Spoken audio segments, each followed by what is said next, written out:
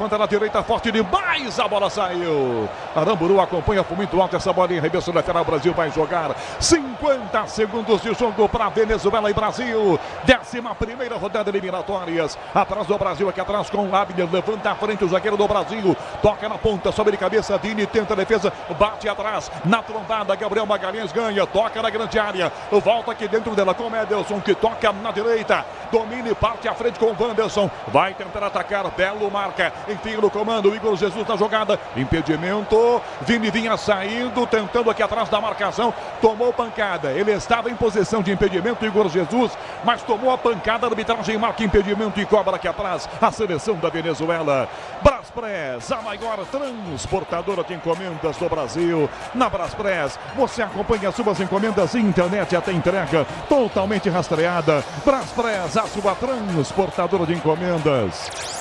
Navarro levanta a frente, a bola, Rondon tenta de cabeça, rebate, tira atrás, Wanderson, sobra atrás com Herrera, fazendo a inversão, toca na ponta, Aramburu desce no apoio, marcado pelo Vini, toca na ponta, beirada do campo, aberto na marcação, cruzamento na grande área, travou, manda pra fora essa bola em cima da marcação, Abner, primeiro escanteio do jogo com 2 minutos, é da Venezuela, Ramiro. E foi justamente pelo lado direito, as laterais da seleção brasileira seguem sendo uma preocupação. Toma distância, lado direito, vem para a cobrança o Belo. Falta, aliás, escanteio. Na direita, escanteio para Venezuela, 2 minutos e meio. Na grande área, Ramires, Navarro, Angel também aqui. Rondon também é muito bom pelo alto. Belo cobra o escanteio, autorizado para Navarro de cabeça. A defesa tira a bola, sai da grande área, volta do lado esquerdo, para trás esse passe. Tenta a jogada, Savarino cruzou, Rondon cabeceia. Corta Gabriel Magalhães para o Brasil, Igor Jesus tira da grande área, já bota forte na ponta. O assistente está pitando e marcando o impedimento. A vantagem brasileira era gigantesca. Que erro primário de Andrés Rojas. Ele atendeu o assistente, o Miguel Roldan.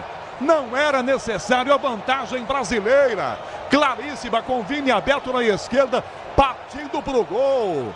Que erro amador do árbitro do jogo, Ramiro. O detalhe é que o auxiliar que estava ligado no lance, que era o Miguel Roldan, ele marca o impedimento com velocidade, com rapidez, mas a arbitragem demora demais para pontuar isso. E aí o Brasil fica revoltado. Vinícius Júnior xinga de tudo que é nome o árbitro Andrés Rojas. Bola para o Brasil, setor de defesa. Eu até disse para ele seu erro amador, mas a arbitragem é amadora no mundo inteiro.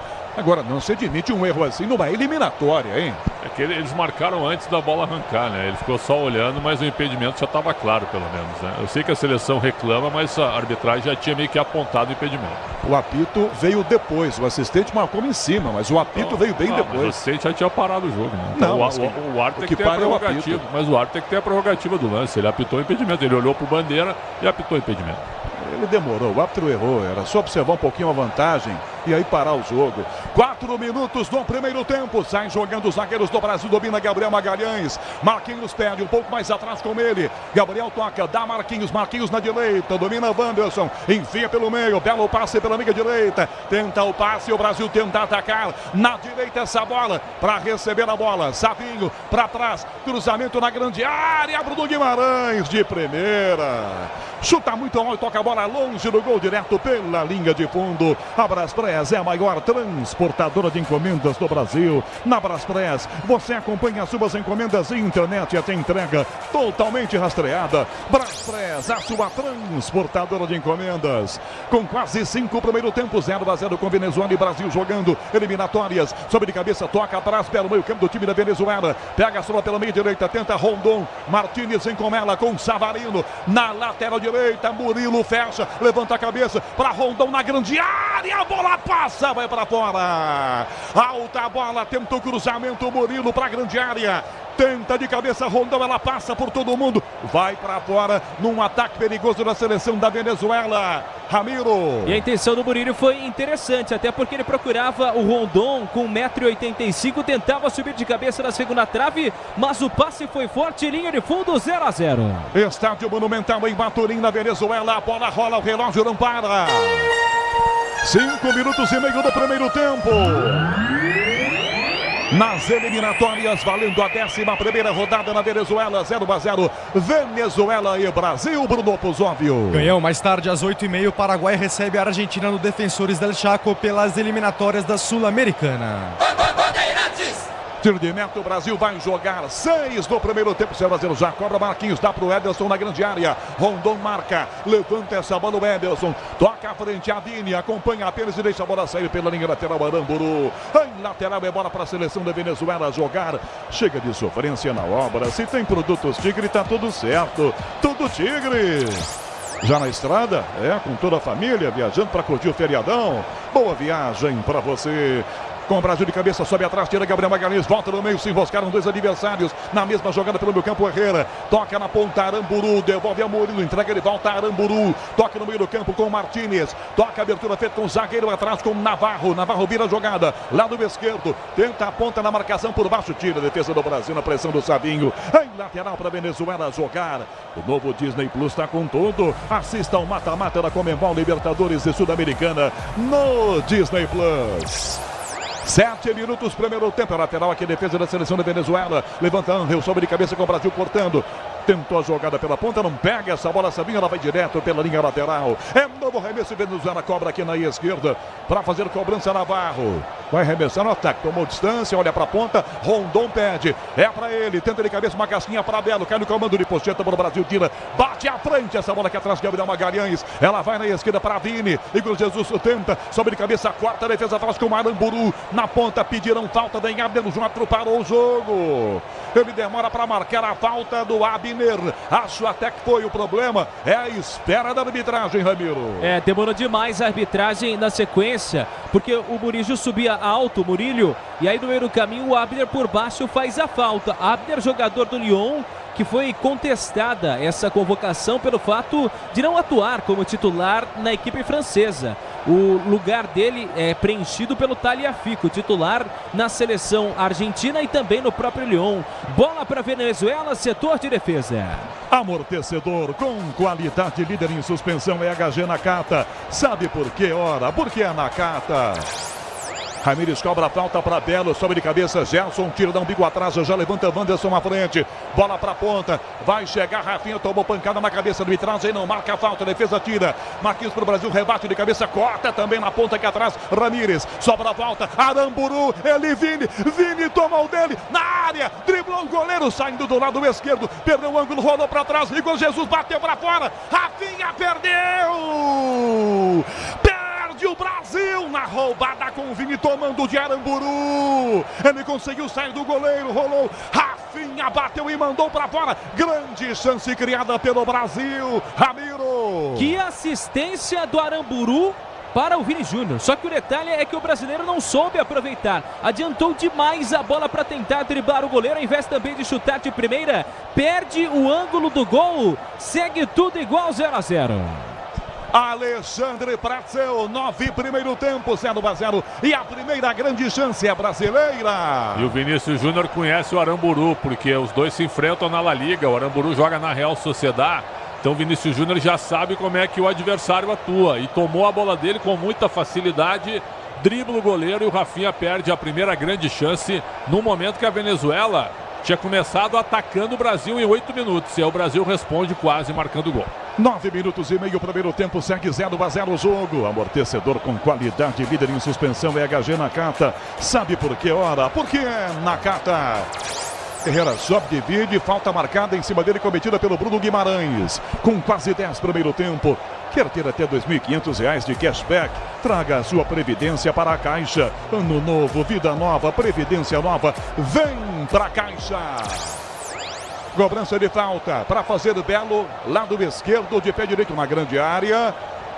Marcando ali em cima a defesa do Brasil. A linha está bem distante da grande área, hein? Belo para cobrança. Já se adianta à frente, Ramírez. Lá vem Belo, levanta.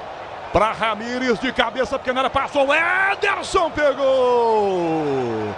Valeu a insistência e o Ederson já vai jogar com pressa. A Rafinha na esquerda, Vini sai do gol com o pé, o goleiro Bastila muito bom, ela bate no meio campo, toca em Murillo, a bola volta para o Brasil ainda. Savinho ligadão, domina a bola, já escapa de Belo. O Brasil continua atacando, são 10:30 o primeiro tempo. Savinho meia direita já faz o primeiro combi, já dribla, toca a bola para a direita, vira para Wanderson pela beirada, do ladinho para Gerson, Gerson para Wanderson, tentou driblar, foi travado, insistiu, conseguiu tomar do Rondon, dá por dentro o passe. Rafinha limpou na área, defesa cortou, voltou, rebote, colocou atrás do zagueiro. Ramires volta a bola com o goleiro. Romulo Dalbicuri manda a bola para fora pela linha lateral. Em arremesso, é bola para a seleção brasileira. Em Maturim, a bola rola, o relógio não para.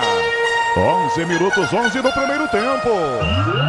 No estádio Monumental em Maturim, com um grande público das eliminatórias. Venezuela, Brasil está 0-0 pro Óbvio. Ganham 21 minutos do segundo tempo na Liga das Nações Europeia. Por enquanto, 1-0 para a Itália contra a Bélgica com gol de Tonali.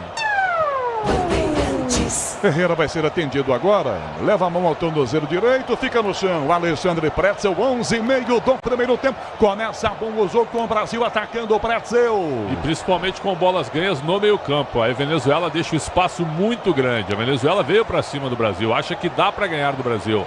Treinador muito intenso ali na área técnica, pedindo que o time ataque a todo momento. Só que falta qualidade para os venezuelanos. Aí o Brasil se aproveita roubando a bola no meio de campo e partindo rápido para o contra-ataque. Já poderia estar 1-0 para o Brasil. O Brasil tem que tomar cuidado com as jogadas laterais. Tanto o Abner quanto o Wanderson não são tão bons marcadores e a Venezuela tem cruzado muitas bolas, principalmente do lado direito. O Yangel Herrera está no chão ainda, Ramiro. É verdade, e por isso a seleção venezuelana já exercita ali o trabalho de aquecimento. Os jogadores do banco de reservas. Eu vi até o Tomás Rincon, atleta do Peixe, já conversando ali com o auxiliar Fernando Cudré. Só um detalhe sobre a seleção venezuelana, que tem passado por reformulações ao longo dos anos. Em 2018, 2 atletas da Venezuela jogavam no Brasil.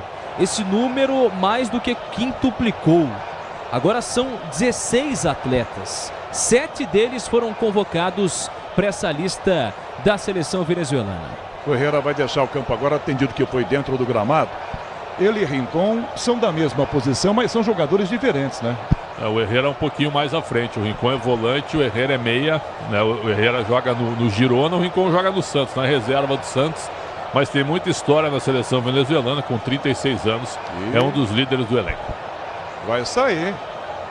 Já saiu de campo, já vai para o banco direto. Ele voltou andando, parecia estar bem. Mas não vai dar não, vai sair. É verdade. E não vai entrar o Rincon, vai entrar outro, que o Rincon tá com colete ainda, né? E o Rincon até estava ali no banco pedindo um pouco mais de paciência. O Herrera, jogador de 26 anos de Girona, da Espanha, tem passagens pelo Granada, o Espanhol também. Não deu pro atleta. Vem aí, acho que viu o Cáceres ali perto. Isso, 18 é o Cáceres, jogador do Toulouse da França, vai entrar daqui a pouco. Gerson pro Brasil, domina, vira o passe na direita, tenta jogar com Savinho, Savinho para Gerson, dá pelo meio campo ainda, se projeta pela meia direita, Bruno Guimarães, ajeita meio do campo, Marquinhos fazendo a inversão, toca na canhota, Bruno, a jogada com Gabriel Magalhães, Zavini, na área a bola, Gerson no peito, ajeitou, bateu, fora!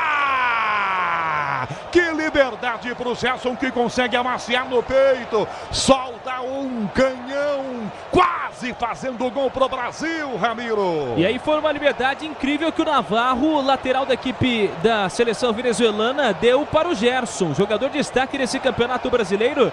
Bate de pé na canhota, vai para fora. E o Cáceres entrou com a 18, portanto não deu para o meia dúzia Herrera. O Tenda Atacado tem a melhor estratégia para você economizar nas compras da sua casa ou comércio com muita qualidade e economia em todos os produtos.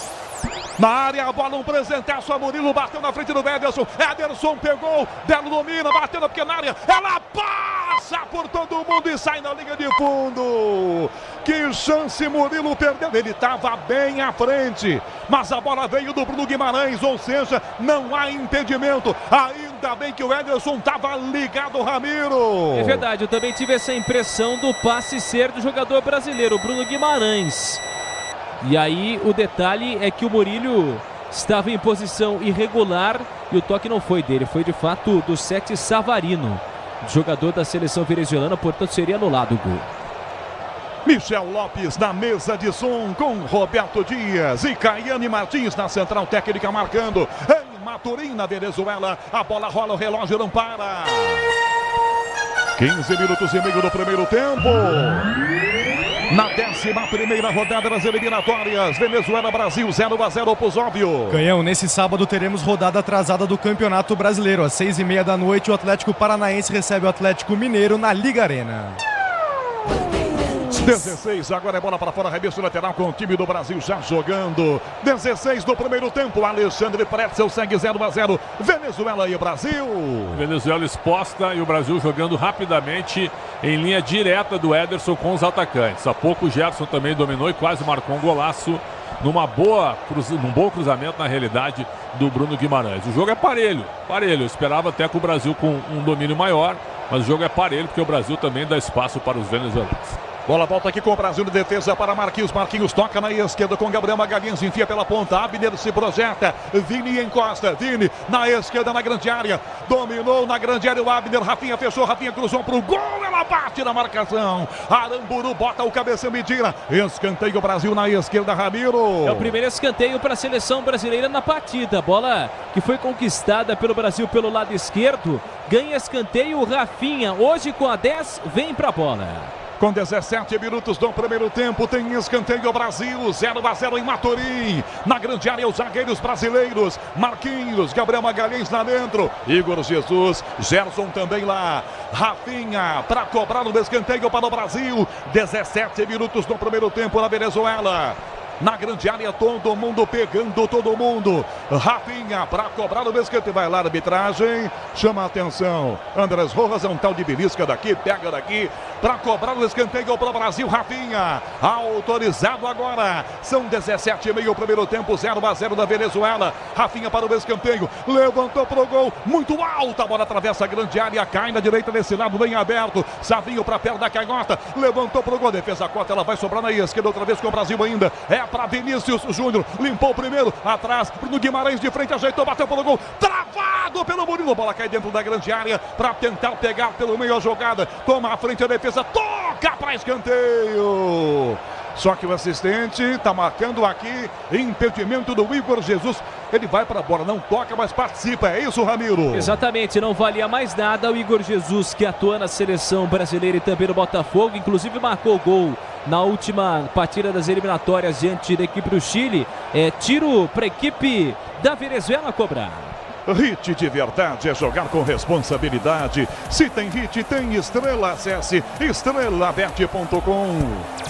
18 minutos e meio de jogo, primeiro tempo na Venezuela, para placar de 0-0 com Venezuela e Brasil. À frente a bola, Rondon sobe de cabeça, Belo atrás, recua, toca na ponta, dá Rondon tenta o passe por baixo, toque, bateu para fora, tira Wanderson, lateral, ataque Venezuela. Você empresário, pode vender para qualquer ponto do Brasil e sempre contar com a Braspress. Braspress, a sua transportadora de encomendas em todo o Brasil. Acesse braspress.com. Lateral ataque Venezuela para fazer cobrança na esquerda. Navarro vai colocar na grande área, remessa do lado, tenta a bola pela ponta. Savarino vai no drible, caiu sentado. Gelson tocou, falta em Gelson. Que chegada e que porrada tomou o meia brasileiro, Ramiro. E olha que o Gerson é grandalhão, 1,84 m. Ele foi tentar proteger essa bola. Ele puxou também o Savarino no meio do caminho. A arbitragem não marcou falta. A impressão que eu tive é que foi falta em cima do venezuelano, só que ele não caiu. E aí o Gerson cai. Falta para a seleção brasileira, setor de defesa. Na hora de fazer a troca do fluido de radiador e fluido de freio, escolha quem entende. Para Flu, a marca número 1 entre os mecânicos do Brasil. Brasil ataca no linha de fundo, na frente esse passe para Vinícius Júnior, dominou para cima do Murilo, cruzou na grande área, rebate, manda para fora, Ramírez tirando, tentou passe na ponta para Rondon, dividiu, perdeu a bola, Brasil toma atrás, campo do Guimarães, que toca pelo meio campo, recua a bola com o capitão brasileiro, vai à frente Marquinhos, dá no meio Gerson, de volta Gerson, recua para Marquinhos outra vez. Grupo Souza Lima, eficiência em segurança e serviços. Com quase 20 do primeiro tempo. Tentou atacar o Brasil. Opa! Sem bola. Angel bateu no Rafinha, a arbitragem para e marca a falta, você ouve o toque, marcando 20 primeiro tempo, que chegada do zagueirão, e a bola nem com o Rafinha estava mais, Ramiro. E era para cartão amarelo, em se empurrando o Angel fora do lance, jogador do Criciúma que voltou de lesão no joelho agora, faz a falta, sobe a seleção. E o Brasil ataca, Abner vira a jogada para trás com Vini, Bruno Guimarães, na área, a bola para Rafinha, subiu, deu um tapa ao goleiro, tirou em cima, Roma, a bola voltou na ponta, de bico, toca pela linha lateral, sai bem Rafael Romo na cabeça do Rafinha e evita o gol brasileiro, Ramiro. Mais uma oportunidade para a seleção brasileira que perde. Tudo bem que o Rafinha não é dos maiores, 1,79 m, ele sobe, perde a bola, recupera a seleção brasileira. E lá vem o Brasil de volta, bola aberta para a direita, fecha Wanderson, tenta o passe para Gerson, recua muito mal, toma a frente, Murilo ganha para a Venezuela, já vira o passe, Aramburu, de volta na direita, Murilo pelo meio, fecha o Savarino, na grande área, pediu bola, Rondon, tentou o Murilo, para trás, com o Savarino, cruzou, vai descendo a bola, volta com o Brasil de volta na entrada da grande área, bate na marcação, volta com o Brasil atrás com o Savinho, Savinho toca para Vini, dá o passe na meia, que linda meia-lua, outro drible, desconcertante, mais um, abre a bola para a ponta esquerda, tentou, limpou, tentou a jogada por dentro, Rafinha, por dentro, Savinho ajeita, cavadinha para Vini de primeira, bateu do pé da trave, Igor Jesus tentou a sobra, insistiu, tomou, na direita o passe, vem Brasil, Savinho, perna cagota, costura, vem na aproximação, rolou atrás, vem Bruno Guimarães, não chuta, tenta de primeira, toca de volta na grande área pela direita para Savinho, balança de um lado para o outro, sai da marcação e ganha, que lance maravilhoso, recua a jogada com Gerson, ajeitou, bateu um canhão pro gol, espalma Romo, manda para escanteio, até os torcedores da Venezuela aplaudem a jogada brasileira, e ela começa antes com uma bola na trave, a trave salvou a Venezuela, Ramiro. E foram duas grandes oportunidades para a seleção brasileira. A primeira com o Vini Júnior, que explode na trave, depois o Gerson, que arriscou de longe e bateu bem demais. Vem para o segundo escanteio da partida a seleção brasileira. 22 minutos no primeiro tempo, segue 0-0, o Brasil ataca, tem escanteio. É aqui na direita, Rafinha autorizado, levantou para Marquinhos, Romo dá um tapa, tira essa bola da grande área, ela vai na esquerda para Vini, ele apenas protege, a bola vai para fora, não chega a sair, ele toca atrás e o Brasil joga mais uma vez. Não perca o show de jardinagem e estilo, ofertas imperdíveis e produtos campeões em qualidade. Vá até a loja mais próxima e aproveite, onde tem jardinagem tem estilo. À frente o Brasil tenta, ela vai direto, linha de fundo em lateral, aliás, tiro de meta para Venezuela. Alexandre Pretzel, 23 primeiro tempo, por muito pouco não sai o gol do Brasil. Que tabela maravilhosa pro Vini acertar a trave, hein, Pretzel? Junto com o Rafinha, né? E depois com o Igor Jesus. Um bolão, realmente, o Vinícius Júnior perdeu o gol num lance maravilhoso. Aí sim, esse tipo de lance que a gente quer ver na seleção brasileira. Só faltou o gol no momento que o Brasil, é claro, quando ataca, assusta bastante a Venezuela. Domina pelo meio, Cáceres vai recuar, vira para a direita esse passe com o Murilo, que entrega de volta com Cáceres. São 23,5 o primeiro tempo, já tem João Paulo Capelanes no intervalo pela maior rede de rádios do Brasil. Segurança e conforto em qualquer caminho, você já sabe a resposta, amortecedor HG, porque é na Cata. Como o goleiro sai da grande área, pé direito, levanta na ponta para ninguém, de um goleiro para o outro, do Wanderson que pega na entrada da grande área e joga para a seleção brasileira. Sil renova sua energia a cada dia. Fios e cabos elétricos Sil. Se é Sil, pode confiar. 24 no primeiro tempo, seguimos com 0-0, você ligado na Bandeirantes, acompanhando o jogo do Brasil, e aperta o Brasil, bola para a direita, muito forte o passe, para Savinho, ele corre, a bola corre muito mais, vai direto para fora, em tiro de meta para Venezuela, Ramiro. Mais uma grande oportunidade perdida, e o Savinho, que agora atua no Manchester City, na outra temporada não estava na equipe inglesa, acaba perdendo essa bola depois de um passe forte, linha de fundo, 0-0. A Braspress é a maior transportadora de encomendas do Brasil. Na Braspress você acompanha as suas encomendas internet até entrega totalmente rastreada. Braspress, a sua transportadora de encomendas. Gerson atrás do passe, vira bem o volante do Brasil, toca Bruno Guimarães, a bola bate na marcação, fica pro Abner, marcado pelo Murilo, toca do lado, vira o passe, meia esquerda para Vini, outra vez o Abner, forte o passe, Abner domina, olha pra área, para cruzar, mas não cruza, tá sozinho, o Jesus isolado, ele prefere para trás do passe, volta para Vini na fogueira para Gerson, Gerson ganha do Rondon, toca pelo meio campo, volta a bola com o zagueiro brasileiro, vira para com Gabriel Magalhães, Gabriel toca de volta o passe, recebe de Marquinhos, passa à frente, olha pro ataque, encostou o Vini com ele, domina Vini, para a grande área, Rafinha, tenta o passe, inverteu na direita, bela jogada, bela assistência, Savinho atrás, tenta a tabela pro Wanderson, para Rafinha, trava a defesa na marcação, desarmado, toca Angel, a bola volta aqui atrás com o time do Brasil, em Maturim, a bola rola, o relógio não para. 25 minutos e meio de jogo no primeiro tempo. Placar das eliminatórias em Maturim. E o Brasil aperta como do Guimarães no meio. Tomou a trava, ganhou mesmo assim a bola da Congelson. Abre a bola para a direita, protege bem o passe. Savinho aqui, dispara pela ponta, Rafinha encostou. Savinho cercado por dois, Belo Mendes. Devolve ela, entregando com Congelson. Limpou para canhota, enfia por dentro para Vini. Tenta driblar, perdeu Vini. Vem por baixo, toma Murilo, ganha. E adianta o passe com o Rondon pelo meio do campo. Tá isoladão, centroavante, domina, protege. Volta a bola pelo meio campo com Cáceres. 26, primeiro tempo. E o placar, Bandeirantes na Venezuela. 0-0 Venezuela e Brasil, Pusóvio. Canhão, logo às 7 horas da noite teremos mais uma partida das eliminatórias sul-americanas, dessa vez entre Equador e Bolívia. Na direita a bola para o Savarino, ajeitou para cruzar, levanta forte demais, ela vai longe do gol, direto linha de fundo, tiro de meta, o Brasil joga 26, primeiro tempo, Alexandre Pretzel comenta, 0-0 com Venezuela e Brasil. Não está melhor do Brasil, não, Pretzel? O Brasil melhorou nos últimos 7 minutos, a Venezuela começou com um jogo equilibrado contra o Brasil, até nos 7 primeiros minutos melhor. Depois daquele lance do Vinícius Júnior que ele rouba a bola do Aramburu, aí sim, o Brasil aos poucos começou a se soltar e é mais tímido que a Venezuela. Agora o Savarino errou e baixou a cabeça, né? Ele joga no Botafogo. Olha aí. Saída errada, Ederson bateu mal, tentou Savarino, gira, batendo o Rondon, Ederson salvou, voltou o Savarino, bateu no gol de novo, ela bate aqui no Gabriel Magalhães e vai pra fora. Saída errada da seleção brasileira. Perdeu o gol a Venezuela, agora foi a vez da Venezuela, perderam uma ótima chance, o Brasil estava dando o gol para eles, Amiro. Impressionante o passe errado do Ederson, goleiro do Manchester City, que inclusive o Buffon recentemente elegeu ele como o goleiro que sai melhor com os pés no futebol mundial. Erra o passe, o Ederson sobe a Venezuela.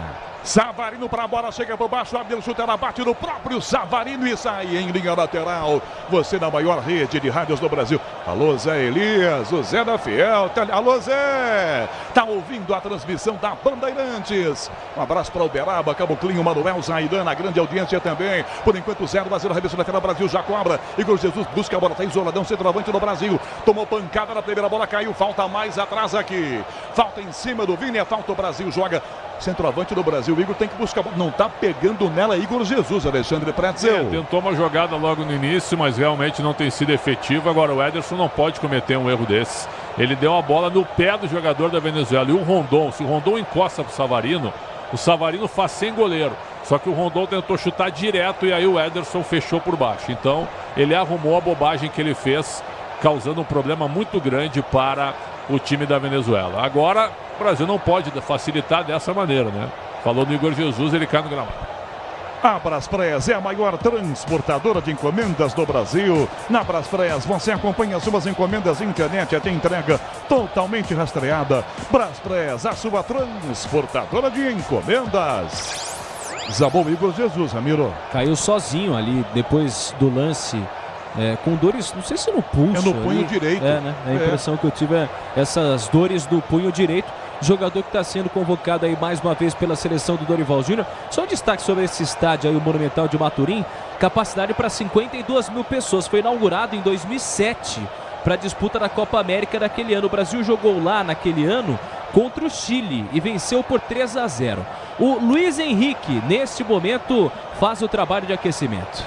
O Igor está com o punho direito machucado. Eu não sei se foi uma dividida em que ele vai na trombada e acaba se chocando. E aí o pulso, né, o punho faz um movimento ali completamente fora e se machuca. Ainda bem que não é goleiro, né? E tem um detalhe, né? O Brasil não tem centroavantes do banco de reservas. Exatamente. Esse é um grande problema da seleção brasileira. Ele não convocou uma opção para número 9. Então seria, em tese, o Endrick convocado. Ele não chamou. Então ele tem o Estevão e tem o Luiz Henrique. Então ele vai preferir o Luiz Henrique. Quem será o falso 9? Vinícius Júnior, porque o Vinícius Júnior não costuma jogar assim no Real Madrid. Então vai ser uma experiência para o Vini, quem sabe, que eu sabe não ter essa característica, né? Vamos ver o que vai acontecer. Está fora de campo o Igor, continua sendo atendido. Você ouviu o quinto sinal marcando, 18h30, hora de Brasília. São 30, vem o toque para marcar com o Michel Lopes na mesa. Com Caiane Martins, Roberto Dias na central técnica. Em Maturim, a bola rola, o relógio não para. 30, primeiro tempo. Na 11ª rodada das eliminatórias, Venezuela-Brasil segue 0-0 pro Óbvio. Canhão, tem rede balançando na Liga das Nações Europeia. Curtis Jones amplia para a Inglaterra contra a Grécia. Agora 3-0 no placar aos 40 minutos do segundo tempo. Rebate Abner, toca Gabriel Magalhães de joelho, pega, sobra Martínez a Rondon, abre o passe pelo comando, Cáceres já bota na esquerda, tenta o cruzamento Navarro, ela bate no Wanderson e vai para fora. Em lateral para Venezuela cobrar com 31 de jogo o primeiro tempo. A Braspress é a maior transportadora de encomendas do Brasil. Na Braspress você acompanha suas encomendas de internet até entrega totalmente rastreada. Braspress, a sua transportadora de encomendas. Igor voltou, não é, Ramiro? Tudo bem com ele? Sobreviveu. Já de volta o atacante da seleção brasileira, sem substituições por enquanto. Tem escanteio Venezuela, Belo cobra, pé direito, lado esquerdo, 31 primeiro tempo e voltam para a grande área. Ramírez e Navarro, Angel também, a grandão. Murilo encosta para uma bolinha curta, o árbitro autoriza a cobrança. Belo para fazer a cobrança de escanteio Venezuela. Levantou para o gol de cabeça. Marquinhos para o Brasil. Tira a bola, voltou, rebote fora da grande área. Marcou um famoso perigo de gol. Marquinhos subiu, Ramiro. Ele só se chocou com o adversário. O árbitro já meteu a pitão e assoprou. Melhor para o Brasil, né, Ramiro? Melhor tirar a bola daqui. E esse é um detalhe, né? Porque o Marquinhos subiu, acabou se chocando no meio do caminho com o Ramírez de costas. Já está de pé o atleta da seleção brasileira. Chega de sofrência na obra. Se tem produtos Tigre, tá tudo certo. Tudo Tigre.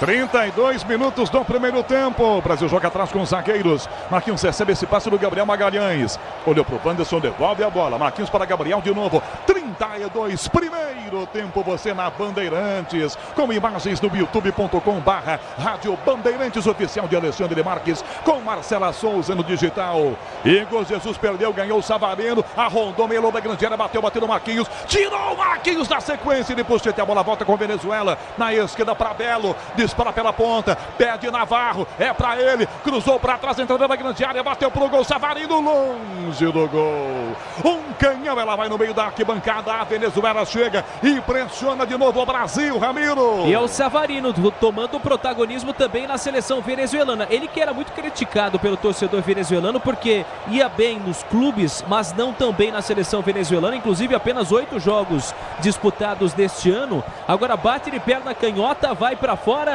0-0 Canhão. 33 minutos do primeiro tempo. Alexandre Pretzel, a Venezuela tá chegando. Pretzel 0-0. O Brasil foi melhor, teve a bola na trave do Vinícius. Aí o Ederson traz a Venezuela para o jogo.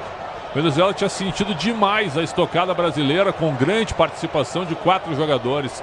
E agora o Brasil de novo baixou um pouquinho a cabeça. A Venezuela viu que o adversário não é tão espetacular como era antigamente. Força o erro do Brasil e chegou com perigo mais uma vez. Rondon de cabeça pro Belo, de cabeça pro Brasil, rebate Wanderson, vai na ponta, Herrera tentou de volta para Belo, Marquinhos aparece, domina o capitão, põe no peito e joga mais atrás. 33,5 primeiro tempo, Marquinhos domina, tomou pressão de 2, Wanderson pelo meio, belo passe, gira Gelson, escapa da marcação, Gelson abre a jogada sozinho, livre, domina e vai à frente com Gabriel Magalhães, dele para Vini, adiantou demais a bola, trava Murilo, ganha, Vini fica no chão, não teve falta, tomou Murilo, partiu no meio, foi tocado por trás, não tem falta, tem a falta do Murilo, que quando cai, põe a mão na bola e se levanta, ele dá uma simulação ou um toque de mão do atacante da Venezuela, que toma cartão, ele tomou a bola limpinho do Vini, ou será que ele deu pela falta no Vini? Ué, ele tinha que ter parado o jogo então. Só pode ser agora por simulação, né, Ramiro? Não tem explicação. O único critério é a simulação, porque a falta, se tivesse vantagem, teria de ser se o Brasil ficasse com a bola. Mas quem fica com a bola é a seleção venezuelana. Cartão amarelo por Murillo, é amarelo por conta de simulação.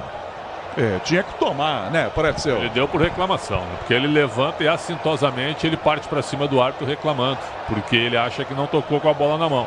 Mas tocou sim, então... A falta marcada contra a Venezuela, o Murilo que não jogou a Copa América, né? Ganhou a posição nas eliminatórias.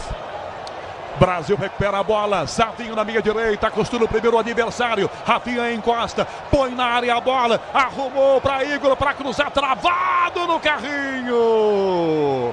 Toca para escanteio, Martínez, escanteio do Brasil, na direita, Pedro Ramiro. Impressionante, a bola que perde o Igor Jesus no meio do caminho e o Martínez chega limpo por baixo. Ele é chamado na seleção venezuelana de El Brujo. O Bruxo tira essa bola, terceiro escanteio para o Brasil. 35 minutos do primeiro tempo, escanteio, Brasil cobre e manda para a grande área os zagueiros. Marquinhos está lá, ao lado vem Gabriel Magalhães também. Vai lá reclamar o capitão Rondon da Venezuela. Tá caído, o Navarro vai se levantando agora. Tá com dor na cacunda, põe a mão nas costas, se levanta. Tá tudo bem? Estou bem. Já se levanta e vem para a grande área para ajudar a sua defesa. O Brasil cobra escanteio. Rafinha para bater. Pé esquerdo na direita, na primeira trave, Gabriel Magalhães. Levantou Rafinha forte demais, toca à frente, ganha a defesa na marcação com Martínez. Tenta ganhar, tomou porrada por trás e vai ter cartão. O Wanderson fazia a cobertura e dá uma senhora porrada no jogador da Venezuela, Ramiro. É de fato uma falta muito forte no Wanderson no meio do caminho, por isso leva cartão amarelo. O atleta que estava pendurado, portanto está fora do próximo jogo diante da seleção uruguaia. O Brasil tem mais um desfalque confirmado. 36 minutos, uma falta feita na defesa da Venezuela, que já pendura o lateral direito, o Wanderson do Brasil. Pretzel. Daria para expulsar. Ó, é o pé no tornozelo, a solada no tornozelo na corrida no Martínez. Aqui no Brasil ele seria expulso. Lance para expulsão do Wanderson, o árbitro ajudou o Brasil. Toque por baixo nas pernas, o Wanderson atinge. E bota no chão o Martínez. Tá caído, enquanto isso, é claro, a revisão da arbitragem de vídeo. Com John Perdomo, enquanto está sendo atendido em campo, não é, Ramiro, o jogador da Venezuela? No vídeo os caras estão vendo, hein? É, porque o VAR do John Perdomo, ele pode chamar e dizer, ó, meu amigo, o Andrés Rojas, isso aí não é para amarelo não. Isso aí é para expulsão. E aí o detalhe é que fica uma apreensão gigante e o Brasil pode ficar com um a menos na Venezuela. Chega de sofrência na obra. Se tem produtos Tigre, tá tudo certo. Tudo Tigre. 37 minutos do primeiro tempo. Segue 0-0 o jogo. Continua parado o jogo no Estádio Monumental em Maturim. Ele continua atendido em campo aqui, o Herrera. Departamento médico continua atendido. Ele vai se levantando agora. E o estádio se manifesta, querendo o vermelho pro Wanderson. 37,5, 0-0, já vem João Paulo Capelanes no intervalo pela maior rede de rádios do Brasil. O novo Disney Plus, está com tudo. Assista ao mata-mata da Conmebol, Libertadores e Sul-Americana no Disney Plus.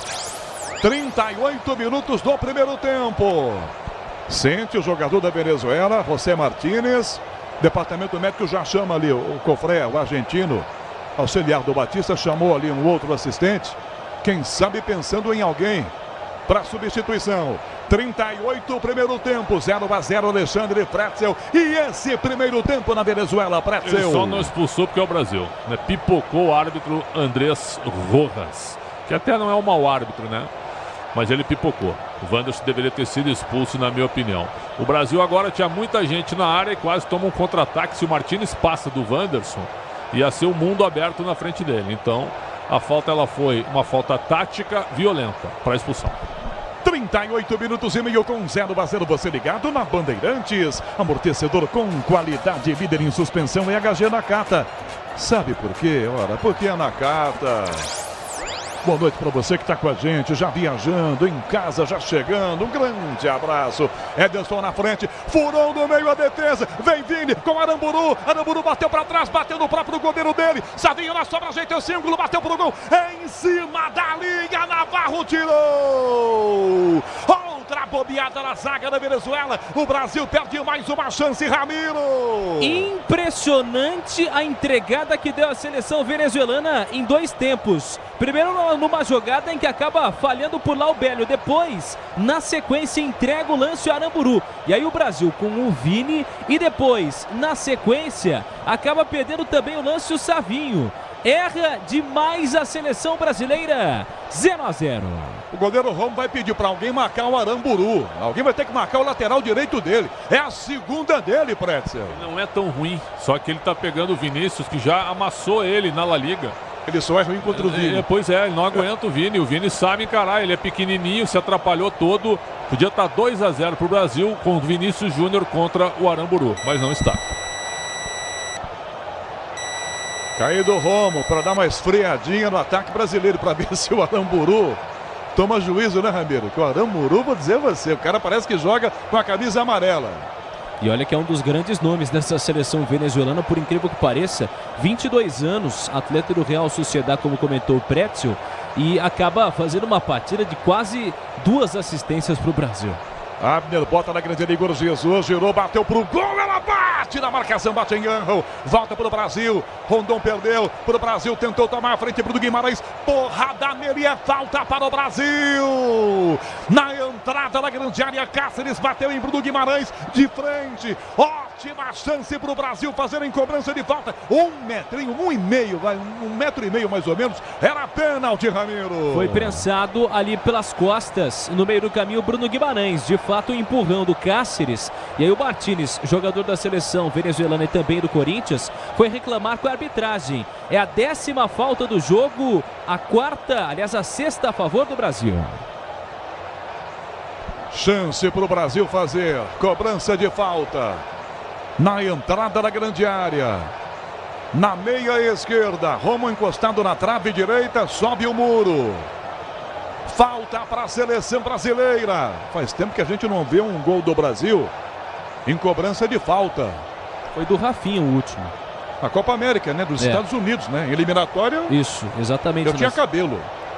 Eu também. Na eliminatória. Eu nem trabalhava aqui na Rádio Bandeirantes. Brincadeira, foi nas eliminatórias deste ano. Aliás, na Copa América deste ano, mas nas eliminatórias vou até puxar aqui. Vem pra bola o Brasil com o Rafinha e Vini Júnior. 42 minutos do primeiro tempo. Vini toma grande distância, falta para o Brasil. Chance de fazer 1-0. É na entrada da grande área. Romo sobe o muro. 4 jogadores. Rafinha para bater de pé esquerdo. Vini para bater de pé direito. Os dois muito próximos da bola. O outro vai lá, passa o Chantilly. Posiciona a barreira. Chance do Brasil. Vini saiu da bola. Rafinha bateu no ângulo, bateu na trave, entrou! Gol!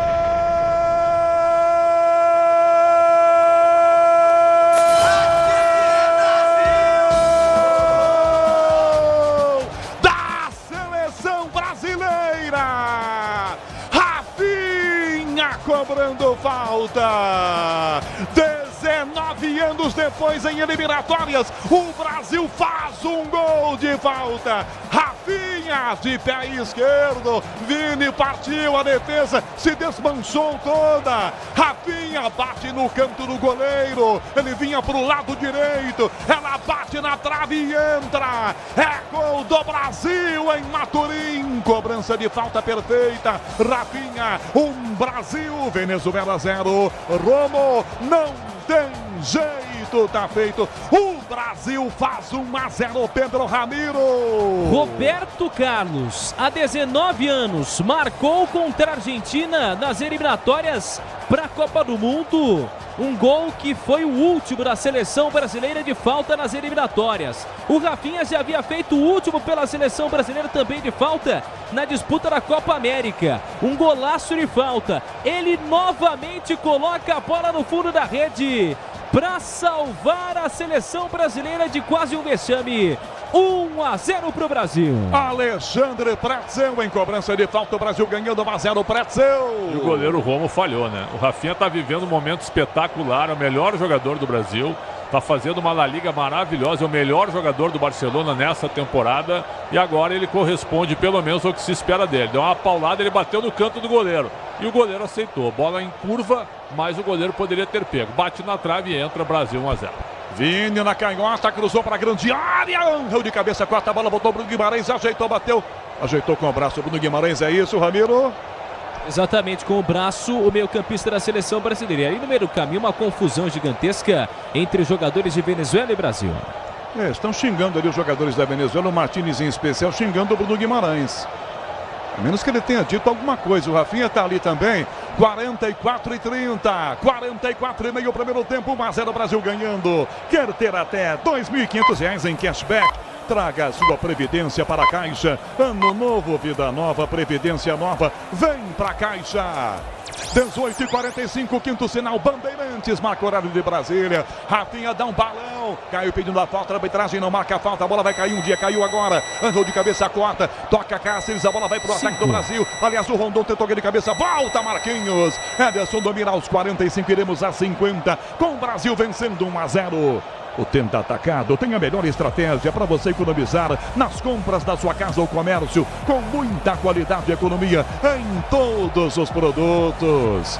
45:30, o Brasil com pressa, vira essa falta, Vini Júnior para trás, já recua, toca do ladinho, vem Gabriel Magalhães, pega o zagueiro do Brasil, cadencia um pouco mais a jogada, bota agora um pouco mais de ritmo lento, dá Marquinhos toca na grande área com o Ederson, Rondon marca de longe, Ederson firme agora, acertou o passe, não é Ederson, já vira para Rafinha, toca aí, o Rafinha roubou o passe, recuperação na ponta, tentou, bateu mal o Aramburu, esse não vai voltar pelo jeito no intervalo, bola pro meio na tentativa de jogada pelo comando, falta marcada, uma chegada um pouco mais em cima do Martínez, que se estranha agora com o Gerson, querendo a bola, pintou um clima, Ramiro. 13ª falta do jogo, e aí o Gerson acabou deixando uma enxadada no meio do caminho, em cima do Martínez. Os dois se estranharam, jogadores de Flamengo e Corinthians.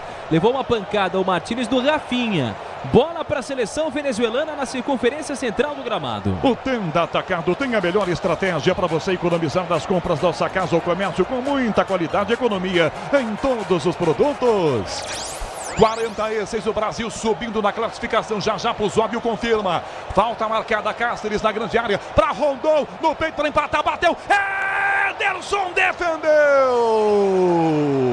deixaram livre Rondon, ele teve tempo de dominar no peito e bater, ela vai no meio do gol, sorte que o Ederson estava lá e pegou o Ramiro. Só deixaram o maior artilheiro da história da Venezuela livre, 45 gols, ia pro 46º, perde o lance, o Gerson pediu impedimento, a arbitragem não deu.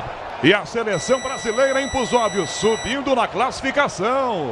Exatamente, Canhão. Com essa vitória, o Brasil se torna o segundo colocado das eliminatórias com 19 pontos, apenas 3 da Argentina na liderança da competição. 47 minutos, iremos a 50. Já tem João Paulo Capelanes. É o intervalo pela maior rede de rádios do Brasil. Para o Brasil jogada pelo meio do campo. Gerson recua, dá por dentro Rafinha. No comando dessa bola para Igor Jesus. No chão, saiu para pegar o goleiro Rafael Moro. Saiu para pegar, o Aramburu estava do lado. Quando o Aramburu chega, a torcida já fica preocupada. 47,5. Tem uns buracos de vez em quando na zaga do Brasil, como agora em que o Rondon ficou na cara do Ederson, né, Pretzel? Não pode acontecer esse lance. Todo mundo mal posicionado, o Rondon perdeu o gol. Pegou mal na bola na hora que a bola estava caindo, aonde o Ederson estava. Sorte do goleiro do Brasil e da seleção também. Bruno Guimarães do lado para Vini, da ponta, fecha no meio, bateu em cima da defesa, a bola botou na sobra com o Brasil ainda. Gerson de primeira, vira a bola para Wanderson, marcado pelo Belo, toca atrás, recomeça meio do campo, 48 com Gabriel Magalhães, da domina a bola e vira com Bruno Guimarães, do Bruno pela meia direita, Gerson de frente, marcado, encarou, tentou driblar, costurou, perdeu a bola, toma a frente, ganha com ele Cáceres para tomar no corte, ganga, dá Belo pelo meio, vira a Martínez, toca na direita essa bola, abre o passe, vem Aramburu, agora atacando para o lado certo, dominou Aramburu, partiu no ataque, olhou para a área para cruzar, colocou no meio, Rondon na grande área, no pivô, bateu prensado, girando, sobra a volta, seu do Brasil, ainda Marquinhos trava, fica para Rafinha, prendeu, protegeu, já sai jogando, vira a bola na meia direita para Wanderson toca a bola, lançando o Igor Jesus, busca o centroavante do Brasil ainda, toca na ponta, Belo dá o carrinho, acertando o Igor, seguiu a jogada, Savinho para o Brasil, toca à frente a defesa, opa! Uma nova chegada um pouco mais em cima do Savinho, falta para o Brasil. Estão batendo agora os jogadores da Venezuela, Ramiro. É verdade, uma falta forte no meio do caminho. E o detalhe é o seguinte, o Brasil consegue esse resultado, é o 30º jogo entre Venezuela e Brasil. Até agora, a equipe adversária só venceu uma partida. Hit de verdade é jogar com responsabilidade. Se tem hit, tem estrela. Acesse estrelabet.com. Falta para o Brasil, Rafinha cobra, 49,30 primeiro tempo, ele bate já com um pouco de pressa, vira a jogada com o zagueiro do Brasil ainda, Bola com Gabriel Magalhães, está livre, domina ao lado, entregando com Bruno Guimarães. Domina Bruno, devolve bola com Gabriel Magalhães. Se movimenta Vinícius pedindo. Toca atrás Gabriel Magalhães. A Marquinhos toca a bola com o lateral Wanderson. 30 segundos finais de jogo em Maturim. 1-0 vai dando o Brasil. Na direita, Savinho ataca. Quem sabe o 2-0 no fim do primeiro tempo. Savinho na grande área. Limpa mais um. Outra finta de frente. Gelson vem na bola para tomar. Vini primeiro que ele ganhou para o Brasil. Toca atrás Vinícius Júnior. Olhou para o relógio Andrés Rojas. E vem Brasil. Vini na área. Esse passe tira. Defesa aqui atrás na marcação. Tira. Ela voltou na ponta com Belo. Domina, chuta a bola. Vai desviada em Wanderson Bissai. Aos 50 minutos do primeiro tempo. Leva o apito à boca, Andrés Rojas, e apita. Termina o primeiro tempo no Estádio Monumental em Maturim. Na Venezuela, o Brasil na frente. Gol de falta de Rafinha. Venezuela 0-1 para a seleção brasileira. Intervalo Bandeirantes. Alô, João Paulo Capelani. Alô, Rogério Assis, ganhando o rádio estrondoso. Por enquanto tá dando a seleção brasileira, vencendo por 1-0 a Venezuela. Jogadores brasileiros estão se estranhando na saída do campo de jogo após a vitória parcial por 1-0 em Ramiro. É verdade, nesse momento alguns jogadores conversando até entre si, os atletas venezuelanos e brasileiros. E tem um detalhe, viu? A gente falava, o Canhão também destacou aqui, que o Brasil voltou a marcar gol de falta em eliminatórias depois de 19 anos. E aí, como eu citei, a última vez havia sido em 2005 com o Roberto Carlos na vitória por 3-0 em cima da Argentina. Um resultado importantíssimo à época para a seleção brasileira, e o Rafinha que tem se tornado um dos destaques dessa seleção nessa temporada. Veja os números do Rafinha: 20 jogos, 15 gols, 8 assistências, mais de uma participação a gol por jogo. Números impressionantes do Rafinha, Capela. De fato, o Rafinha tá jogando muito. Agora, Pretzel, antes da gente analisar o jogo, olha essa informação que trouxe o Ramiro, cara. A gente tá praticamente 20 anos nas eliminatórias sem marcar um golzinho sequer de falta. Quebramos aí esse tabu com o belo gol do Rafinha na falha do goleiro, mas méritos do atacante da seleção brasileira. Aí muita gente fala assim, a safra é fraca. Se a safra é fraca, vale um outro debate, mas uma coisa é fato. A seleção brasileira, pentacampeã do mundo, estava há 20 anos praticamente sem marcar um golzinho de falta nas eliminatórias. Isso fala muito sobre o nosso atual momento do futebol, hein, Pretzel? Chocante, né? Até porque a gente não tem mais tantos especialistas assim, jogadores de meio campo, por exemplo, que eram os meias que faziam gols, né? Atacantes também que batiam muito bem na bola. Eu me lembro do Zico, do Éder. Depois, mais recente, o Neto, o Marcelinho Carioca, o próprio Djalminha batia muito bem. Nelinho, lateral, antigamente, que chutava de uma maneira espetacular. Valdomiro, ponta direita. Quer dizer, a gente tinha especialistas, né? Hoje não, hoje a gente tem um cara que aparece assim do nada. Ele tá batendo no Barcelona também. O Rafinha tá em grande fase, né? É uma fase espetacular de um jogador aí que não chegou ainda nem aos 26 anos. Então é o momento dele. É o momento dele. Ele fez uma Copa apenas razoável lá no Catar, e depois da mudança de treinador, quando saiu o Fernando Diniz, o Rafinha melhorou com o Dorival e melhorou também com a chegada do alemão Hans Flick, também no Barcelona. Quando o Xavi treinava o Barcelona, o Rafinha não tinha esse protagonismo. Mas é só o Rafinha que está jogando? Na média, sim. Vinícius Júnior perdeu 2 gols, uma bola na trave, um outro lance que ele ganhou do Aramburu, que ele deu a bola para trás e o Rafinha chutou para fora. Quer dizer, o Brasil teve de 3 a 4 oportunidades e conseguiu fazer um gol em bola parada, que vale também, apesar da falha do goleiro.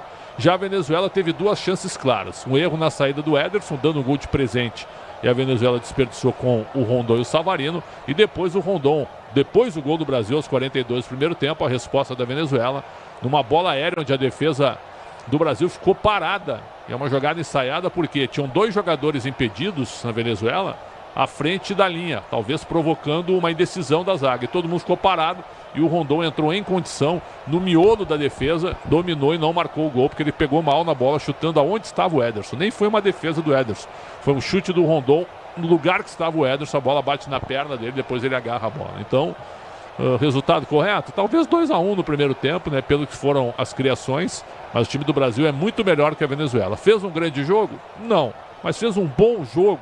Fez um bom jogo. Por isso a vitória é correta pelo aproveitamento do Rafinha naquele lance de bola parada com talento, ainda que o goleiro tenha falhado. Rapidinho, sobre Vinícius Júnior antes das notas. Por que o Vinícius Júnior não joga bem com a camisa da seleção brasileira? Eu não consigo entender isso, ele não consegue performar. Sabe que hoje ele não está jogando tão mal, né? Mas a Venezuela também, né? Não, a Venezuela é fraca, a defesa é fraca. O Aramburu, o tamanho do Aramburu, nada contra, mas é um baixinho que jogou bem em outras partidas. Só que hoje ele está, talvez, assustado com o Vinícius Júnior, porque os dois se enfrentam na La Liga. Um pelo Real Madrid, o outro pela Real Sociedad. E aí o Vinícius conhece ele, ganhou 2 bolas com muita facilidade dele, que quase determinaram 2 gols do Brasil. Mas eu não acho que ele está mal, não. Ele está melhor que em outras partidas. Hoje eu daria uma nota, nesse momento, uma nota 6,5 para ele. Maravilha. Notas, então, da primeira etapa, já que você deu aí a deixa. Notas do primeiro tempo, nota da seleção brasileira. 7. 7. Da Venezuela? 5,5. Arbitragem até aqui, Pretzel. 5. O Wanderson tinha que ter sido expulso, na minha opinião, pelo lance no Martínez. Na corrida, ele pega o tornozelo do Martínez em velocidade, uma entrada para mim criminosa, e o árbitro deu apenas o amarelo. E o Perdomo, que foi nome de jogador, né? Foi volante da seleção uruguaia em 1990. O Perdomo estava no VAR, não chamou o árbitro para fazer a correção do cartão, então ele só deu amarelo. Só deu amarelo também porque é o Brasil. Se fosse de repente Venezuela e Paraguai, ele expulsaria. Ah, muito provavelmente. Em relação ao melhor jogador do Brasil na primeira etapa. Melhor jogador do Brasil, o Rafinha fez o gol, né? E tinha perdido um outro lance. Até o Rafinha fazer o gol, o melhor jogador para mim era até o Vinícius Júnior, cara. Era até o Vinícius Júnior, junto com o Gerson também, que teve uma atuação interessante. Mas eu vou ficar com o Rafinha porque o gol determina uma vantagem importantíssima para a seleção brasileira. Pior em campo do Brasil no primeiro tempo? Pior em campo, essa realmente não tá. Mas eu acho que foi o Wanderson. Que era para ter sido expulso, né? E outra, a Venezuela atacou 2 vezes do lado dele. Ele está mostrando uma certa deficiência na marcação. Ele é um bom lateral e o Ramiro já informou, né? Que não enfrenta o Uruguai porque está suspenso, então vai jogar o Danilo contra o Uruguai. A gente não consegue revelar bons laterais de fato na seleção brasileira já há muito tempo. Tá bom, mestre, daqui a pouquinho você falta mais alguma consideração? Algo que tenha faltado? Não. Tá tudo do seu agrado, né? Intervalo razoável. Cafezinho, não? Tá tudo intervalo tá razoável. Frio hoje aqui, hein? Não, vamos agora para goiabinha com suco. Esse é o lanche. Você divide uma goiabinha comigo? É a mesma coisa que pedir um gore de um Yakult, né? Imagina só. 6h56. Ô, Puzov, vamos fazer o seguinte, vamos colocar em destaque os nossos parceiros comerciais. Na volta tem o super placar do microfone de esportes da Bandeirantes. Por enquanto tá dando Brasil, tá dando brasa. Brasil 1, gol do Rafinha. Venezuela 0, até já. Futebol é com a Bandeirantes. Rede Bandeirantes de Rádio. Ano novo, vida nova, previdência nova. Quer até R$ 2.500 de cashback? Traga sua previdência para a Caixa. Invista no seu futuro com a Caixa. O dia a dia na Braspress é tudo azul, com segurança, rapidez e qualidade. No Brasil de leste a oeste, norte a sul, tem sempre um caminhão azul Braspress na sua cidade. Tarifas na medida e pronto atendimento. Informações em real time com precisão. E pela Aeropress sua encomenda vai de avião. Ligue 011-2188-9000 ou pelo site braspress.com. O Disney Plus tá com os craques e os grandes times da Europa. Ele disse, eu estou aqui! Tá com Haaland, Rafinha, Mbappé. Tá com o melhor do mundo, Vini Júnior. E com o Rodri também. Tá com o seu ídolo voando nos maiores palcos do futebol. O Disney Plus tá com a ESPN. Tá com o futebol europeu. O Disney Plus tá com tudo. Assista as ligas europeias no Disney Plus. Pra cidade ou estrada, em toda direção, amortecedor na Nakata, é HG, meu irmão. HG é confiança, é porque é. HG é suspensão, é porque é. HG é sem igual, é porque é. HG aguenta toda a pressão, é porque é. Amortecedor é HG Nakata. Fale com seu mecânico de confiança e deixe tudo azul pela frente. É porque é. Porque é Nakata. Paz no trânsito começa por você. Pra se manter conectado, pode contar com a gente. Fique ligado, Sil, sempre presente. Sil, energia que se renova. Sil, todo mundo aprova. Conectada com o futuro. Sil, toda cidade tá ligada. Sucesso em toda parada.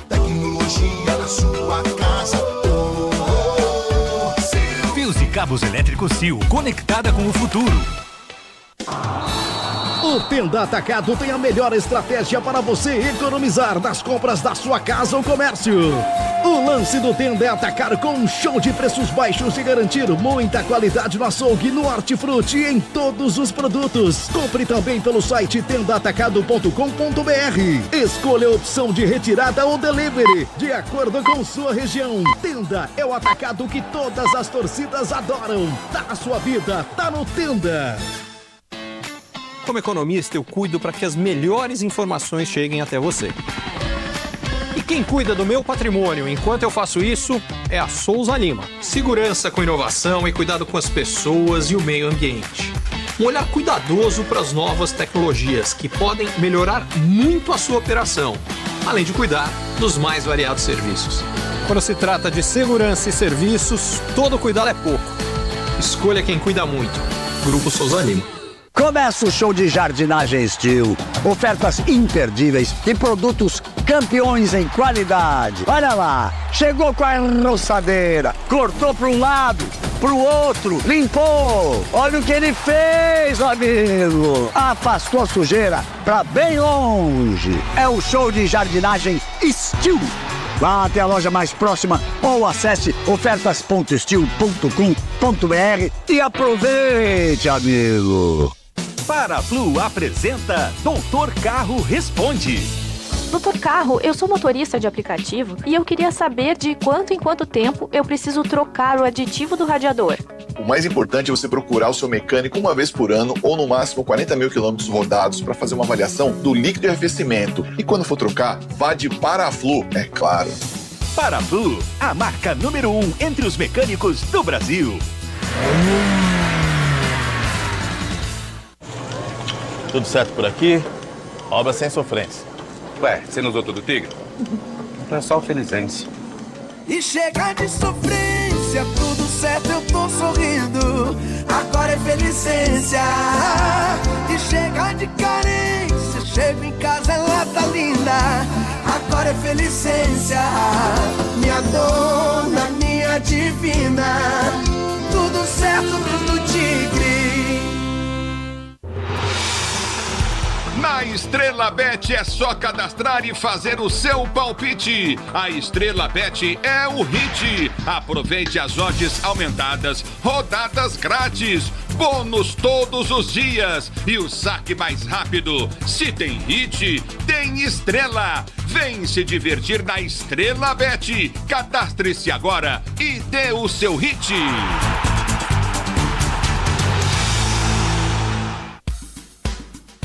Ano novo, vida nova, previdência nova. Quer até R$ 2.500 de cashback? Traga sua previdência para a Caixa. Invista no seu futuro com a Caixa.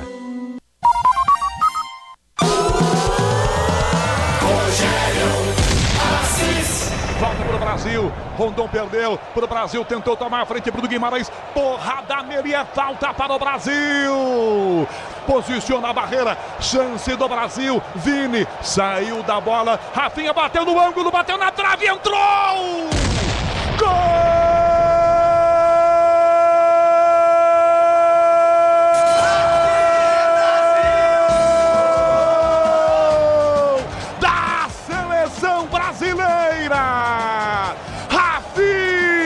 Cobrando falta. 19 anos depois, em eliminatórias, o Brasil faz um gol de falta. Rafinha de pé esquerdo, Vini partiu, a defesa se desmanchou toda. Rafinha bate no canto do goleiro, ele vinha para o lado direito, ela bate na trave e entra. É gol do Brasil em Maturim, cobrança de falta perfeita. Rafinha, Brasil, Venezuela 0, Romo não tem jeito, tá feito. O Brasil faz 1-0, Pedro Ramiro. Roberto Carlos, há 19 anos, marcou contra a Argentina nas eliminatórias para a Copa do Mundo. Um gol que foi o último da seleção brasileira de falta nas eliminatórias. O Rafinha já havia feito o último pela seleção brasileira também de falta na disputa da Copa América. Um golaço de falta. Ele novamente coloca a bola no fundo da rede para salvar a seleção brasileira de quase um vexame. 1-0 pro Brasil. Destaque do gol do Ramiro, narração estrondosa do Rogério Assis. Por enquanto, o único gol vai dando a vitória da seleção brasileira, vitória parcial. Intervalo inteligente, Bandeirantes, gol do Rafinha de falta. Brasil 1, Venezuela 0. Alô, Bruno Puzóvio, super placar da Bandeirantes. Lembrando, pausa para a data FIFA, mas teremos jogos encaixados, atrasados essa rodada de Campeonato Brasileiro. Puzóvio, vamos lá, Puzóvio. Exatamente, Capela. Passando pelos jogos de hoje, às 8h30 teremos Paraguai e Argentina, o Defensores del Chaco. E às 9 horas da noite, Equador e Bolívia em campo. Já amanhã também às 9 horas da noite, Uruguai e Colômbia. E às 10h30 teremos Peru e Chile. Já neste sábado, às 6h30 da tarde, teremos Atlético Paranaense e Atlético Mineiro pela 19ª rodada do Campeonato Brasileiro, rodada atrasada, Capela. Maravilha, lembrando que teremos, como falou muito bem o Puzóvio, rodada atrasada que vai ser completada aí nessa pausa para a data FIFA. É a última pausa para a data FIFA, né? Sem dúvida alguma, depois recesso para muita gente, temporada europeia não para e tem essa questão do calendário. Até faço um apelo aqui, se tivermos condições, o Bruno Migliosi esteve nesse meio de semana lá na sede da Federação Paulista de Futebol e entrevistou muita gente importante. E no domingo nós teremos o Concentração Especial, sempre aquecendo a jornada. Tem Santos e CRB, Bandeirantes vai transmitir, é claro. Então, como eu sei que o departamento de comunicação de muitos clubes, o departamento é muito ruim, mas o departamento de comunicação da Federação Paulista de Futebol é muito bom. Então eu estendo meu abraço aqui para o Lucas, para o Bernardo Itri. Se nós tivermos condições, assim como já fizemos, de entrevistar por telefone o presidente Reinaldo Carneiro Bastos, eu acho que é fundamental para que a gente possa destrinchar um pouco mais essa questão do calendário. Esse calendário que está dando o que falar com o Super Mundial. Ih, tem coisa a dar com pau. Tem mudança da seleção da Venezuela. Quem vem aí? Alô, Ramiro. Segovia. Segovia vem com a 10 nessa seleção venezuelana. Não é o Segovinha, né? Que passou pelo Botafogo e tudo mais. Daqui a pouco o Segovia vai entrar com a 10. E o Segovia aí, Pretzel? Conhece o Segovia? O Segovia é jogador de 21 anos. Né? Meia, joga na Casa Pia de Portugal. Né? É uma tentativa, uma mudança. Vamos ver, porque não funcionou o meio de campo. Realmente não funcionou o meio de campo do time da Venezuela. Aliás, a Venezuela jogando muito em ligação direta e pelos lados, pouco pelo meio, né? O Savarino, o principal destaque do time, e o Rondon sempre um perigo para a defesa brasileira. Vamos ver se funciona a Venezuela, o Brasil volta com a mesma formação. Vamos ver, Segovia, camisa 10, portanto entra, a seleção brasileira é a mesma, aparentemente. É isso, Ramiro? Seleção brasileira é a mesma, sai o 16 Murilho e entra o 10 Segovia. Maravilha, o Brasil é o mesmo e a nossa transmissão é a mesma também. Vamos para o segundo tempo, a partir de agora com ele. E explode canhão! Ok, João Paulo Capelanes autoriza a arbitragem, rolando o segundo tempo na Venezuela. Eu e você, ligados pela mesma emoção na maior rede de rádios do Brasil. 1-0 vencendo a seleção brasileira. Tenta o passe, Vini, travado, toma dele, já toma essa bola, Aramburu, enfia no comando, corta a defesa do Brasil aqui atrás, tenta o passe pelo meio, Segovia, toca no lado esquerdo, vai tentar o apoio com o lateral fechando, Angel com ele, vira o passe, belo cabeceia, entrada na grande área, vai no fundo, cruzou, Navarro atrás, arrumada pro gol, ajeitou, bateu direto pra bola, Martínez, golaço!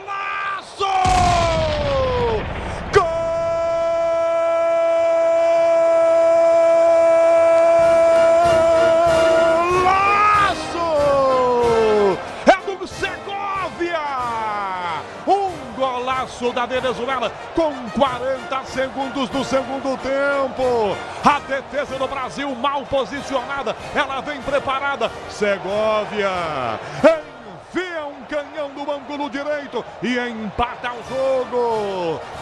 Com menos de 1 minuto, Segovia empata 1, Venezuela 1 para o Brasil. Ederson não tem jeito, tá feito. Segovia comemora muito, 1-1, Ramiro. Para brilhar o olho e também o dedo do auxiliar, Leandro Cudré, que coloca o Segovia ainda nesse intervalo de jogo para marcar o seu primeiro gol com a camisa da seleção venezuelana. O garoto de 21 anos bate de perna direita numa facada em cima da seleção da CBF, da seleção de Edinaldo Rodrigues, que empata 1-1, Canhão. Com menos de 1 minuto do segundo tempo, a Venezuela empata. Alexandre Pretzel, 1-1.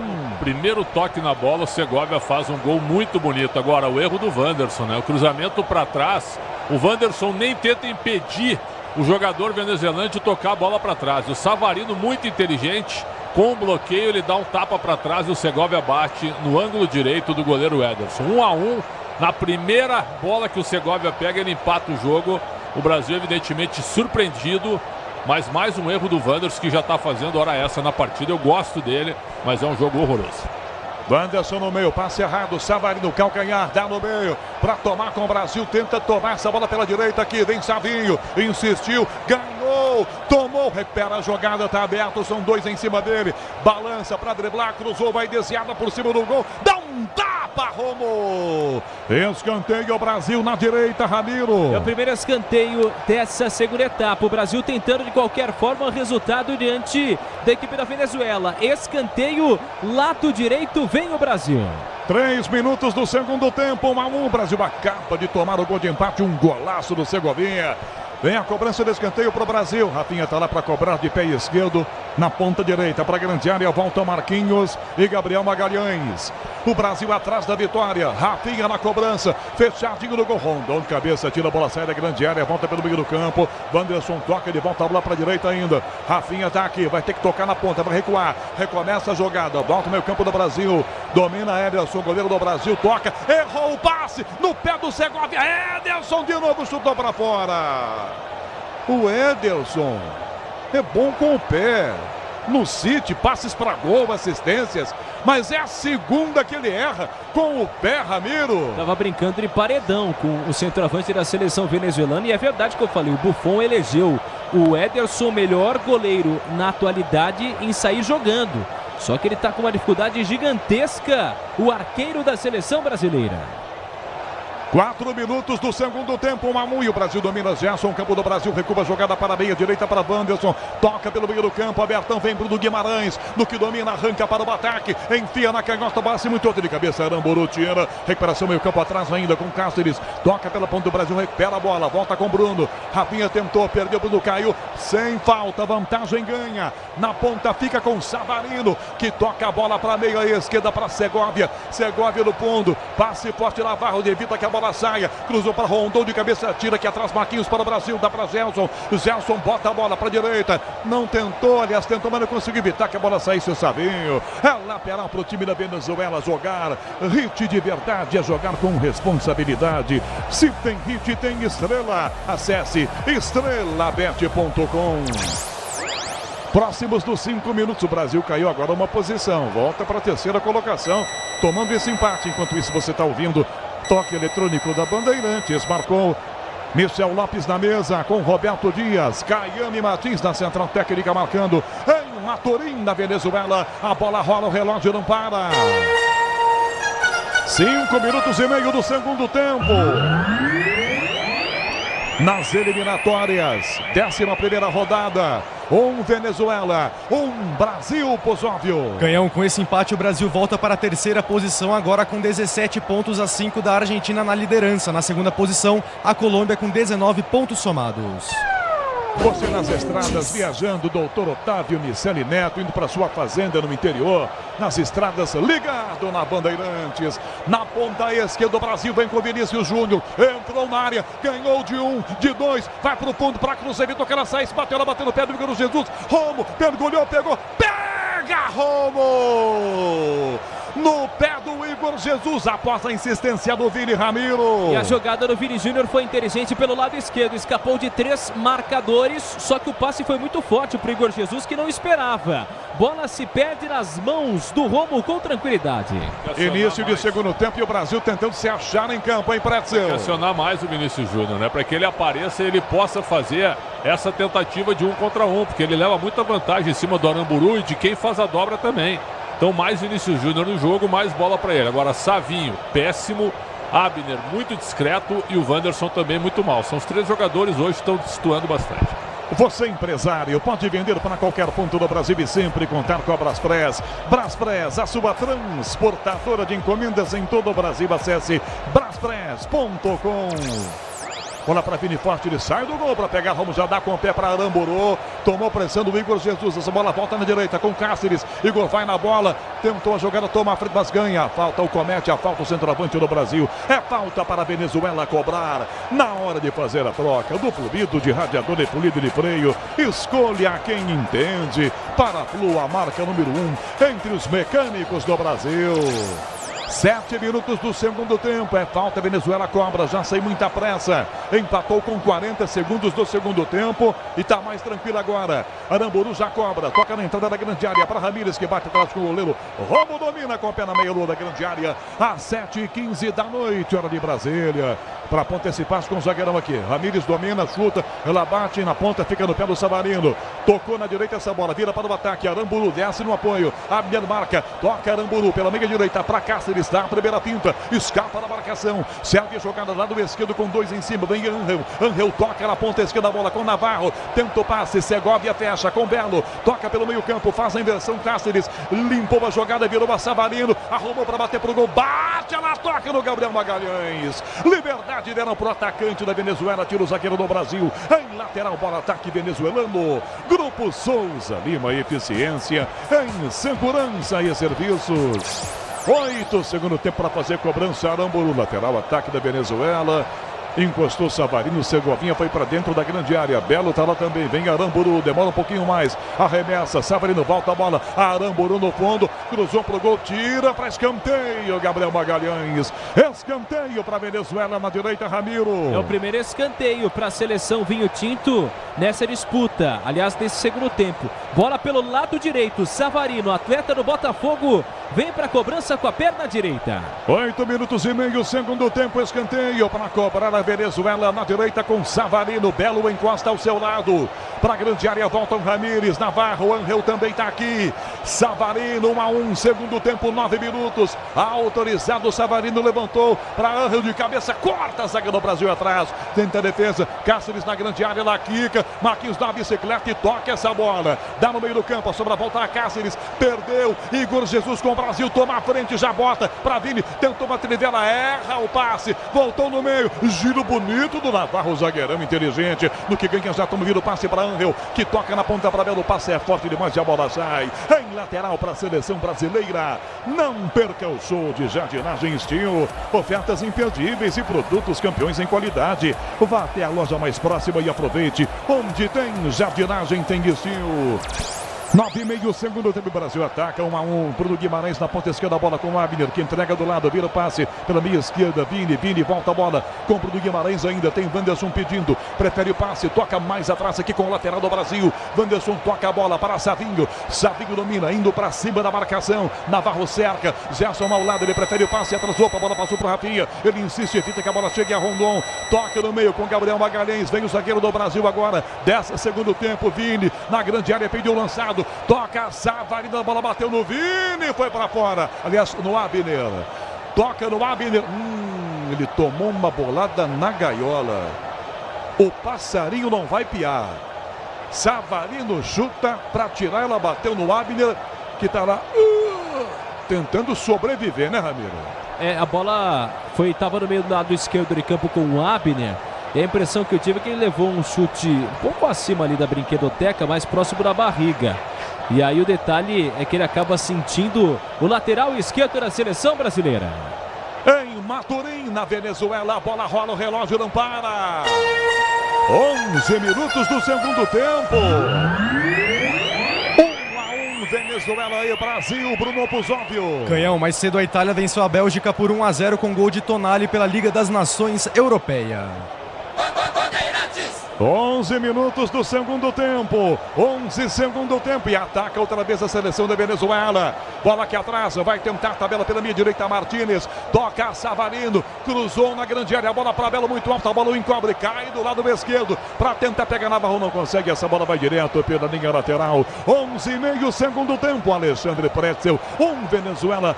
Brasil. Pretzel. O jogo ficou aberto totalmente. Seleção brasileira. Sem aquele clichê de que sentiu o gol, né? Mas não dá para o Brasil voltar do vestiário e tomar um gol com 30 segundos do segundo tempo, numa desatenção tremenda de toda a defesa. Realmente não dá. Aí o vestiário não fez bem para a seleção e não deu para entender, Canhão, por que o Luiz Henrique não voltou no lugar do Savinho, que não está jogando absolutamente nada. O Dorival ficou olhando, ó, mexe logo no time. Abner também não está bem, põe o Arana.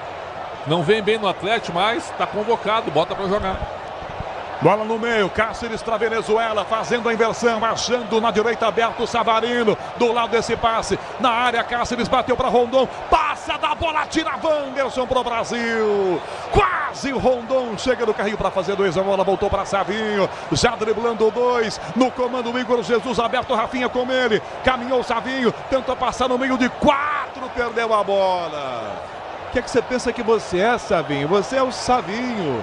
12,5 segundo tempo. Recupera a bola, vem de novo o time da Venezuela. Parte à frente com o Savarino, que toca na direita ainda. Na aproximação com 2 em cima. Tenta o passe na meia direita para Cáceres. Cáceres toca a bola para Martínez. Martínez vira a bola do lado esquerdo. Toca na ponta, vira a bola. Angel vai recuá-la. Igor marca de longe, ele devolve a bola para Martínez outra vez. 13 minutos do segundo tempo na Bandeirantes. Você se liga nas eliminatórias para apertar de volta a seleção da Venezuela. Savarino foi tomando por dentro. Tira Abner de bico, a bola voltou no rebote meio campo ainda. Cáceres fecha aqui, Segovia perde na grande área. Cáceres toca a bola na direita para Savarino, faz a primeira pinta, toca na ponta, recebe a bola. Calcanhar tentou o passe na ponta, Martínez, a bola bateu na marcação. Erra, Joala volta com o Brasil, cai atrás aqui na defesa. Bruno Guimarães desarma, vira com Gerson de volta. O Brasil tenta fazer 2, não, Gerson bota na esquerda para Vini, na velocidade, roubo, saiu, foi tocado, é falta! Fora da área, Romo atingiu Vini Júnior, é para amarelo, a bola ia para a linha de fundo, falta marcada, o goleiro comete a falta, dá para ver no vídeo, é dentro, é pênalti, é dentro da grande área, é dentro.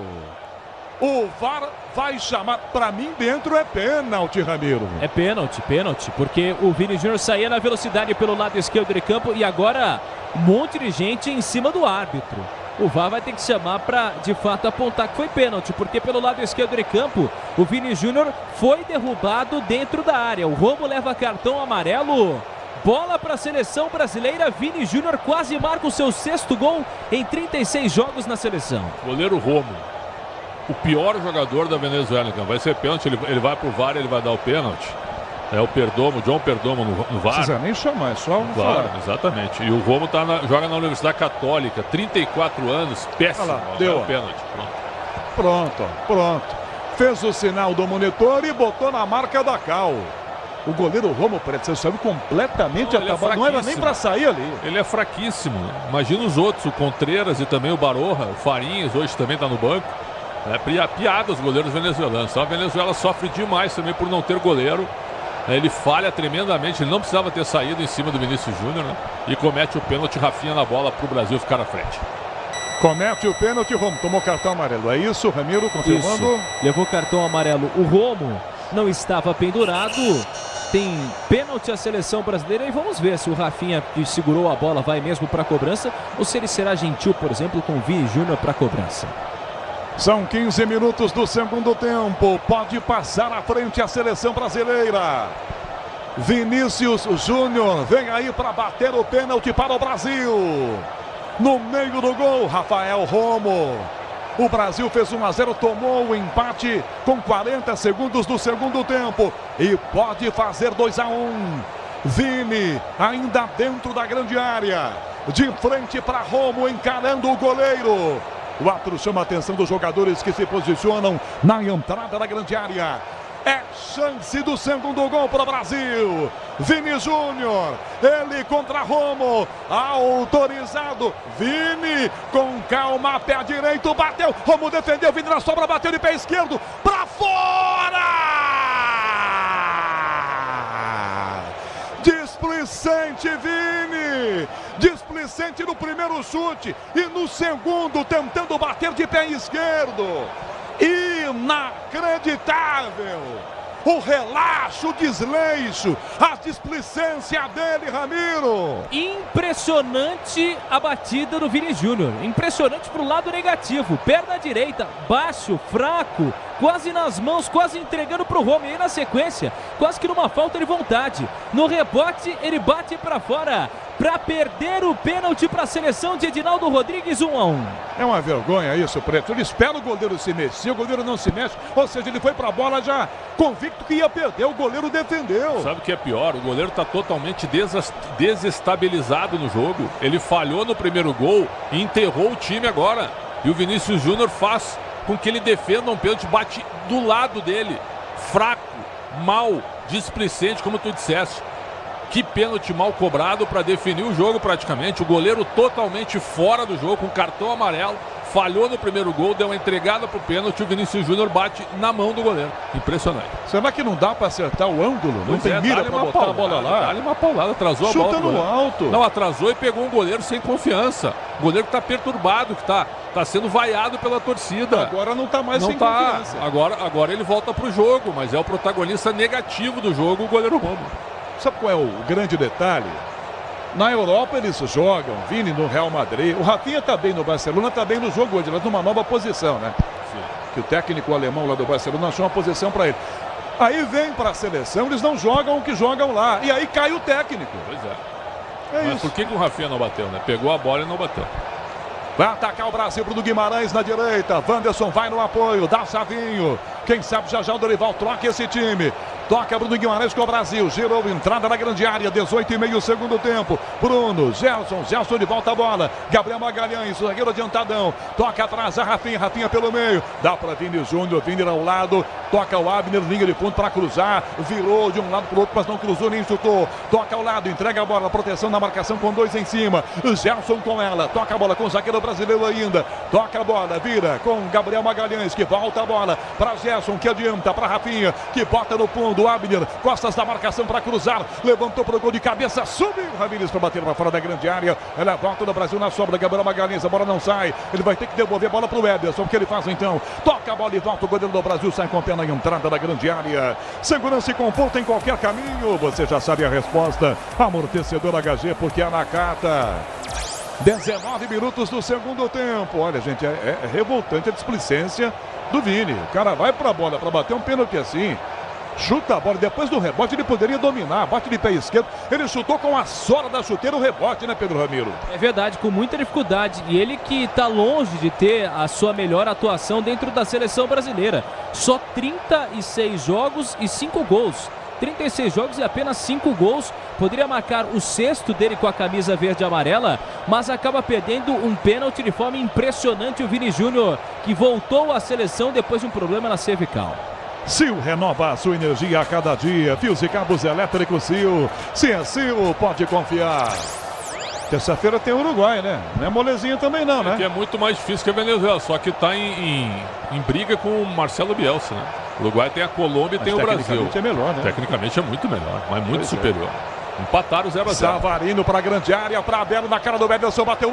Ederson defendeu, salvou. Rebote, volta fora da grande área para Rondon, no meio do centroavante. Toca a Segovia, dá no fundo. Savarino para cruzar, levantou para Rondon. Ederson subiu, agora é dele. Com as mãos já dá bola para Vini. Tentou dar meia-lua, adianta na ponta essa bola para Rafinha. Dá para Vini, na velocidade adianta a marcação pela ponta. Na velocidade ele ganha, sem fazer falta. Vini, tá na área, para trás. Rafinha, estica a perna, Navarro tirou. Rafinha Rafinha ia fazer com certeza, tirou o zagueiro e vem contra-ataque da Venezuela, pelo menos está tentando. Bola na direita, bem abertura feita desse lado para fechar por aqui. Martínez tenta driblar, escapa da primeira marcação. Opa, Mineiro bateu pro baixo, comete a falta. É falta para a seleção da Venezuela. Você ouve o toque da Bandeirantes marcando. Michel Lopes, mesa de som, com Roberto Dias. Caiane Martins na central técnica marcando.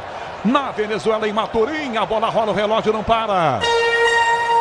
21 minutos é o segundo tempo. Nas eliminatórias, uma Venezuela e Brasil, Buzóvio. Canhão, nessa quinta-feira, a Arrascaeta do Flamengo realizou uma cirurgia no joelho direito. Com isso, ele não joga mais na atual temporada, mas deve voltar na pré-temporada do ano que vem. Martínez pediu substituição, ele caiu, já chamou e por isso tem movimentação no banco da Venezuela, Ramiro. O Tomás Rincon foi chamado por lá, jogador do Peixe, do Santos, e também na seleção brasileira, Luiz Henrique vai entrar. Vai trocar já o Dorival. O Vini não vai sair, né? O Dorival não vai fazer tirar isso. Tirar o Sávio, né? Tirar o Sávio urgente. Não jogou nada, absolutamente nada. Tem jogadores assim, ó, o Luiz Henrique tá numa fase espetacular no Botafogo, né? Por que ele não começou com o Luiz Henrique no lugar do Savinho? O Manchester City teve 4 derrotas consecutivas, certo? Recentemente. 4 derrotas consecutivas. Não tinha acontecido isso há um tempão. Com o Savinho jogando algumas. E aí ele chega na seleção. Por que ele é titular absoluto? Só porque ele joga no City. E o Luiz Henrique hoje é um dos donos do Botafogo. Entendo o que eu estou dizendo, né? Do meio para frente. Então assim, ó, tem coisas que não dá para entender de escolhas pro Dorival. São 22 minutos. Só agora que vai entrar o Luiz Henrique. Bom, serão Paquetá pode tirar o Gerson, né? O Gerson não tá legal. Fez um bom primeiro tempo, mas agora parou, né? O Gerson parece cansado. E aí vai mexer. Carregado o Martínez, né? O Martínez deixou o gramado, entrou o 8, Tomás Rincon. Tomás Rincon entra com a 8 no lugar do Martínez. Também na seleção brasileira vai sair o 20, Savinho, para a entrada do 21, Luiz Henrique. Luiz Henrique entra com a 21 no lugar do 20, Savinho. Outra mudança é a saída de Igor Jesus para a entrada do 8, Paquetá. Nossa. Foi Pretzel. Não, quem é que vai jogar de referência? Não tem referência, então. É um ataque móvel, com Rafinha vindo de trás, Luiz Henrique e Vinícius Júnior, e o Paquetá encostando também. O Igor Jesus não fez um bom jogo, é verdade. Mas o Dorival convocou vários atacantes de lado, né? E só um de centro. Então vamos ver como é que vai ficar o posicionamento brasileiro. A partir do Rafinha, todo mundo ataca. Todo mundo ataca, né? E aí não sem guardar a posição, provavelmente, é o que eu imagino. Né? Falta Venezuela, Rincon já chegou para cobrar essa falta na direita. Autorizado, levantou, segunda trave, mergulha, passa da bola do outro lado, Rondon. Ele mergulhou, se ele põe no pé ia devolver naquele bololô, que perigo. Ramiro. E poderia ser o gol da virada da seleção venezuelana. Quem sabe vencer o Brasil pela segunda vez em sua história. Por enquanto, 1-1 no Monumental de Maturim. A Braspress é a maior transportadora de encomendas do Brasil. Na Braspress você acompanha suas encomendas internet e tem entrega totalmente rastreada. Braspress, a sua transportadora de encomendas. Fechamos 24 minutos do segundo tempo. Essa bola aqui atrás com o goleiro do Brasil, Ederson, domina com o pé para jogar dentro da sua grande área. Alexandre Pretzel, 24 do segundo tempo. O Brasil perdeu a chance no pênalti que o Vini deu para o goleiro. 1-1, Pretzel. E tá dando espaço para a Venezuela atacar. O Dorival coloca o time para cima, mas também dá espaço para o contra-ataque, né? Defesa do Brasil hoje, Marquinhos, Gabriel Magalhães. Todos muito atrapalhados pelos dois laterais que fazem péssimo jogo. Tanto o Wanderson quanto o Arthur. 24,5, Paquetá pela minha direita, já recua, vira o passe, Rafinha, Paquetá, calcanhar, tentou o passe no meio, falta marcada, não, o Wanderson caiu, seguiu o jogo na pressão, Rafinha comete a falta. Tive a sensação de que pegaram o Wanderson, o Arthur não viu essa falta no lateral do Brasil, que tá no chão, Ramiro. E é isso que reclama o Rafinha, mas não foi nada, uma chegada forte ali do Wilker Angel, mas não foi cotovelado como reclamava o Rafinha. O Angel vai só no corpo dele, hein? A impressão que eu tive foi de um lance de disputa de lado. Não, confesso que não via. Se ele quisesse marcar uma obstrução, até poderia, mas não foi no rosto e nem cotovelado, né? Sim, foi no corpo, foi. Ele foi no corpo, tinha uma espécie de obstrução. Né? Na Venezuela, Maturim, a bola rola, o relógio não para. 25 minutos do segundo tempo. 11ª rodada eliminatórias, 1-1 Venezuela e Brasil. grupos, óbvio. Canhão, amanhã teremos a sequência Luiz Henrique para o Brasil, toma a jogada pela meia direita na grande área para Vini, vai no fundo para cruzar, bateu para trás, mergulhou, Aramburu voltou para escanteio. Que bolador, Luiz Henrique pro Vini, que ia botar o Rafinha dentro do gol. O zagueiro botou para escanteio, Ramiro. E esse era o lance que o Vini poderia entrar na diagonal e chutar de primeira, mas ele prefere dar o passe. Ele olha para o lado e vê o atleta da seleção brasileira passando, o Rafinha. A bola se perde, escanteio para o Brasil, o segundo no segundo tempo. 26 minutos do segundo tempo. Vem escanteio para o Brasil para fazer cobrança, Rafinha. Para a área, Marquinhos. Gabriel Magalhães também, Rafinha. Levanta muito alto, a bola atravessa a grande área, cai na direita. Para correr, para pegar Lucas Paquetá. Evita que a bola saia. Corta para a perna canhota, mas não cruza na grande área. Já recuou, devolve a bola. Começa com Wanderson. Wanderson vira a jogada para Gerson pela meia direita. Faz o primeiro come, escapa da marcação, deixa atrás. Em cima dele o Segovia. Dá a compra do Guimarães na meia direita. Na ponta direita, Luiz Henrique domina mal, vai no fundo, evita que a bola saia. Vem Luiz Henrique, balançou, saiu do Navarro, entortou, levantou, Navarro colocou o pé, escanteio. Luiz Henrique deu 2 toques na bola e já fez uma fumaça daquelas. Escanteio, Ramiro. Vê pelo lado direito a seleção brasileira, agora com o Luiz Henrique fazendo o que ele mais gosta, rabiscar para cima da marcação. Ele tem 3 gols pela seleção brasileira. Quase marca mais um, escanteio, é o terceiro do segundo tempo. 27 minutos do segundo tempo, Brasil atrás do gol da vitória, atrás do gol da virada. Escanteio, Rafinha, pé esquerdo na direita, autorizado, muito alta, a bola sobe de cabeça, tirando da grande direção, bola Aramburu. Ela cai na esquerda, aqui é novo escanteio para o Brasil. É do lado esquerdo, Vini já pega a bola para fazer cobrança. Bateu com pressa, curtinha, cobrou o escanteio, toca no ataque, Bruno Guimarães, de volta a bola para Vini, pé direito, levanta muito alto, Luiz Henrique não. Bola forte demais do Vini. Toca longe demais, ela vai para fora. Ramiro. Mais uma bola perdida pela seleção brasileira no cruzamento do Vini Júnior. Jogo que acontece em Maturim, capital do estado de Monagas, a 7 horas de carro da capital Caracas. Alexandre Pretzel, 28. Luiz Henrique entrou e já aprontou em 2 jogadas. Ou seja, você estava falando, ele tinha que entrar mais cedo. Claro, em 5 minutos ele já criou pelo menos 2 oportunidades. Numa ele largou o Vinícius na cara do gol e na outra ele teve vitória pessoal sobre seus marcadores. Por que o Vinícius não chutou no gol? No Real Madrid ele chuta, chega na seleção e quer dar o passe. Chuta no gol, né? Só para quem chegou agora, né, Canhão? Levou um pênalti bizonhamente defendido pelo fraquíssimo goleiro Ron. Chega de sofrência na obra. Se tem produtos Tigre, tá tudo certo, tudo Tigre. Enquanto cabeça, toca para trás a bola. Volta ainda na marcação pelo meio campo com Segovia. Perdeu. Recupera o Brasil. Vai tentar o ataque. Vira Rafinha. Rafinha. Belo passe lateral esquerda com Abner. Desce no apoio. Vini com ele. Abner toca a bola. Dá Vini. Dá uma trivelinha. Tentou de volta o passe. Paquetá ajeitou. Na grande área rolou a Luiz Henrique. Cortou para bater. O zagueiro botou a cabeça e botou para escanteio. Luiz Henrique. Ele fez um gol assim no jogo passado. Ia fazer mais um. Não pôs a cabeça do Angel.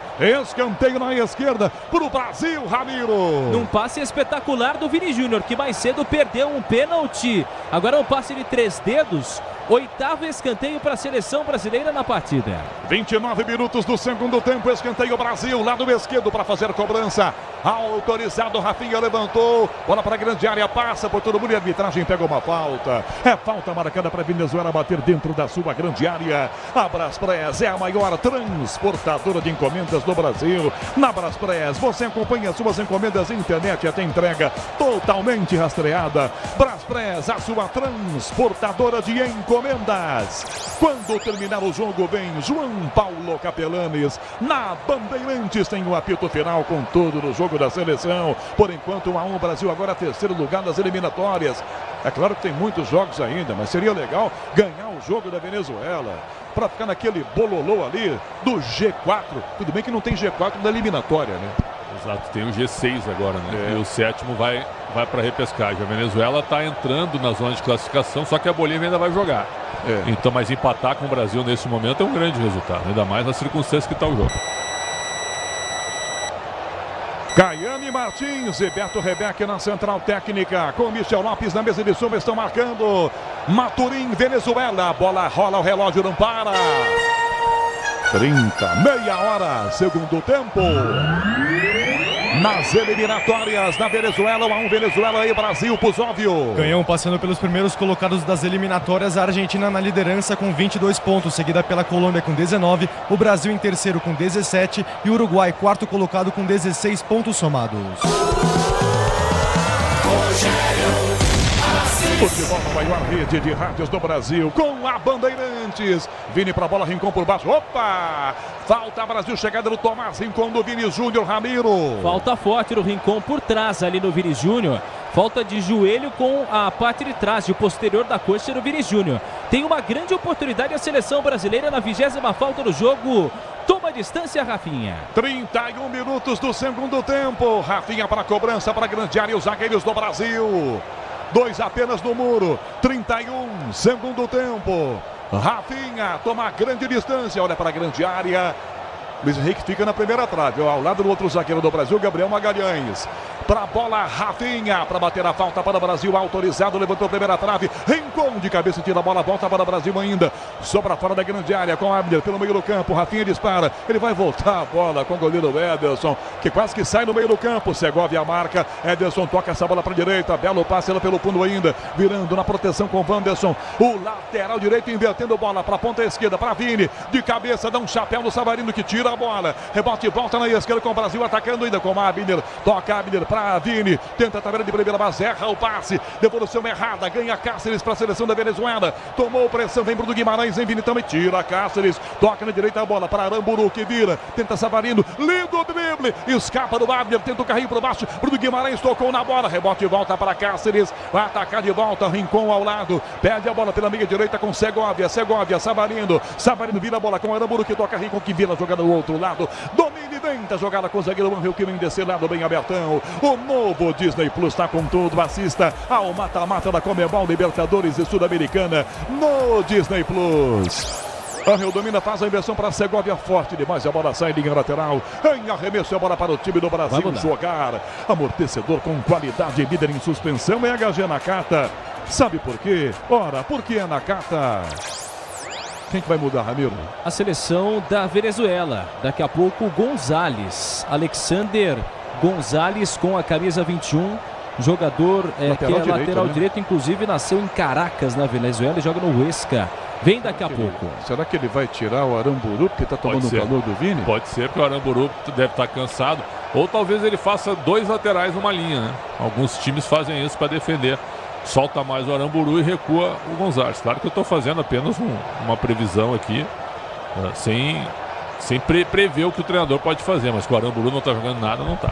Abner na ponta o passe, Aramburu tirou, bola para fora, arremesso lateral com pressa, Abner já bota no jogo, já remessa com Paquetá, protegendo, fazendo inversão, Luiz Henrique, domina, bota no peito, encara o adversário, domina na barromarca, vem Luiz Henrique, entrou na área, dominou, saiu do Belo, toca do lado, devolve ela, enfia Gerson na liga direita, do Gerson, do fundo vira com Bruno Guimarães, perde Luiz Henrique, caminha, Bruno Guimarães, carrega a bola, vira para trás, esse passe Gabriel Magalhães, lado esquerdo para Vinícius Júnior, contra Aramburu, pintou, tocou para Paquetá, não dá para cruzar, pé direito, bateu pro gol, tiro, defesa batendo no Navarro, fica na ponta essa bola ainda, Rincon domina, recuperação atrás, arbitragem para o jogo que a bola murchou,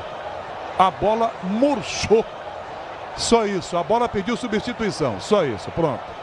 34 segundo tempo. Outra alteração também na seleção da Venezuela. Isso, daqui a pouco o Cádiz vai entrar na seleção venezuelana. Centroavante que veste a camisa 9 e também daqui a pouco o 21 Gonzalez. Vamos para a mexida, quase 35. Vamos para a primeira então o gramado 20 Belo e entra o 21 Gonzalez. Então, é isso que ele vai fazer. Ele tira um atacante e põe o lateral direito. Ele vai fazer 2 laterais para conter o lado esquerdo do Vinícius. É isso que ele vai fazer. E vai agora para outra alteração também. O Belo vai saindo aqui devagar. Vai sair por ali o 23 para a entrada do 9. Então sai o Rondon com a 23 e entra o 9 Cádiz.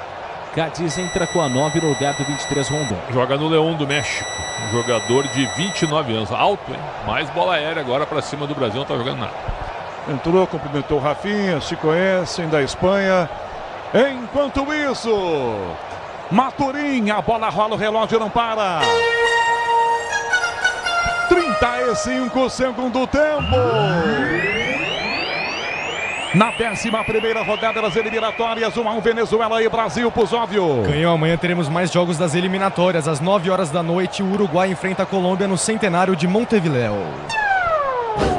Vini lançado, vem o zagueiro por baixo, o Angel tocou pra fora. Oi, Ramiro. Olha, o Martinelli vai entrar e o Martinelli foi convocado depois com a lesão do Rodrigo.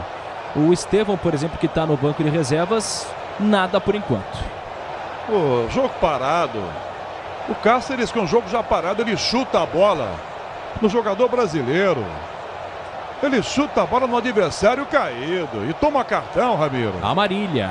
Cartão amarelo para o Cáceres, porque ele deixou uma enxadada no Paquetá sem necessidade. Olha, o clima esquentou demais. A bola no Paquetá, né? Sim, ele acabou chutando a bola no rosto do Paquetá. O Cáceres leva o cartão amarelo. Vem Martinelli no time brasileiro. Pretzel com 36,5. Tem jogo ainda. Vem Martinelli. Não tem jogo ainda, mas a incoerência do Dorival, né? O Martinelli chega depois da seleção. Ele não foi convocado originalmente. E aí o que ele faz? Ele põe o Martinelli para tirar um jogador de meio. O Ramiro já informa, né? E o Estevão não entra. O Martinelli entra e o Estevão não entra. E sai o Bruno Guimarães. Sai com a 5 o Bruno Guimarães e entre o 11 Martinelli do Arsenal. Bom, nesse momento o Brasil tem em campo do meio para frente. Ele tem Gerson, Paquetá, Rafinha, Vinícius Júnior, Luiz Henrique e Martinelli. São 4 atacantes agora. 4 atacantes e nenhum volante. 4 atacantes, um meia avançado e um meia. O Dorival agora é o seguinte, ó. Ele foi pro tudo ou nada mesmo. 37 minutos do segundo tempo, 1-1. Amortecedor com qualidade, líder em suspensão é HG Nakata. Sabe por quê? Ora, porque é Nakata. 15:07 da noite, o quinto sinal da Bandeirantes marca quando acabar Venezuela e Brasil. João Paulo Capelanes vem no apito final. E o Brasil com ela, marcação pelo meio campo, que atrás ainda com Marquinhos. Marquinhos toca na esquerda até Gabriel Magalhães. Caminhos para 38 do segundo tempo. Dá para Gerson, prefere o passe da ponta, vira a Luiz Henrique. Sobe de cabeça, tira, que atrás Navarro bota essa bola para a ponta ainda. Para pegar bem aberto, pedindo bola pela ponta, Savarino tocando para fora, foi desarmado. Tentou driblar, a bola bateu na marcação. Em lateral é bola para a seleção da casa agora. Quer ter até R$ 2.500 de cashback? Traga a sua previdência para a Caixa. Ano novo, vida nova, previdência nova. Vem para a Caixa. Lateral, sem pressa para Venezuela cobrar. 38, segundo tempo, 1-1. Na ponta essa bola com o Cáceres, domina o Grandão 3, tenta a bola, quica, passa por ele. Sobra atrás com o time do Brasil, jogando com seus zagueiros. Domina e devolve essa bola com o goleiro, começa Gabriel Magalhães. Toca Abner, devolve ela com Ederson. Ederson toca a bola com o capitão Marquinhos. Aos 38,5 do segundo tempo, 1-1. O Tenda Atacado tem a melhor estratégia para você economizar nas compras da sua casa ou comércio, com muita qualidade e economia em todos os produtos. Paquetá domina, vira pro dentro, vira Gerson, Gerson para trás, essa bola ainda para tentar a tabela, Rafinha, Gerson, Gerson para Wanderson, tem na direita aberta Luiz Henrique, Wanderson toca para Gerson, Gerson domina a frente, toca lá da esquerda, conseguindo o Gabriel Magalhães, o Brasil todo adiantado, é claro, a exceção do Ederson. Paquetá no passe, a bola tentou a jogada para Rafinha, Romo saiu, deu um tapa na dividida, Romo acertou a bola, Luiz Henrique na sequência comete a falta.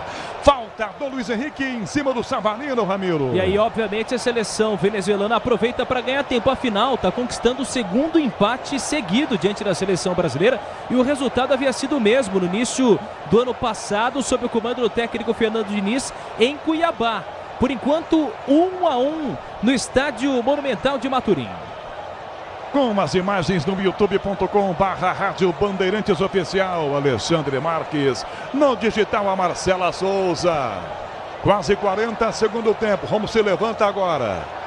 Falta no goleiro. Na sequência, jogada aliás. Falta no goleiro, não. À frente, a falta marcada do Luiz Henrique em cima do Savarino. Você, empresário, pode vender para qualquer ponto do Brasil e sempre contar com a Braspress. Braspress, a sua transportadora de encomendas em todo o Brasil. Acesse braspress.com. 40, segundo tempo, e o Brasil de volta, a bola com o Paquetá, desarmado, entrada na grande área, essa bola espirra, Cáceres, a Cáceres ajeitou, chutou errado, tentou insistir, tira, defesa do Brasil ainda, sobra com Gerson, que desarma e bota do lado esquerdo, para correr Martinelli, ao Vini aberto na canhota, Martinelli lança, partiu Vini Júnior, encara da marcação de Aramburu, tentou a jogada, no braço, toque! Com o braço, toque do Segovia! Na entrada da grande área, falta para o Brasil. Quase um pênalti no lugar exatamente onde o Vini sofreu o pênalti do goleiro, Ramiro. Um passo para trás de Segovia e o Brasil teria o segundo pênalti na partida. O detalhe é, o Vini foi tentar devolver a bola para o Martinelli, que começou a jogada. E aí o Brasil ganha uma falta importante, lado esquerdo de campo, linha lateral da grande área. É falta marcada na entrada da grande área para a seleção brasileira. 41 minutos do segundo tempo. Sobe o muro o goleiro da Venezuela, Rafael Romo. E o Vini Júnior vem aí. Pé direito na bola, dá até para tentar o chute pro gol. Na grande área, os zagueiros do Brasil. Você tem que se redimir, hein, Vini, do pênalti que você perdeu, hein? Lá vem ele para fazer a cobrança de falta para o Brasil. Dá até para tentar o gol. São 3 jogadores da barreira. O árbitro vai lá, passa o Chantilly e posiciona o muro. Vini, 2, 3 passos para trás. Autorizado o Vini. Levantou pro gol. Defesa corte de cabeça. Vai insistir Luiz Henrique. Sai da grande área a bola. Na sobra Vini Segovia. Dá um bicudo no meio da arquibancada. Toca para fora em lateral. Ataque do Brasil na ponta direita. Na hora de fazer a troca do fluido de radiador e fluido de freio. Escolhe a quem entende para a Flu, a marca número 1 entre os mecânicos do Brasil. Para atacar de volta a seleção do Brasil, finalzinho de jogo, 42, bola com Martinelli, lado esquerdo já escapou da marcação, toma pressão de Cáceres, toca pela meia direita, entrega a bola do lado para Gerson, Gerson na direita, esse passe com o lateral Wanderson, caminha Wanderson, dá a primeira pinta, sai do segundo, enfia na fogueira a bola para Martinelli, que comete a falta e vai tomar cartão.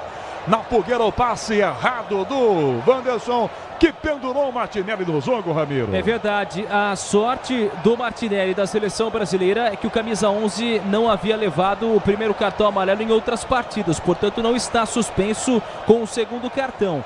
Falta para a seleção venezuelana, que não tem pressa alguma pelo setor de defesa. E o Estevam sentado no banco, o melhor jogador da Série A do brasileiro, ao lado do Luiz Henrique, são os dois melhores disparados, sentado no banco, porque o Martinelli, que chegou depois, tem prioridade na escolha do Dorival. Depois ele cobra coerência nas perguntas e na imprensa também. Mas e aí? 43 minutos do segundo tempo, 1-1. Grupo Souza Lima Eficiência em segurança e serviços. Você passou quase o jogo inteiro, Alexandre Pretzel, falando dos laterais brasileiros, mas hoje Wanderson e Abner... Não, péssimos. Péssimos apoio principalmente, né? Muito mal, e na marcação também. O Abner muito discreto e o Wanderson mal no jogo inteiro. Jogo inteiro. Mas tem o Danilo, né? Ele convocou o Danilo, que vai jogar contra o Uruguai. Martinelli, lado esquerdo, para tentar tomar, foi para a bola, acabou tomando um tapa, falta nele. Tomou um tapa, foi para o chão. E vem cartão. Opa! Todo mundo para cima do Gonzalez, que toma vermelho.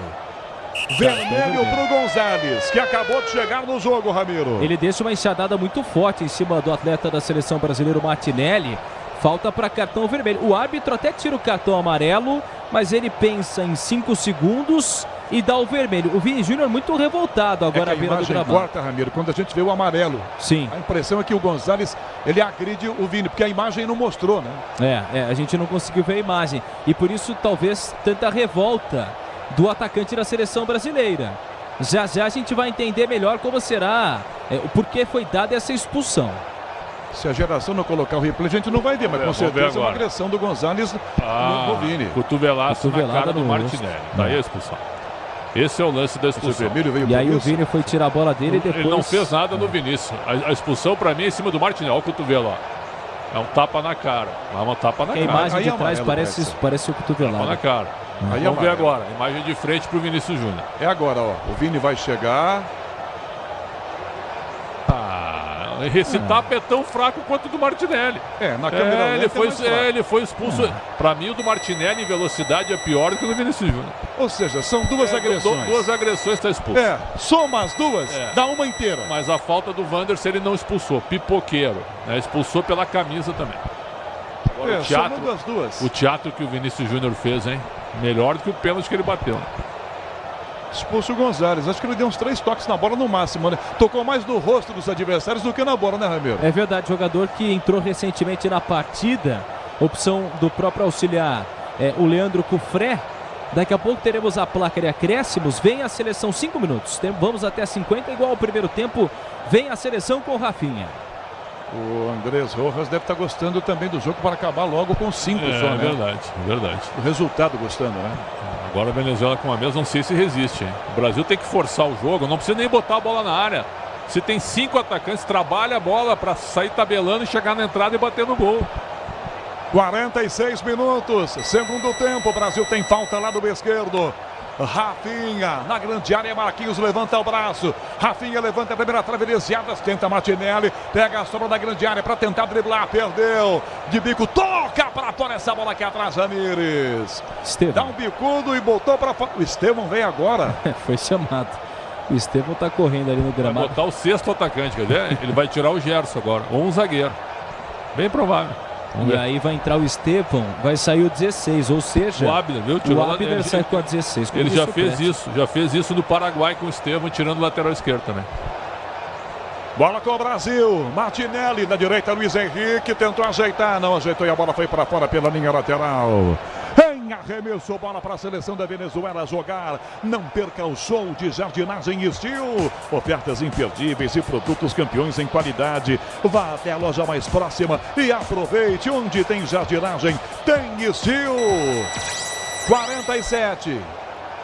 Vamos até 50. Como mandante em casa, a Venezuela continua invicta. Como mandante, né? Empatou com o Uruguai, com a Argentina e agora com o Brasil. Não perdemos em casa, não.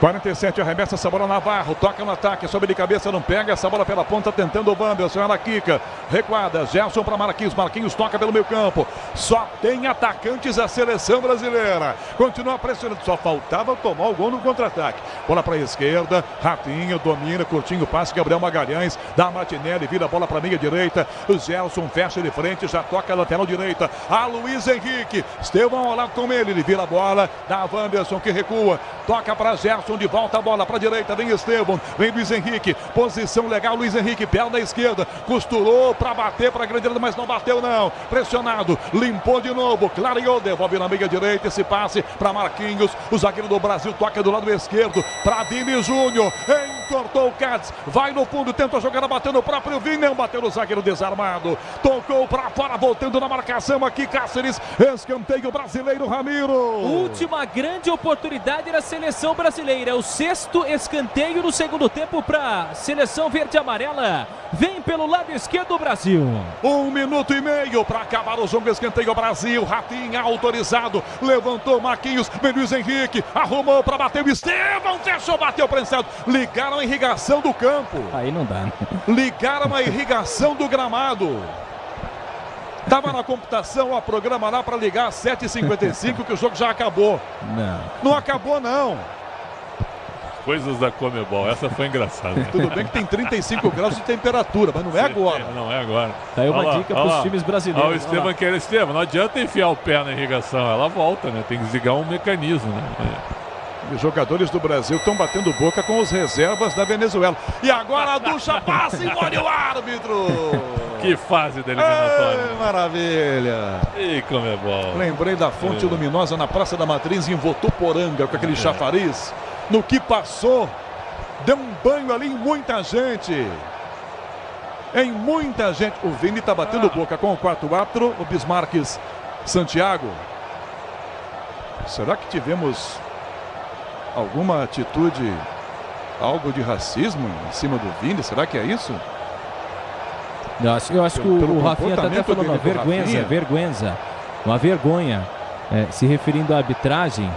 Eu não sei se de fato houve algum caso de discriminação e tudo mais, mas eu estou vendo ali o Rafinha muito revoltado com um dos membros ali de da própria Comebol, Olha, discussão feia por lá Esse entre deve ser o Rafinha. cara que ligou a irrigação, né? Eu não duvido. Tem que provar, né? Vai ligar a irrigação ali na área técnica ali. Não, ali não, né? Ele Ali apertou não, o botão lá dentro, claro. estava programado e correu lá para ver, né? E, cara, isso mostra também o destempero da seleção brasileira, né? O Dorival tem 6 atacantes, viu? E no time não cria uma oportunidade de gol. Uma oportunidade de gol. Uma. Olha, esse tipo de confusão, para mim, é uma confusão que os caras programaram. Vamos fazer uma confusãozinha? Jogo no finalzinho, tem uma expulsão. Pra alguém no Banco do Brasil, né? Para alguém da delegação da seleção Lucas? brasileira. O filho do Dorival agora foi expulso, né? Não. Um dos auxiliares ali acabaram sendo expulsos. A gente confirma já quem foi expulso. Ele vai ter que dar mais uns 2, né? Depois daquela paralisação, ligaram lá o chafariz. Seguiu o jogo, Brasil vem com ela. Lado esquerdo ainda, Gerson domina. 51, segundo tempo. Na direita esse passe, Marquinhos. A Luiz Henrique, cortou para canhota. Levantou direto, tentou Vini. Bate na defesa, escanteio. Tocou no Aramburu. O outro disse que não, disse que quem tocou foi o Vini. Ele tá dando tiro de meta, Ramiro. Olha, a impressão que eu tive do último toque ter sido também do Aramburu. Mas a arbitragem entendeu que foi do Vini Júnior.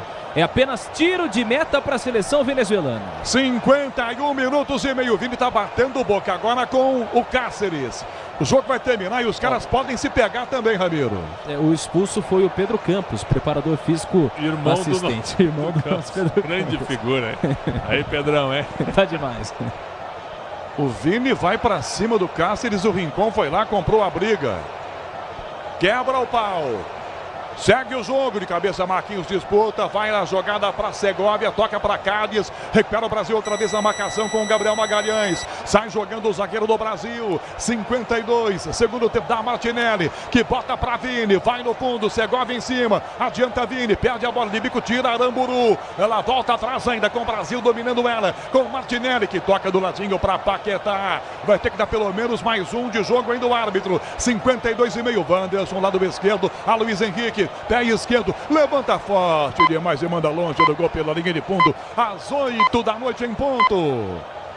O árbitro Andrés Rojas agora se dirige ali em direção ao goleiro Rafael Romo.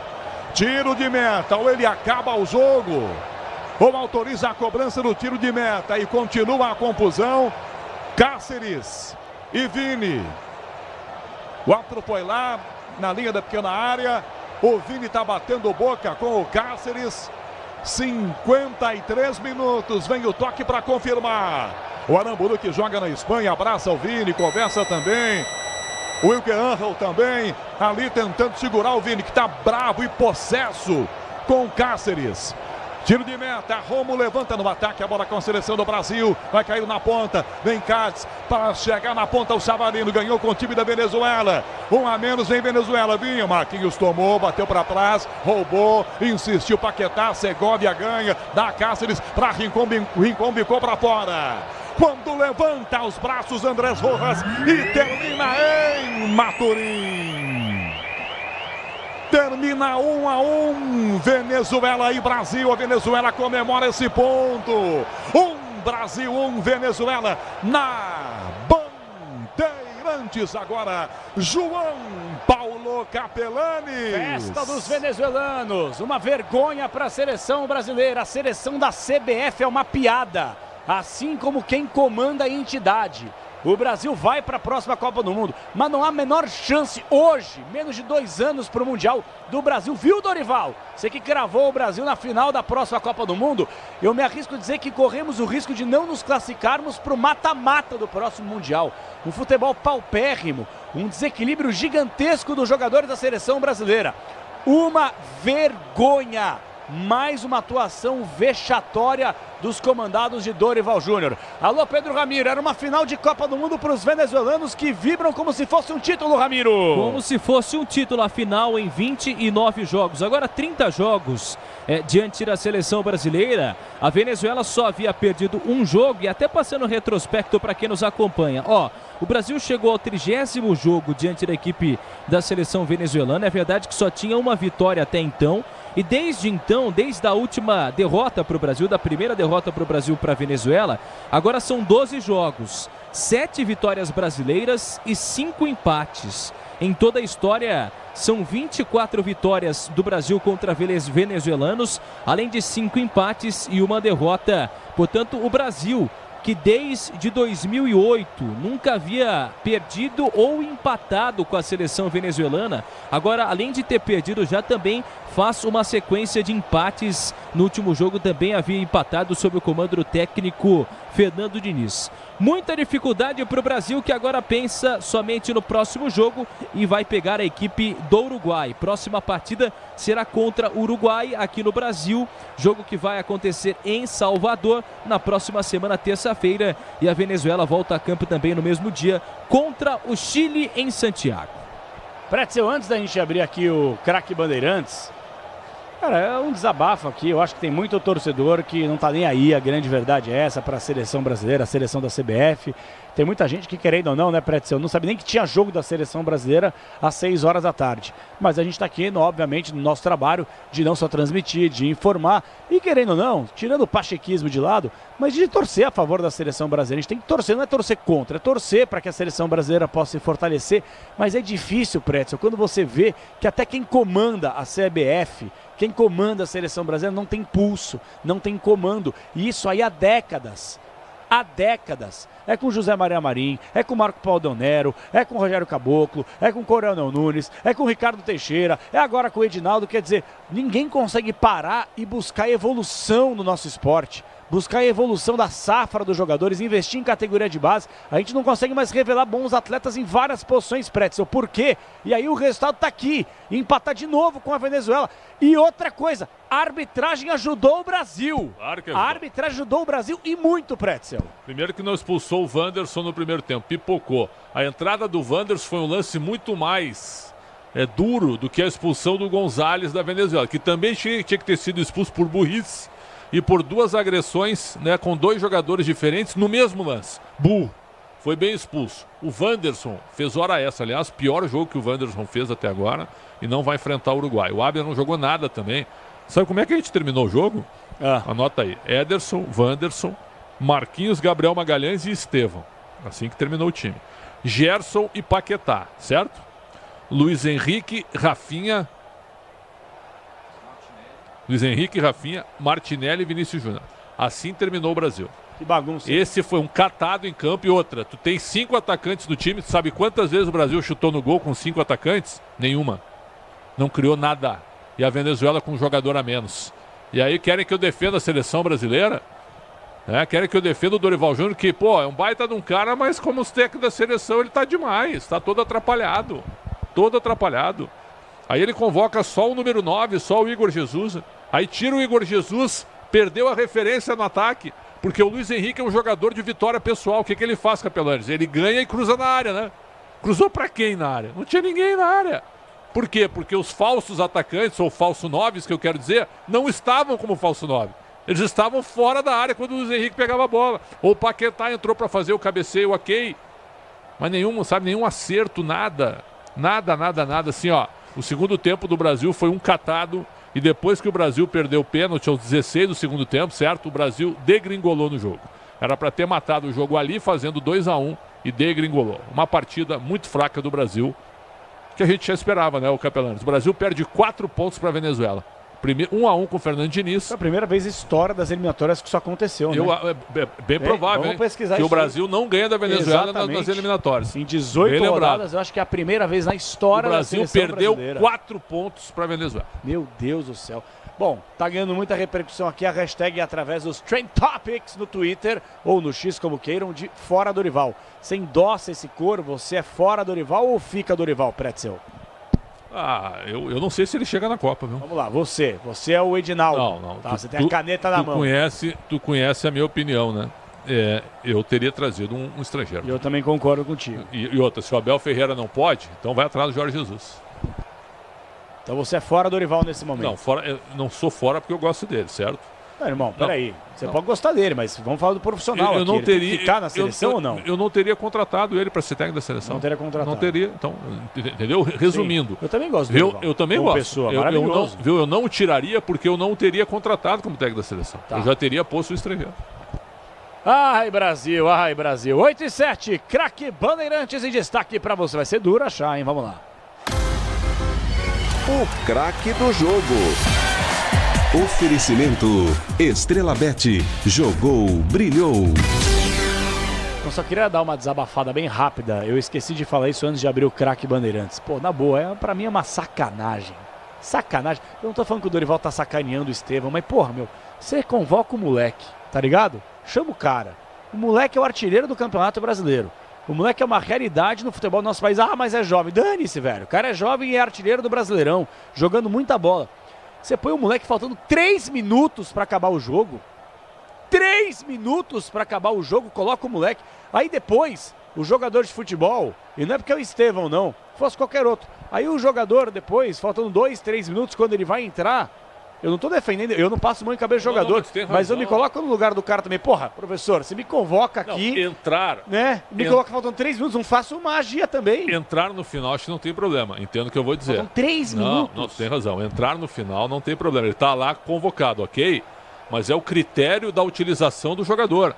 Um jogador como o Estevão tem que estar mais tempo em campo. Claro. Esse é o detalhe. Não é o problema de entrar faltando 3 minutos. É o fato dele não estar em campo pelo que ele joga. O que você muda em 3 minutos, Pretzel? Queria entender isso aí, taticamente falando. 3 minutos para acabar o jogo. Taticamente nada. Tanto é que ele tirou o Abner e botou o Estevão. De lateral esquerdo.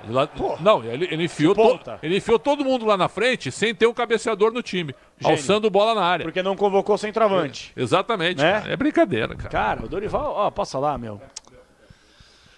Ai, meu Deus do céu, gente. Cara, é difícil, cara. Tem que ganhar do Uruguai, porque o Uruguai também está em crise com o Bielsa. Tudo bem. Né?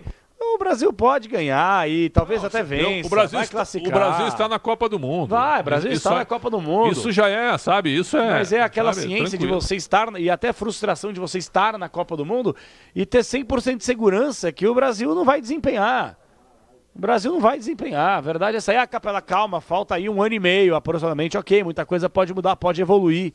Mas, infelizmente, de alguns anos para cá, nós estamos evoluindo. Esse é o problema, esse é o ponto do debate. Vamos lá, craque Banner. Põe a vinheta de novo, vamos lá, Misha, que eu distribuí tudo aqui errado. Vamos lá. O craque do jogo. Oferecimento Estrela Bet. Jogou, brilhou. Vamos lá, mestre Alexandre Pretzel. Quem foi o craque Bandeirantes? Será que pela primeira vez no Brasil e Venezuela teremos um craque Bandeirantes, o eleito um venezuelano? E o Soteldo não jogou hoje, hein? Sabe que a Venezuela também, ela teve um bom jogador, Savarino. Teve um bom jogador. Muito bom. Mas eu não vou dar pra ele o título, viu? Eu vou botar no Rafinha. Rafinha. Mas sem muita convicção, né? Sem muita convicção. Eu vou botar no único cara que tentou jogar bola, certo? É isso. Rafinha. Sem nenhuma convicção. Ramiro, pra você, quem foi o craque Bandeirantes? Vamos lá, Ramiro. Pretzel foi de Rafinha. Puzov, você também vota, vamos lá. Vou de Rafinha também, Capela, belo gol. Rafinha, o craque Bandeirantes do empate. Venezuela 1, Brasil também 1. Belo gol de falta, contribuição do goleiro. Mas ele foi pra rede na voz de Rogério Assis, o estrondoso. E explode canhão. Rogério Assis. Volta pro Brasil, Rondon perdeu pro Brasil, tentou tomar a frente pro Guimarães, porrada nele, é falta para o Brasil, posiciona a barreira, chance do Brasil, Vini, saiu da bola, Rafinha bateu no ângulo, bateu na trave, entrou! Gol!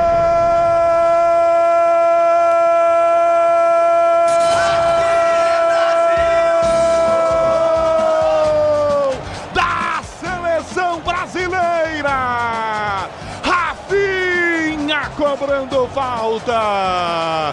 19 9 anos depois em eliminatórias, o Brasil faz um gol de falta. Rafinha de pé esquerdo, Vini partiu, a defesa se desmanchou toda. Rafinha bate no canto do goleiro, ele vinha pro lado direito, ela bate na trave e entra. É gol do Brasil em Maturim, cobrança de falta perfeita. Rafinha, Brasil, Venezuela 0, Romo não. Jornada Esportiva. Oferecimento Braspress, Nakata, Grupo Souza Lima, Disney Plus, Fios e Cabos Elétricos Sil, Tigre, Paraflu, Tenda Atacado, Previdência da Caixa, Ferramentas Steel e Estrela Bet. Futebol é com a Bandeirantes, vai, vai, vai, futebol. Apito Final. Na Rádio Bandeirantes. O pós-jogo completo.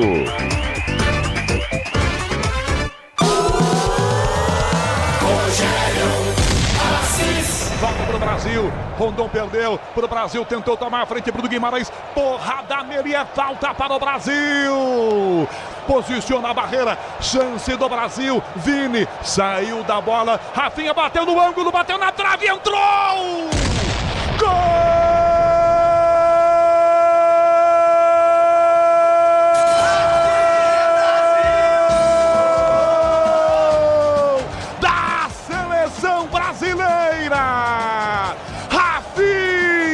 Cobrando falta. 19 anos depois em eliminatórias, o Brasil faz um gol de falta. Rafinha de pé esquerdo, Vini partiu, a defesa se desmanchou toda. Rafinha bate no canto do goleiro, ele vinha pro lado direito, ela bate na trave e entra. É gol do Brasil em Maturim, cobrança de falta perfeita. Rafinha, Brasil, Venezuela 0, Romo não tem jeito, tá feito. O Brasil faz 1-0, Pedro Ramiro. Roberto Carlos, há 19 anos, marcou contra a Argentina nas eliminatórias para a Copa do Mundo. Um gol que foi o último da seleção brasileira de falta nas eliminatórias. O Rafinha já havia feito o último pela seleção brasileira também de falta na disputa da Copa América. Um golaço de falta. Ele novamente coloca a bola no fundo da rede para salvar a seleção brasileira de quase um vexame. 1-0 pro Brasil. Tenta o passe pelo meio, Segovia toca no lado esquerdo, vai tentar o apoio com o lateral fechando. Angel com ele, vira o passe, belo cabeceia, entrada na grande área, vai no fundo, cruzou, Navarro atrás, arrumada pro gol, ajeitou, bateu direto pra bola, Martínez, golaço! Gol!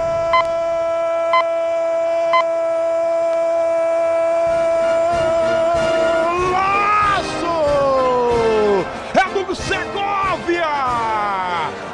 Golaço da Venezuela com 40 segundos do segundo tempo. A defesa do Brasil mal posicionada, ela vem preparada. Segovia enfia um canhão no ângulo direito e empata o jogo.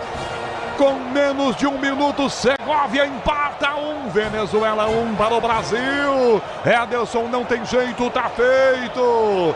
Segovia comemora muito, 1-1, Ramiro. Para brilhar o olho e também o dedo do auxiliar, Leandro Cudré, que coloca o Segovia ainda nesse intervalo de jogo para marcar o seu primeiro gol com a camisa da seleção venezuelana. O garoto de 21 anos bate de perna direita numa facada em cima da seleção da CBF, da seleção de Edinaldo Rodrigues, que empata 1-1. 8h16, abrindo os trabalhos, apito final, tudo ao vivo até as 10 horas da noite. Forte abraço para todos vocês que nos acompanham agora, ó. Respirando com mais calma, Brasil empatou, Venezuela 1, Brasil também 1. Uma vergonha, uma palhaçada, uma piada, tá tudo errado, verdade isso aí, tá tudo errado. Daqui a pouquinho tem entrevista coletiva do Dorival Júnior e ó, eu prometo a você, dentro do apito final, a gente vai colocar um destaque sobre Corinthians, São Paulo, Santos e Palmeiras, tá? fica aqui o convite para você acompanhar uma matéria especial sobre o São Paulo Futebol Clube, muito bem embolada pelo nosso repórter, papai do ano, hein? O papai do ano, Paulo do Vale, grande PDV. Vai achando. Pô, não sabia. PDV. Parabéns, cara. Que notícia maravilhosa, o papai do ano. Parabéns. Grande do Vale, sensacional. Ramiro. Mentira. O Capelães é o primeiro a falar que... Debote errado mesmo? Meu Deus do céu. Mentira, jura por Deus. Ele não falou pra ninguém, mano. Amém. Acho que a gente pode encerrar o apito final. Pô, mas que eu fiquei muito feliz, cara, por ele. Sim. Tu e a mídia inteira agora. O Brasil inteiro. A família do Vale. Vai sair no choquei agora. Acho que eu viajei um pouquinho. Colega mas de qualquer forma aqui, estendo aqui meu abraço a Paulo do Vale, a toda a família do Vale. Pô, agora eu fiquei até constrangido, pra falar a verdade. Pô, achei que já era público, eu fiquei sabendo aqui, fiquei super feliz por ele, mas é verdade, cara. Eu desejo muita saúde, muita alegria pra família e, acima de tudo, pro João Paulo do Vale, que vem aí sem dúvida alguma. Bom, dá pra reabrir o apito final, se a gente puder fazer de novo? Põe a vez do apito final pra gente conversar de novo. Vamos lá, vai. Volta a fita, isso, vai, vamos lá. 8h17, abrindo os trabalhos, apito final, Rádio Bandeirantes, estamos chegando com a sua participação. FM 90,9, faixa estendida 86.3, radiobandeirantes.com.br, aplicativo Bandplay, youtube.com/Rádio Bandeirantes Oficial. Mamãe, que bote errado, papai. Espero que ele não esteja ouvindo, a grande verdade é essa aí. Ai, meu Deus do céu, o que eu vou fazer agora, cara? Ô, Pretz, eu não tenho mais condições emocionais de tocar o programa. Você leva até as 10, por gentileza, Xandão? Eu vou embora. Eu vou me enfiar num buraco, só sai em 2040. É que tem um detalhe, são 2 sem condições.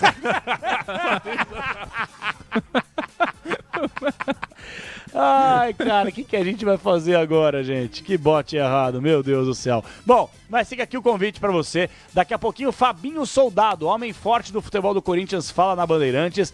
Júlio Casares conversou com o Bruno Milhozzi em instantes também, com essa matéria especial do grande Paulo do Vale, grande PDV, que vai fazer aí uma projeção 2025 do São Paulo Futebol Clube. E a pergunta que eu faço pra vocês, o 2025 tricolor, ele é nebuloso ou ele é promissor? Você vai entender o porquê que eu tô falando sobre isso com a matéria especial do Vale daqui a pouquinho. Tem Palmeiras com o Gustavo Soler, tem o Santos Futebol Clube com a Nina Gagliotti. Inclusive, eu vou fazer um suspense, eu vou dar uma João Clebada aqui. Agora eu vou fazer suspense, né? Depois de ter aberto a notícia do ano, mas tudo bem. Um jogador do Santos, titular do Peixe. Quem? Não vou falar. Vai dar entrevista exclusiva à Rádio Bandeirantes. Mentira. Amém. Vai falar conosco. Vai falar, não vai vetar. Grande Maradei, grande abraço pro Maradei, um dos melhores assessores, um dos melhores departamentos de comunicação do mundo do Santos Futebol Clube. Então nós teremos um papo aqui exclusivo com o jogador do Santos Futebol Clube, tá certo?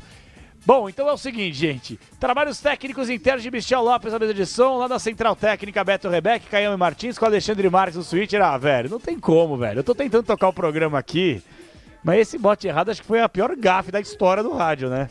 Na verdade é essa aí, né? Xandão, me ajuda, Xandão. Me ajuda, velho. Twitter do Choquei agora. Repórter. Ai, meu Deus do céu, cara. O que vai ser da gente desse programa? Até as 10 da noite isso, velho. Maravilhoso. Bom, vamos lá. Bruno Puzov me ajuda, o Pretzel não me ajuda, o Ramiro também não. Vamos lá. Bruno Puzov, o super placar Bandeirantes essa quinta-feira, pré-feriado. Vamos lá. Vamos lá, Capê. Daqui 10 minutos teremos um Defensores del Chaco, Paraguai e Argentina. Mais tarde, às 9 horas da noite, Equador e Bolívia. Mais cedo, pela Liga das Nações Europeia, a Inglaterra venceu a Grécia por 3-0. Gols de Curtis Jones, Bellingham e Watkins. Também a vitória da Itália contra a Bélgica por 1-0 e o empate por 0-0 entre França e Israel. Amanhã teremos outras duas partidas no centenário de Montevidéu, Uruguai e Colômbia, às 9 horas da noite, às 10h30, Peru e Chile, Capela. Boa. Pretzel, eu queria que você falasse um pouquinho aqui, daqui a pouquinho tem um gabarito com o mestre Pretzel, entrevista coletiva do Dorival Júnior. Quando terminar a coletiva de Dorival Júnior, a gente coloca um ponto final, chega de falar de seleção, a gente volta a falar dos clubes aqui do futebol paulista, principalmente. Por que os jogadores da seleção brasileira caíram tanto na pressão dos atletas da Venezuela? Se fosse aí um Brasil e Uruguai, Brasil e Argentina, até beleza, você tem elementos históricos para uma rivalidade. Porra, os caras do Brasil, jogadores brasileiros, atletas brasileiros, caíram na pressão dos jogadores da Venezuela. Por quê, Pretzel? Porque é um time descontrolado, né? Só quero responder o Antônio Prado. Vocês pegam no pé da seleção, todos os outros comentaristas acharam que o Brasil jogou bem. Não foi essa tragédia que vocês querem passar. Primeiro que nós estamos falando tragédia aqui. Nós só estamos falando... vergonha. A gente só está falando que o futebol apresentado é pobre. É isso, é pobre. E pela primeira vez na história o Brasil não ganha da Venezuela nas eliminatórias. Isso. Aí o Antônio Prado, que provavelmente, né, ele assiste o jogo cantando com... Eu sou brasileiro com muito orgulho e com muito amor. Com a mão no peito. Com a mão no peito. Isso aí já passou, Antônio Prado. O time do Brasil é fraco. Os últimos 10 minutos foram catados em campo. Tu imagina se é o Abel Ferreira que faz o que ele fez. Eu vou mais além. Imagina se é um treinador jovem que faz o que o Dorival Júnior fez no final, com 5 atacantes, alçando bola na área com um jogador a mais e sem um centroavante, sem um cabeceador. Hein? E aí que tá o detalhe. Se os outros comentaristas gostarem, eu não sou crítico, cada um tem a sua opinião. Se alguém gostou da seleção brasileira, parabéns. O primeiro tempo não foi ruim, não. O primeiro tempo foi bom. O segundo tempo, depois do pênalti, o lance do jogo, o pênalti perdido pelo Vinícius Júnior. Matou o Brasil. Aos 16. Quando ele erra o pênalti, o Brasil se descontrolou no jogo e o Dorival também. O Dorival se perdeu na questão tática. Se perdeu. Aí está o detalhe. O lance do jogo foi o pênalti perdido pelo Vinícius, que entrou em parafuso, ficou discutindo e batendo boca ao invés de jogar bola, e o Dorival Júnior atrapalhado nas suas substituições e no seu modelo de jogo também. Eu resumo dessa maneira, até para responder o nosso internauta. Agora, o Brasil entusiasma. Antes do jogo a gente já tinha falado. Já tínhamos falado antes do jogo, o Brasil não entusiasma. Não entusiasma. Outra coisa, nós estamos assim, ó, numa reta final de temporada. Dia 23 tem final de Sul-Americana com o brasileiro, perfeito? Contra o Racing. Dia 30 tem uma final de Libertadores com 2 brasileiros. E em território estranho. Estranho que eu digo a nós. O jogo no Monumental de Núñez, na Argentina, e já com 60 mil ingressos vendidos. 50 mil do Botafogo, 10 mil do Galo. Exato. A gente pode ter uma epopeia brasileira, um feito histórico, lotar o estádio de 80 mil pessoas com 2 torcidas brasileiras, que eu sempre imaginei que seria possível. Então é o seguinte, ó, tá todo mundo esperando esses 2 jogos e todo mundo esperando a definição da Série A do brasileiro. Tanto no título quanto na luta para não cair. Claro. Aí acontecem 2 jogos da seleção. O que a gente espera? No mínimo futebol, certo? No mínimo. Agradável de ver. O futebol não precisa ser maravilhosamente bem jogado, mas o mínimo de futebol bem jogado. Ainda. É com organização. Nada contra o time da Venezuela, é fraco. Pô, a melhor geração da história, fraca. A melhor geração fraca da Tem história. o Soteldo ainda hoje, hein? Não, mas calma aí também, Mas né? Soteldo que é um dos melhores jogadores da seleção, Titular, né? Pra te ver como é que tá o negócio. É um jogador normal, o Soteldo. É um jogador normal, o Soteldo. Do Savarino é bom. E aí é o seguinte, ó, o que o Brasil apresenta? O primeiro tempo até criou, aí toma o gol a 10 segundos, 20 segundos do segundo tempo, quer dizer, você volta do vestiário totalmente desconcentrado, o Segovia entra na primeira bola que ele toca, ele faz o gol. E foi um bonito gol. Então é o seguinte, ó, é difícil confiar no Brasil. A seleção brasileira hoje é inconfiável e o Dorival Júnior, que eu gosto muito dele, gosto da comissão técnica dele, ele está inseguro no comando técnico da seleção. O Brasil cumpriu a sua obrigação quando ganhou do Chile e do Peru, certo? 2 seleções pavorosas, que estão fora da Copa. Chile e Peru estão fora da Copa, só um milagre, estão fora da Copa. Então ficam Venezuela, Paraguai e Bolívia brigando pela 6ª e 7ª vaga. Tem 5 times na Copa já. Eu acho que a Bolívia tá fora, a Venezuela ainda. Eu acho que a Bolívia tem que jogar lá, né? Vai jogar a 4 mil metros. Porque o treinador é esperto. Vem cá, a gente joga quantos? 13.600? Não, vamos jogar 4 mil. Se ele sofre a 13.600, temos que jogar 4 mil, que é a chance de a gente ganhar aqui e tentar uma vitória fora contra alguém. Claro. Já ganhou do Chile. Já conseguiu ganhar do Chile. Então a Bolívia tu não pode tirar. Então é o seguinte, ó. Argentina, Uruguai, Brasil, Colômbia e Equador, certo? Estão na Copa. Paraguai, Bolívia e Venezuela brigam pela 6ª vaga direta. E brigam também pela vaga de repescagem. São 3 times brigando por 2 vagas. Uma direta e outra pela repescagem. A eliminatória tá definida. Tá definida. O Brasil agora não vai ficar fora. Não vai. Agora nós estamos esperando o quê? O futebol no mínimo agradável. Sim. O Muricy Ramalho, que eu participei de uma entrevista com ele dia 12 de outubro, ele falou a grande dificuldade que o Dorival tá, e ele me falou sobre isso, nós estamos falando de um mês atrás, né? É que ele não tem o dia a dia. Mas a seleção é assim. Pois é, a seleção é assim. Qual seleção do mundo tem o dia a dia? O técnico do Paraguai, o Gustavo Alfaro, que assumiu depois da Copa América, também não tem o dia a dia. E o Paraguai está invicto. O Paraguai está 4 jogos invicto. Então é o seguinte, ó, não adianta dar essa desculpa. A gente precisa de um novo modelo, a gente precisa de um treinador estrangeiro com novas ideias, certo? Um treinador mais próximo a esses jogadores que atuam na Europa. Como é que são os mais próximos? Que jogue mais com eles, esteja mais com eles, perfeito? O técnico do Brasil hoje, infelizmente, ele tem que morar na Europa. Infelizmente. Ah, como assim? Tem que morar na Europa? Porque para ficar perto dos jogadores, para ficar conversando com os jogadores, convencendo que vestir a camisa da seleção é importante, é isso. Para mim, é isso. E a impressão que dá, né, até do trabalho do Dorival, que eu acho que... E hoje ele demonstrou muito isso. Ele sabe que ele está vivendo um grande sonho. O sonho do Dorival, tenho certeza que era comandar a seleção brasileira. Mesmo que quando ele assumisse, ele sabia que ele não era o favorito. O Edinaldo falava que o favorito era o Ancelotti. E o Ancelotti e andou para a seleção brasileira e para o Edinaldo.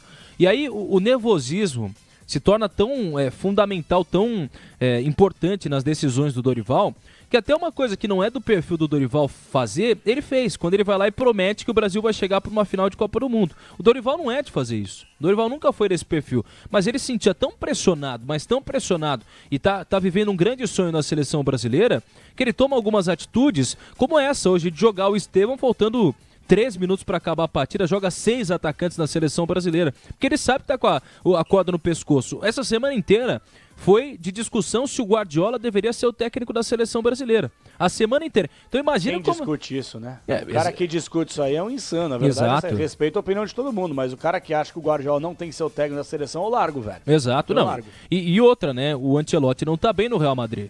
Já há a possibilidade dele deixar o time do Real Madrid. Então é por isso que se torna uma pressão muito grande do Dorival. Ele não tá sabendo lidar com isso. Ele não tá sabendo lidar com essa pressão. Eu não sei não, se o Dorival não conseguiu um bom resultado, ele acaba saindo da seleção brasileira. Já que falamos de Dorival Júnior, daqui a pouco o técnico da seleção brasileira vai falar, inclusive, sobre esse resultado. Ele que, desde que chegou à seleção brasileira, só perdeu um jogo. É verdade, os números do Dorival não são ruins sob o comando da seleção brasileira. Ele, inclusive, conseguiu se firmar com as 2 vitórias que vinha já no meio do caminho. E aí é um técnico que ainda está tentando achar o espaço dele. Hoje tivemos, inclusive, o Dorival em 13 jogos, 6 vitórias, 5 empates, agora 6 empates na verdade, e uma derrota. 13 jogos, 6 vitórias, 6 empates e só uma derrota. Só queria falar algo, daqui a pouquinho tem o Dorival, como falou muito bem o Ramiro, eu só queria dividir com vocês dois, com vocês três, aqui com os ouvintes da Rádio Bandeirantes, pro Zóvio, Ramiro, Pretzel, ouvinte Bandeirantes, que é o seguinte, eu acho que é uma incoerência, e eu gostaria muito de estar hoje na entrevista coletiva do Dorival para fazer um seguinte questionamento. Dorival, você recentemente garantiu e falou, podem me cobrar que a seleção brasileira estará na próxima Copa do Mundo, na final. Como é que você pode trazer isso? Quais elementos que você se apoia diante de um jogo ridículo contra o Paraguai que não vencemos, diante da seleção da Venezuela que em 2 jogos na história a gente não conseguiu vencer? O que você pode pensar sobre isso, Dorival? Porque dá a impressão que você está sapateando na cara do torcedor, justamente por uma questão emocional, por pressão, por tudo isso, cara. Uma vergonha. Vamos ouvir então o Começou? Dorival Júnior. Começou o coletivo Dorival Júnior. Vamos acompanhar o técnico da seleção brasileira.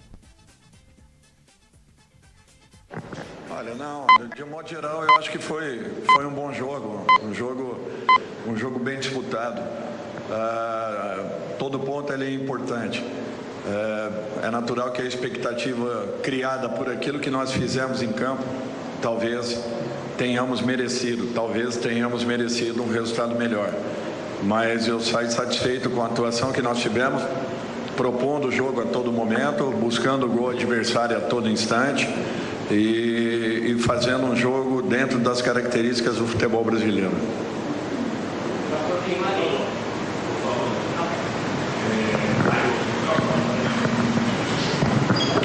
Estamos ouvindo a coletiva do técnico Dorival Júnior. Rancés González para Se Habla Deportes.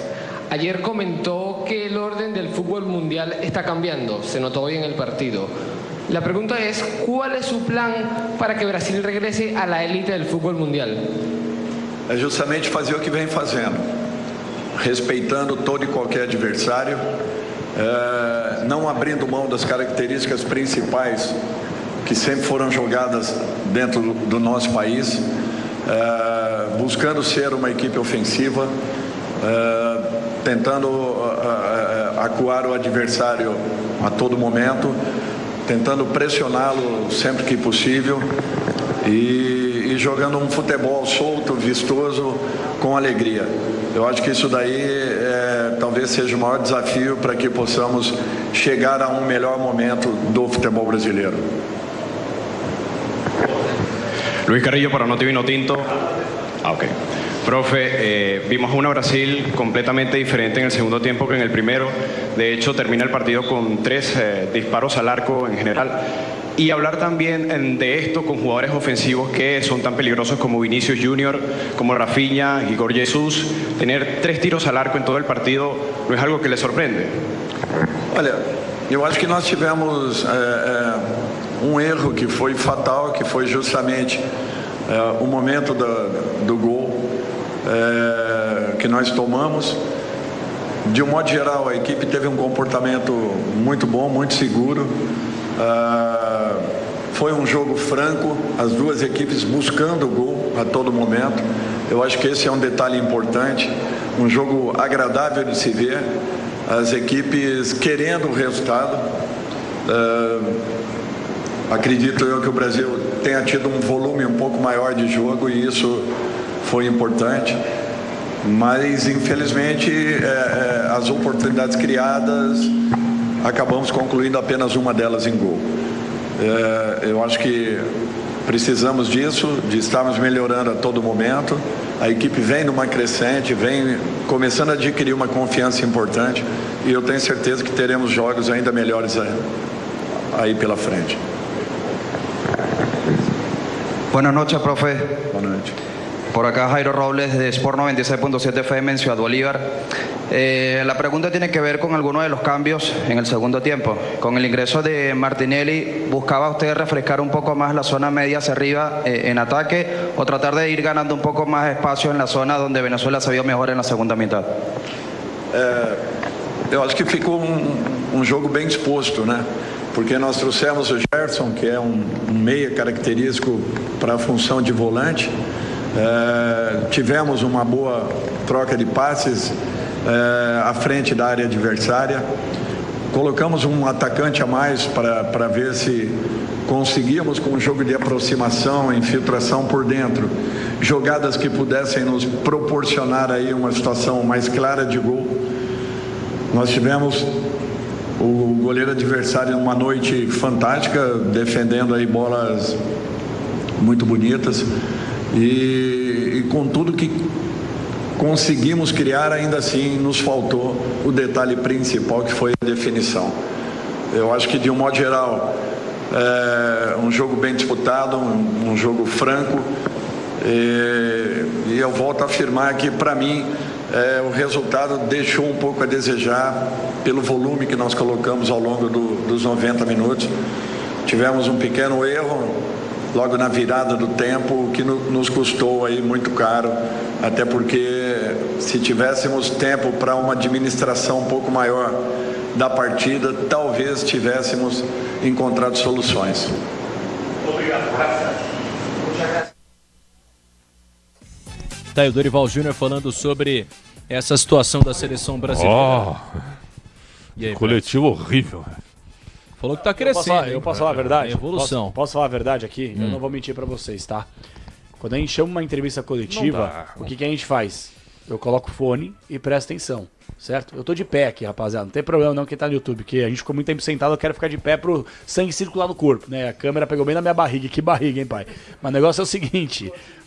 Quando ele abriu a coletiva falando foi um bom jogo, eu desliguei. Claro. Eu fui fazer xixi, eu fui encher minha garrafinha d'água, eu não ouvi o que ele falou. Foi um bom jogo, larguei, Prédio. O treinador tem que ter autocrítica, certo? Quando o Brasil não está jogando bem. Quando ele começa dizendo que nós fizemos um bom jogo e estamos numa crescente. Fizemos um bom jogo e estamos numa crescente. Ultimamente os treinadores, viu? Os treinadores, eles têm brincado com a inteligência. Inteligência da opinião pública, brincado com a inteligência da imprensa. Viu? Não tem cabimento isso aí, cara. Me desculpe, viu? Não tem cabimento ouvir uma entrevista coletiva dessa. A entrevista foi tão ruim quanto a atuação dele durante o jogo. Tá atrapalhando aqui a minha câmera aqui, ó. Atrapalhando. Estamos no ar, viu? Apenas para avisar que nós estamos no ar. Vem cá, mestre. Eu me desculpe os ouvintes aí, viu? Tá que eu tô terminando aqui o meu comentário, mas tá vendo uma interrupção. É o Pac-Man, tá brincando de Pac-Man? Viu? Tá vendo uma interrupção aqui. Certo? Não, cara, é que, viu? A câmera... não há problema nenhum ficar em pé, até problema, porque velho. são quase 4 horas sentados. Sim, eu não tô reclamando, não, eu tô de pé também. Então, perfeito, acho que não tem problema nenhum. Eu tô de pé, aqui, a câmera aqui, a gente tá de pé. Gente, a gente fica muito tempo sentado, então tem que ficar de pé pra circular o sangue no corpo, Pra dar uma circulada. Ai, gente, a gente se diverte, né? Bom, já foi isso a coletiva do Dorival? Só isso? Nota da coletiva, tá? Nota da coletiva. Nota da coletiva. 3. Nota da coletiva. Passa de ano, dependendo, né? Não, respeitando as perguntas que foram feitas, mas ele com as Mas qual é a respostas. pergunta? Vai, você tá lá na entrevista coletiva. Cara, mas... Alexandre Pretzel, Rádio Bandeirantes, vamos lá. O Pretzel ia perguntar o seguinte, eu vou tentar antever os fatos. Vai jantar onde ele depois, Dorival? Dorival, como você dormiu bem hoje? Não, mas ele ia perguntar assim, por que você convocou o Martinelli depois e colocou... Eu não vou perder uma pergunta para isso, mas que ele foi... A minha pergunta é a seguinte, você terminou o jogo com 5 atacantes, um meio atacante, certo? E o Brasil não chutou nenhuma bola no gol da Venezuela. Como é que você explica isso? 5 atacantes mais um meio atacante e o Brasil não chutou uma bola no gol da Venezuela, num goleiro com um jogador a mais e num goleiro que estava perturbado. E sem confiança. Certo? Sem confiança, ainda que ele tenha defendido o pênalti. O Dorival ia falar assim, não, estamos numa crescente. É difícil. Cara. Eu fico um pouco chateado porque assim, eu acho que eu posso falar pelo Pretzel aqui. A gente conhece o Dorival há muito tempo. É uma das melhores pessoas, eu vou falar por mim então agora, uma das melhores pessoas que eu conheço no futebol. Sim. Agora, é impressionante, velho. Basta alguém entrar na CBF que essa pessoa se converte. As coletivas do Dorival não eram paupérrimas. É que isso nem... mesmo, você tem razão. Entendeu? Então isso dá uma brochada, a verdade é essa aí, velho. Dá uma grande brochada. Tem razão. Que você não vê evolução, até mesmo no pensamento do treinador que acha que tá tudo legal. Empatar com a Venezuela de novo. Tá o Uruguai, bacana, parabéns. O Uruguai vem de 2 empates, tá? O Uruguai empatou com a Venezuela e empatou com o Equador, né? O Uruguai vai enfrentar agora a Colômbia amanhã, perfeito? E depois pega o Brasil na terça-feira.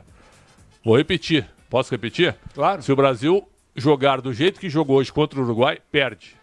Perde o jogo dentro de Salvador. Perde feio. Se jogar da maneira como jogou hoje contra o Uruguai. O Uruguai em crise de relacionamento dos jogadores com Marcelo Bielsa.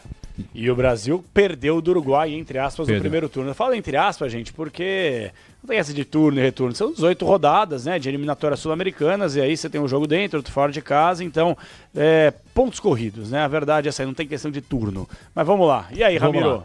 E aí, o detalhe é que a seleção brasileira começa a pensar já no próximo jogo, mas vai ter uma grande dificuldade, né? Obviamente viagem e tudo mais. O Brasil ficou pouco tempo na Venezuela, antes ficou se preparando em Belém do Pará, fez algumas atividades no Mangueirão, aliás, são um dos lugares favoritos de João Paulo Capelanes. Adoro o Mangueirão. Dentro lá do Mangueirão. E o detalhe é o seguinte, depois viaja já direto ao Nordeste brasileiro para jogar contra a seleção do Uruguai. Só que tem um detalhe, né? A seleção faz essa pausa, o Dorival está bastante pressionado e depois, em março, tem mais 2 desafios. Atenção para os 2 desafios que a seleção brasileira tem pela frente. Além do Uruguai, o Brasil pega a Argentina e a Colômbia. 3 desafios gigantescos. Repita as datas então. Primeiro o Uruguai, depois a Argentina, depois a Colômbia. Vamos lá. Isso, o Brasil joga agora, já na terça-feira, diante da equipe do Uruguai. E depois em março, dia 29 de março, tem um desafio contra a equipe da Argentina. E depois ainda na mesma semana contra a Colômbia. Olha, 2 cascas grossas. Pergunta, Pretzel. Dorival estará na área técnica comandando o Brasil contra a Argentina e Colômbia? Estará porque o presidente Edinaldo Pilatos já confirmou. Edinaldo Pilatos. Por que Pilatos? Para quem não sabe. Não, porque ele lava as mãos todos os dias, né? Antes de tomar alguma decisão, né? Padeceu do Pontos Pilatos. Né? Exatamente. Então, sabe, existe uma certa relação. Certo? Então é o seguinte, o presidente Edinaldo Pilatos... Para ficar rindo, cara... Essa é boa, essa foi boa. Isso é muito criativo. Não, e aí ele garante Dorival Júnior, né? Mas viu, tem um problema sério nessa garantia, sabe por quê?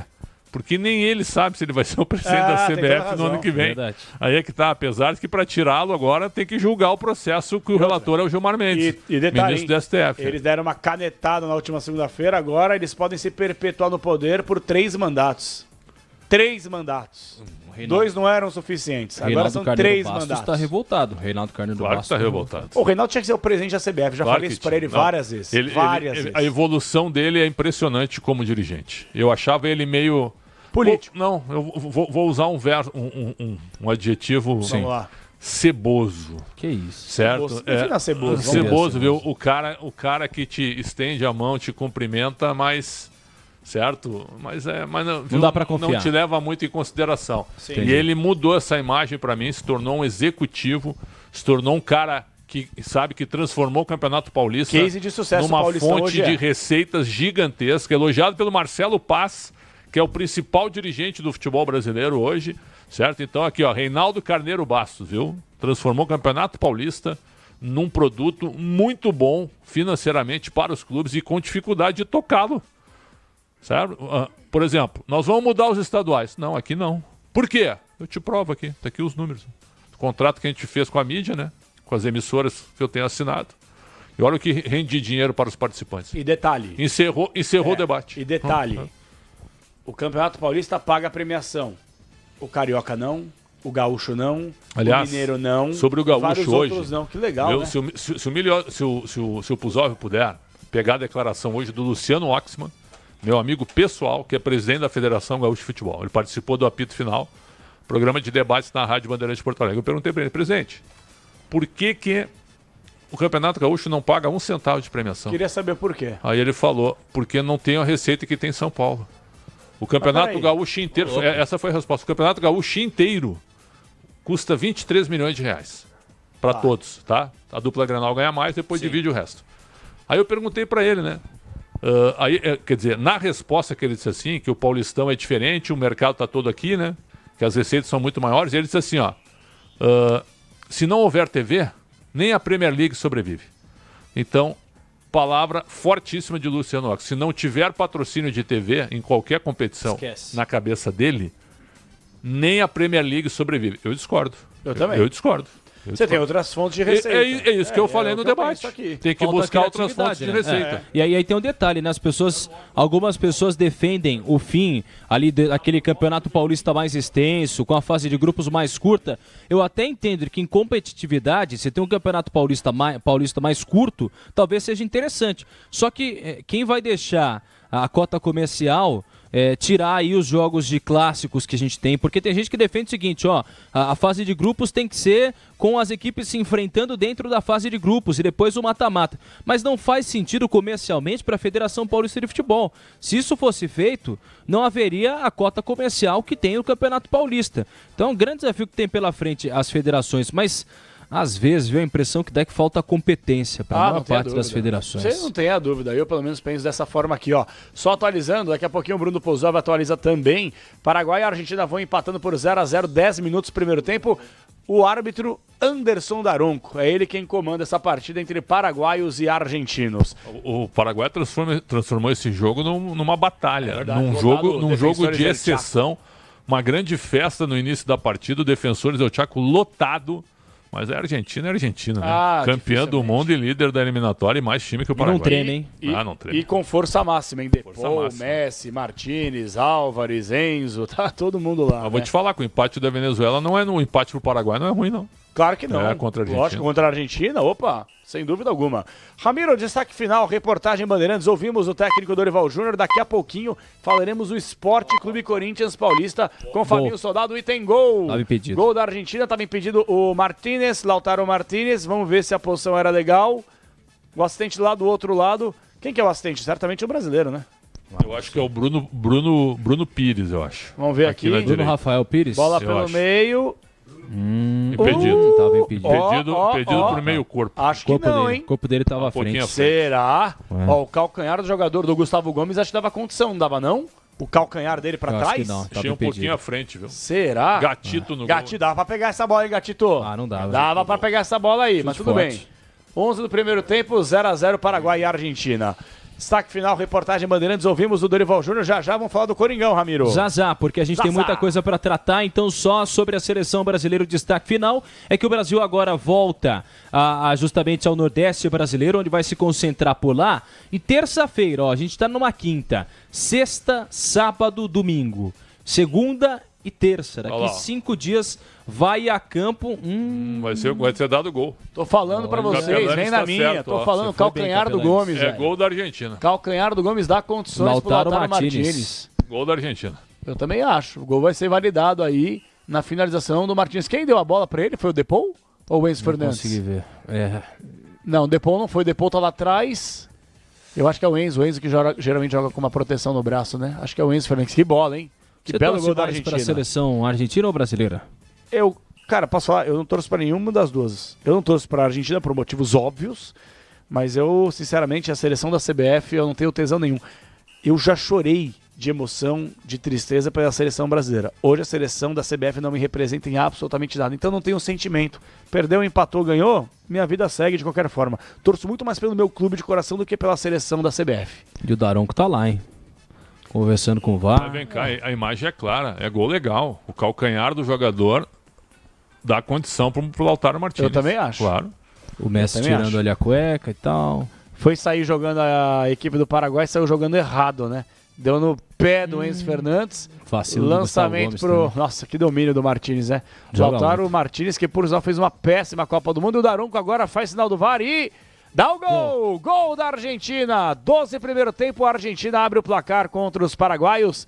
Lá no Defensores del Chaco, em Argentina, 1 gol do Martínez, 0 para a seleção do Paraguai. E aí, Ramiro? É o detalhe que agora a seleção brasileira também vê com um pouco mais de frustração. Se o Brasil pensava em tentar assumir, quem sabe, uma liderança do grupo, aliás, da fase eliminatórias, dificilmente conseguirá, porque a Argentina está disparando nessa disputa com bastante tranquilidade. Então, o Brasil começa a pensar no próximo desafio, terça-feira, em Salvador, jogo que acontecerá contra o Uruguai, e depois tem só a Argentina e também a Colômbia pela frente. Os desafios do técnico Dorival Júnior. Aliás, o Wanderson não estará no próximo jogo, em desfalque para a seleção brasileira. Vai jogar o Danilo, né? Ah, com certeza. sim. Com certeza. Bom, e realmente foi um passe maravilhoso do Enzo Fernandes, finalização do Lautaro Martínez, 1-0 na falha do Gustavo Gomes, hein?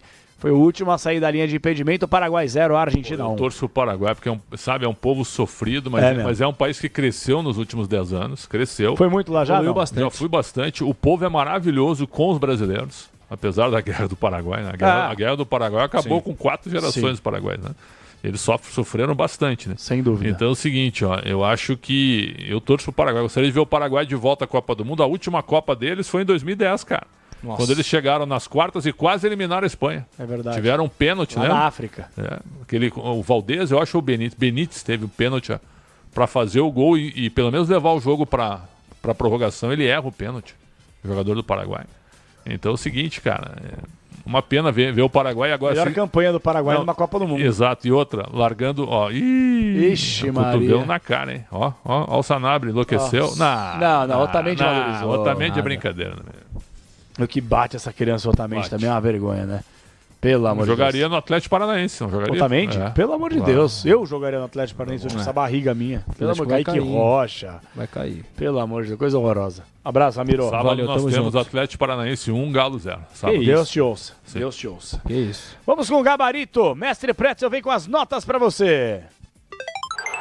Gabarito do jogo. Começar aí com a Venezuela, vai. Romo, o goleiro toma amarelo. Pegou um pênalti. Não, assim, ó, a nota dele é dividida em duas partes. A primeira parte, ele falha no gol e comete um pênalti bizonho. A nota dele aí seria 3. Aí ele defende o pênalti. A nota sobe para 6. Boa. Aramburu. Entregou a paçoca o Aramburu, Nossa, hein? Aramburu, hein? 3. Rubem Ramírez. Ramírez, 5. Angel, outro zagueiro. Zagueiro do Criciúma, 4. Miguel Navarro, lateral esquerdo. O melhor da defesa, 5,5. Herrera, volante. Herrera saiu machucado, né? Aos 14 minutos do primeiro tempo, sem nota. E o Cáceres entrou na vaga dele e tomou amarelo. E não entrou mal, não. Melhorou o time, nota 6. Olha, eu acho esse jogador muito limitado tecnicamente, mas olha que ele se doa, se entrega, se dedica, é uma coisa impressionante. José Martínez, jogador do Corinthians. Sim, e outra, o Wanderson teria que ter sido expulso. Ele foi agredido pelo Wanderson na falta, mas eu acho que ele não fez um jogo tão bom assim. Muito lutador, tem alguma dificuldade com a bola. 5,5. Rincon entrou na vaga dele. 5. Savarino joga muito. O melhor do time da Venezuela, 7. Bello. É belo, né? Mas tem 2 L's, vamos de Belo, vai. 4. 4. Hora extra no jogo, 4. Alexander Gonzalez foi expulso por agressão. 2. Rondon, atacante. Rondon, 6,5. Bom de bola esse cara aí, hein? Não, 6,5, quase fez 2 gols. 6,5. Experiente, hein? Sim. 35 anos, me fala aqui o Ramiro. Cádiz, atacante, entrou na vaga do Rondon. Entrou os 35 do segundo, fez nada, sem nota. John Murilo tomou amarelo. John Murilo, 5, muito lutador. O Segovia também tomou amarelo, mas fez o gol de empate. O Segovia merece uma nota 7, porque na primeira bola que ele toca, ele empata o jogo. Fernando Batista, técnico da Venezuela, deu um nó no Dorival Júnior? Não, é o seguinte, eliminatória tu tem que classificar. E quando tu pega a seleção melhor, se você empata, tua nota é alta, né? Nota 7 pra ele. Pega a média da seleção venezuelana hoje. 5,5. 5,5. Passa bem de ano, hein? Quem diria? Nota 5,5 para a Venezuela diante do Brasil. Atenção, você que está ouvindo a rádio agora. Pela primeira vez na história, atenção, ouvinte da Rádio Bandeirantes. Você que está ouvindo a gente. Pela primeira vez na história do mundo, na história, não das eliminatórias, na história, numa disputa de eliminatórias sul-americanas, o Brasil não conseguiu vencer a seleção da Venezuela. Primeiro jogo no Brasil, empatamos também por 1-1. E jogando fora de casa, empatamos também por 1-1. Então, pela primeira vez na história, o Brasil termina uma eliminatória sul-americana para a próxima Copa do Mundo sem vencer a seleção venezuelana. Que fase. Por falar em Brasil, vamos com as notas da seleção brasileira. Ederson, goleiro. 5. Fala pro seu negócio, viu? Tava louquinho pra entregar hoje. Porque com a mão também não é esse fenômeno, com muita gente pinta e tal. E com os pés, velho, todo jogo entrega uma paçoca. Pode me chamar de louco. Tá na hora Hugo Souza na seleção brasileira. Titular? Não, mas pelo menos para estar no elenco. Hugo Souza. Quais seriam seus 3 goleiros? Meus 3 goleiros seriam... Seria o Ederson, quase gol do Paraguai. Torci aqui, cabecei no travessão. Nossa, se dentro da pequena área. Desculpa, pessoal, é que eu tô vendo aqui, eu gosto do Paraguai. Meus 3 goleiros, certo? Alisson, Hugo Souza e Carlos Miguel. Golaço! Que golaço do Paraguai. Quem fez? Sanabria. Que golaço. Quase bicicleta, uma meia bicicleta. Vamos lá, 20 minutos, quase 19 minutos do primeiro tempo. Sanabria empata o jogo, Paraguai e Argentina 1-1. Festa no Defensores del Chaco, hein? Festa no Defensores del Chaco. Eu não vi o gol aqui, tava olhando pro Pretzel dando o gabarito. Vamos ver aqui, vai. Narra o gol aí, vai, no rebote, vai, vamos lá, no Lá replay. veio o Paraguai pela direita, a Argentina vence por 1-0, gol marcado por Lautaro Martínez. Ataque agora do outro lado pela esquerda, o cruzamento para a área, a defesa afasta mal, domina, Almiron vai na direita, levanta a cabeça, vai fazer o cruzamento, cruzou, Sanabria de meia bicicleta, Nossa! Golaço! Que isso, velho. Gol! Golaço, velho. Do Paraguai! Que isso, velho. Irmão, isso aí Sanabria, 18 do primeiro tempo. Um gol de uma meia bicicleta maravilhosa no meio de 3 zagueiros argentinos. Cruzamento do Almiron. Jogadores comemoram demais. O Bobadilha que joga no São Paulo. O Paraguai empata 1-1 pro Zóvio. Numa bela jogada, muito bem trabalhada pelo time do Paraguai. Velasquez no cruzamento e Sanabria, de costas para o gol, virou uma bike e gol do Paraguai. 1-1 no placar. Destaque do gol melhor que a narração, viu? Com todo respeito. Não tem problema, cara. Não tem problema. A gente tá aqui pra ajudar, né? O Ramiro gostou, né? Ô, Pretzel, você falou meia bicicleta, isso aí pra mim é uma bicicleta, viu? Tu achou que é bicicleta? Achei que é meia, ele já vem caindo. Que já. isso, velho. Olha aí no YouTube aí, ó. Ele já vem Fizemos caindo. uma divisão através da Ana Marcel. De um lado, Ulisses, do outro, Mestre Pretzel, hein? É o Alê? Não é possível, é o Alê? Olha lá. Aí, ó. Cada vez que eu narro, o Ulisses estremece. Mas eu Ele não quero seca, fazer emagrece, isso. né? Tanto Não, que ele porque sua. Eu amo o Ulisses Costa, então calma. Vamos lá, as notas da seleção brasileira. O Ederson tirou que nota mesmo? Ederson, 5. 5. Wanderson. Wanderson, 2. Marquinhos, zagueiro. Marquinhos, 5. O outro zagueiro é Gabriel Magalhães. 5. Abner, lateral esquerdo, revelado. Vai. 4. Hã? 4. Tão mal de lateral, hein? Os 2 laterais foram muito mal hoje. Bom, aí é o seguinte, velho. Faltando 3 minutos pra acabar o jogo, o Abner saiu pra entrada do Estevão. Dá pra dar nota, Sem né? nota. Sem nota, né? Cara, eu acho uma sacanagem isso aí, A velho. gente tem que ser coerente, sem Eu nota. acho uma sacanagem com o menino, meu. 3 minutos pra acabar o jogo. Dorival, garoto, vem cá. Ah, vai pro inferno, velho. Bruno Guimarães jogou nada também. Nada, 5. Gabriel Martinelli tomou amarelo. 4. Gerson. Gerson, 6,5 pelo primeiro tempo. Rafinha fez gol de falta. Rafinha, 7,5 pra mim, o melhor da seleção. Savinho, jogador do City. 4. Luiz Henrique hoje não brilhou. Mas entrou bem melhor, 5,5. Igor Jesus não tocou no caroço. 5. Também vou te falar o Igor Jesus, hein? Calma. Calma. Muita calma, muita tá? calma, muita calma. Lucas Paquetá entrou também. Paquetá não fez nada, cara. 4,5. Vini Júnior errou o pênalti. Errou o pênalti, mas trabalhou bem no primeiro tempo. Mas o pênalti foi a bola do jogo, né? 6. Técnico Dorival Júnior. 5. O conjunto da seleção brasileira. A nota no geral? É. 5,5. Empate com a Venezuela. 1-1 no Isso placar, aí. 5,5. A Venezuela também recebeu a sua nota. Arbitragem, Pretzel. Ele não expulsou o Wanderson. Ele tem que expulsar o Wanderson. No Brasil, o Wanderson estava fora. Ele olhou para o tamanho da seleção e pipocou para não expulsar o Wanderson. Então a Venezuela foi muito prejudicada. Então a nota dele cai bastante, nota 4. Que nota merece Mestre Pretzel nos comentários? A média, né? Tu pede sempre a média, né? 8. 8, né? Será que as pessoas levam a sério o que a gente fala aqui?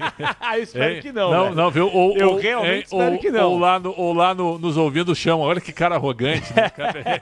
Pessoal, é só uma brincadeira que a gente faz aqui, viu? Até porque sacanagem... É prioridade. Sempre. Tem gente que não gosta, a gente respeita, mas sabe, é uma brincadeira. Só uma brincadeira. É isso aí. Mestre, até amanhã, hein? Ah, não. Amanhã você tá off, né? Amanhã eu tô off. Amanhã tá off, tá bom. Então semana que vem você tá de volta.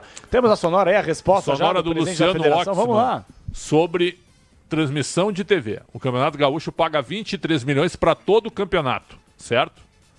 No Paulista, os 4 grandes ganham só para participar 40 milhões cada um. Vamos ouvir o Luciano Oxman. Se não tiver TV, não sai campeonato? Não consegue mais fazer. Se a TV parar de pagar o Campeonato Brasileiro, acaba o campeonato. Se a TV Eu acho que parar, não. se a Conmebol parar de receber lá 400 bilhões de reais, ela vai conseguir pagar 130 mil dólares por jogo para quem vencer. A lógica é a mesma. A lógica é a mesma. Se a TV parar, a gente sabe. Os clubes dizem, se não renovar com a TV, a minha principal fonte de receita é o que vem da TV. As ligas estão brigando pelo quê? As ligas estão brigando por direitos de TV. Eu não vi em nenhum momento elas questionar o seguinte, como é que nós vamos fazer o sistema de competição nosso aqui? As ligas debatem valor, dinheiro. Eu quero 20% agora por 50 anos, vai me dar 100 milhões, eu já gastei. Então, assim, é lógico que se a TV parar de patrocinar qualquer campeonato, esses campeonatos vão parar de existir ou eles não vão pagar nada. Quanto é que a TV paga para Grêmio, Inter e para os clubes do interior, Luciano? A TV atualmente ela está pagando 23 milhões de reais pelo Campeonato Gaúcho. Inteiro? O bolo total. Só a Portuguesa no Paulistão ganha 8 milhões. A realidade econômica de São Paulo ela é totalmente diferente e sempre foi. Quando a federação ganhava lá no último campeonato, ganhou 45 milhões de reais, a Federação Paulista ganhou quase 200. Tá aí, Capelanes, acho que foi uma resposta fortíssima. Foi. O Luciano Oxman é um cara jovem, meu amigo pessoal, certo? A entrevista, na entrevista a gente muda um pouquinho, né? Não leva tanto, e tem um respeito absoluto e eterno, mas eu pergunto que tem que perguntar, né? Claro que sim, então é a sua função e ele também responde da forma que ele embasa. Ele é um cara maravilhoso, ele entende isso. Só fico um tanto quanto preocupado porque me parece o seguinte, ele não tem novas ideias. Ele não tem conhecimento de buscar novas receitas. Não, porque você dá uma declaração dessa, você assinar um atestado de incompetência. Aí eu posso baixar o valor que eu ofereço. Opa! Ah, é? Tá na mão então da TV? Seguinte, então, 23, eu vou te dar 10, então. Isso, e aí? Já que tu acha que sem TV não tem. Isso é um problema, cara. É um problema. Abre uma porta aí. Você tem toda a razão. Quando você fica só na mão, por exemplo, o Reinaldo Carneiro Bastos, quem já criticou muito, é bem verdade. Gente, eu acho que até covardia, né, Pretzel? Você que trabalhou muito tempo na imprensa do Sul, na imprensa gaúcha, seria até covardia da minha parte comparar. O dinheiro muitas vezes está em São Paulo, a gente sabe. Não dá, é aqui que movimenta, é até incomparável essa situação. E todo mundo entende isso. Mas o futebol gaúcho, que é um futebol forte, indiscutivelmente, com uma mídia forte, com uma torcida forte, como é que você pode ficar só na mão de um veículo, literalmente falando? Impressionante. Não, Quer dizer, tu abre uma licitação. Isso. E aí é o seguinte, vamos lá, se o Grupo RBS fala, não fica exclusivo. Estadual, e aí, acabou? Não tem campeonato gaúcho? Não, claro que tem, viu? Mas não fica exclusivo, entendeu? Sim. Busca outras mídias. É isso que eu tô falando. O YouTube hoje é forte, o stream é forte. O Marcelo Paz, eu vou mandar a entrevista que o Marcelo Paz nos deu para o Luciano Oxman. Boa. Você acha que vou mandar para ele. Claro que vai ouvir. Vou mandar para ele. Vou mandar para ele porque o Marcelo Paz deu uma aula aqui no último domingo sobre busca por receitas. Você né? tem toda a razão. Foi aula. Você tem toda a razão. Uma aula. Mestre, fala em aula, bom descanso, bom feriado. Segunda-feira estaremos juntos. Eu quero te dizer que hoje hoje eu ganhei a minha noite, porque foi uma terapia. Quando tu anunciou com exclusividade, viu? Mandei mal, né? A vinda de um rebento, viu? De um herdeiro. De um herdeiro, de um grande amigo nosso. Atenção, sem a família saber. Então eu quero dizer que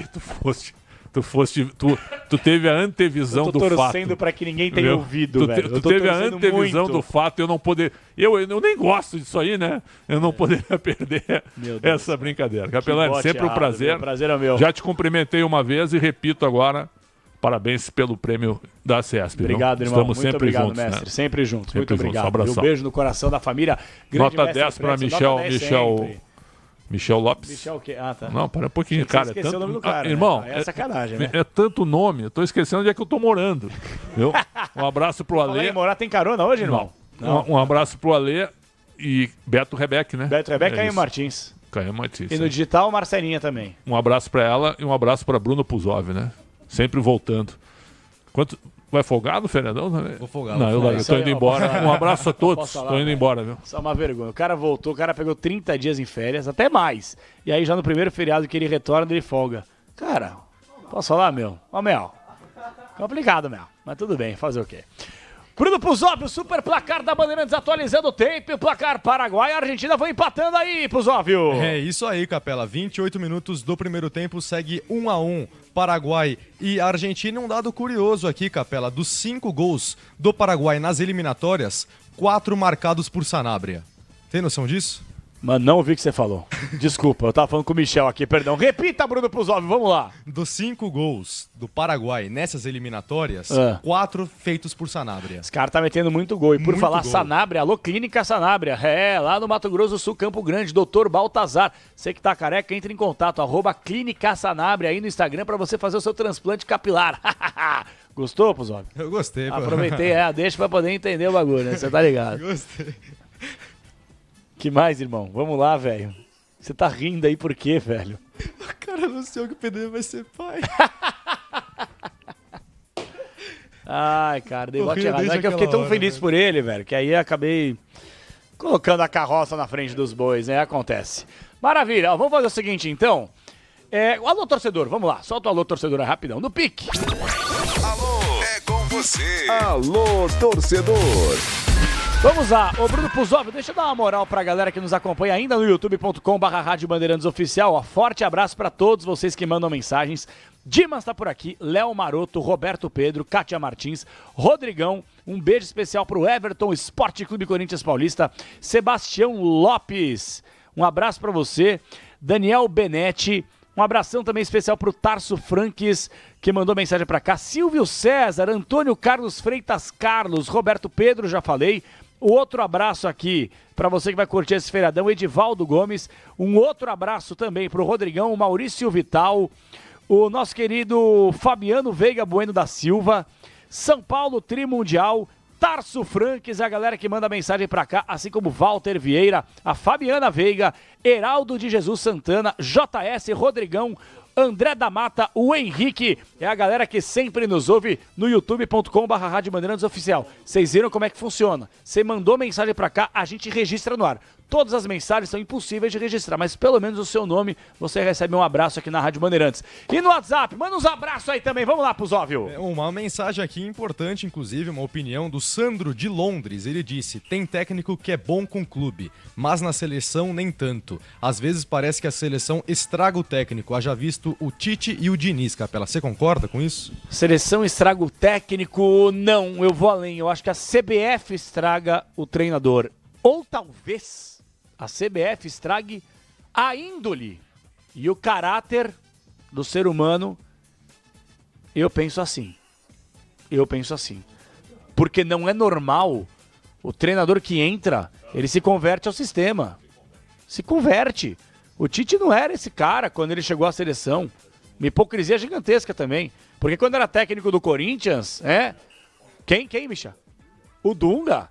Porque o Tite, principalmente quando era técnico do Corinthians, ele era contra Marco Paulo Del Nero, abraço mestre, ele era contra Marco Paulo Del Nero, ele era contra você convocar jogadores em meio às disputas de torneio, mas quando ele foi para a seleção, ele fez exatamente a mesma coisa. Foi lá, deu um beijo na mão do Del Neri, deu um abraço, aí convocou um monte de jogador. E aí, depois que ele virou técnico do Flamengo, ele criticou o calendário. Ô Tite, você é um incoerente, velho. E outra, você é um pipoqueiro. A verdade é essa aí, o senhor é um tremendo pipoqueiro. Porque desde que você saiu da seleção brasileira, você não deu uma entrevista falando sobre isso. Você não fala sobre isso. Ah, mas não tinha mais o que faltava no Flamengo. Não importa. Tinha que dar um esclarecimento. Não. Você não teve nem coragem, Tite. Eu não esqueço, não tenho memória curta. Você não teve nem coragem de ir na eliminação. E eu tava lá, eu vi, ninguém me contou. Eu tava no estádio. Na eliminação pra Croácia no Catar, você foi embora. Você não ficou com os caras lá, os caras caídos no campo de jogo. Você foi direto pro vestiário. Você é um pipoqueiro. E se converteu também. Hipócrita. Tá certo? Então quem assume a seleção brasileira, a seleção da CBF, infelizmente se converte. Eu, pelo menos, entendo dessa forma. Mais uma participação, vamos lá, Bruninho. O Felipe da Baixada Santista disse o seguinte: tira o Dorival e põe o Portaluppi urgente, porque isso é impossível. Com o Dorival não vai para lugar nenhum, Capela. Com o Portaluppi também talvez não vá, velho. Também talvez não vá, sei lá eu. Vamos lá. Exatamente, vamos ver outra mensagem aqui. O Pedro, do Tatuapé, diz o seguinte: Capela, o porquê Vinícius Júnior não joga o mesmo futebol do Real Madrid na seleção brasileira? Muito por ele também, não vou passar a mão na cabeça de jogador. Eu já ouvi muita gente falando, não, porque o treinador lá do Real Madrid é o Carlo Ancelotti, na seleção é o Dorival. Claro que não dá pra comparar o nível intelectual de treinador, experiência, bagagem, títulos, história, tudo isso é bem verdade. Mas peraí, a gente não vai responsabilizar o jogador? O Vinícius Júnior que perdeu o pênalti é culpa do treinador? O Vinícius Júnior que perdeu o rebote no pênalti que ele bateu de forma ridícula é culpa do treinador? O Vinícius Júnior que perdeu a cabeça no campo de jogo com jogadores da seleção venezuelana, aí é culpa do treinador? Vamos começar a responsabilizar um pouco os meninos também. Os meninos são os homens, né? Porque tem tudo pelo na cara. E essa mania de querer passar a mão na cabeça do jogador, eu não passo. Tem quem passa, tá tudo certo. Cada um com o seu trabalho e sua maneira de lidar. Eu não passo. Vamos lá. E passando também os números do Vinícius Júnior pela seleção, Capela, são 36 jogos, 5 gols e 3 assistências. Os adversários com quem ele marcou 2022 na vitória da seleção brasileira por 4-0 contra o Chile, 4-1 também em 2022 contra a Coreia do Sul, 2023 4-1 contra Guiné e marcou 2 nesse ano na vitória também por 4-1 contra o Paraguai. Então, adversários fracos, não é, Capela? Chile, Coreia do Sul, Guiné e Paraguai. Tem toda a razão. Vamos fazer o seguinte, ó, colocamos boa parte da galera no Alô Torcedor, a gente vai agora colocar a participação da nossa reportagem. Vou colocar em destaque os parceiros comerciais na volta, você vai acompanhar muito conteúdo exclusivo. Corinthians, Palmeiras, São Paulo e Santos serão debates, serão destaques no microfone de esportes da Bandeirantes até às 10 horas da noite. Até já. Você ouve aqui na Rádio Bandeirantes, apito final. Rede Bandeirantes de Rádio. Conheça a Soccer Hospitality. A Soccer Hospitality possui pacotes exclusivos para sua empresa, seja ela pequena, média ou grande. A Soccer Hospitality tem pacotes específicos para atender você e seus clientes na maior experiência em jogos de futebol e shows nas principais arenas do Brasil. Acesse soccerhospitality.com.br e confira. Camarote Soccer Hospitality, o melhor serviço prêmio em estádios do Brasil. Muitos estudantes abandonam as escolas porque precisam trabalhar. Por isso, o governo federal criou o Pé de Meia para os alunos do ensino médio de escolas públicas. São R$200 por mês de aula, mais R$1.000 por ano concluído e mais R$200 quando fizerem todas as provas do Enem. Uma poupança de até R$9.200. Pé de Meia. O incentivo para seguir no rumo certo. Saiba mais em gov.br/Pé de Meia. Ministério da Educação, Brasil, União e Reconstrução. Governo Federal. O público pediu e a Band ouviu. Esse lugar é uma loucura. Pesadelo na Cozinha está de volta. Reveja as primeiras temporadas enquanto os episódios inéditos estão no forno. E pode deixar que o Jacan vai acrescentar uma pitada a mais de bronca nessa receita. Vergonha na profissão! Pesadelo na Cozinha. Toda segunda, 10h45 da noite, na Band TV.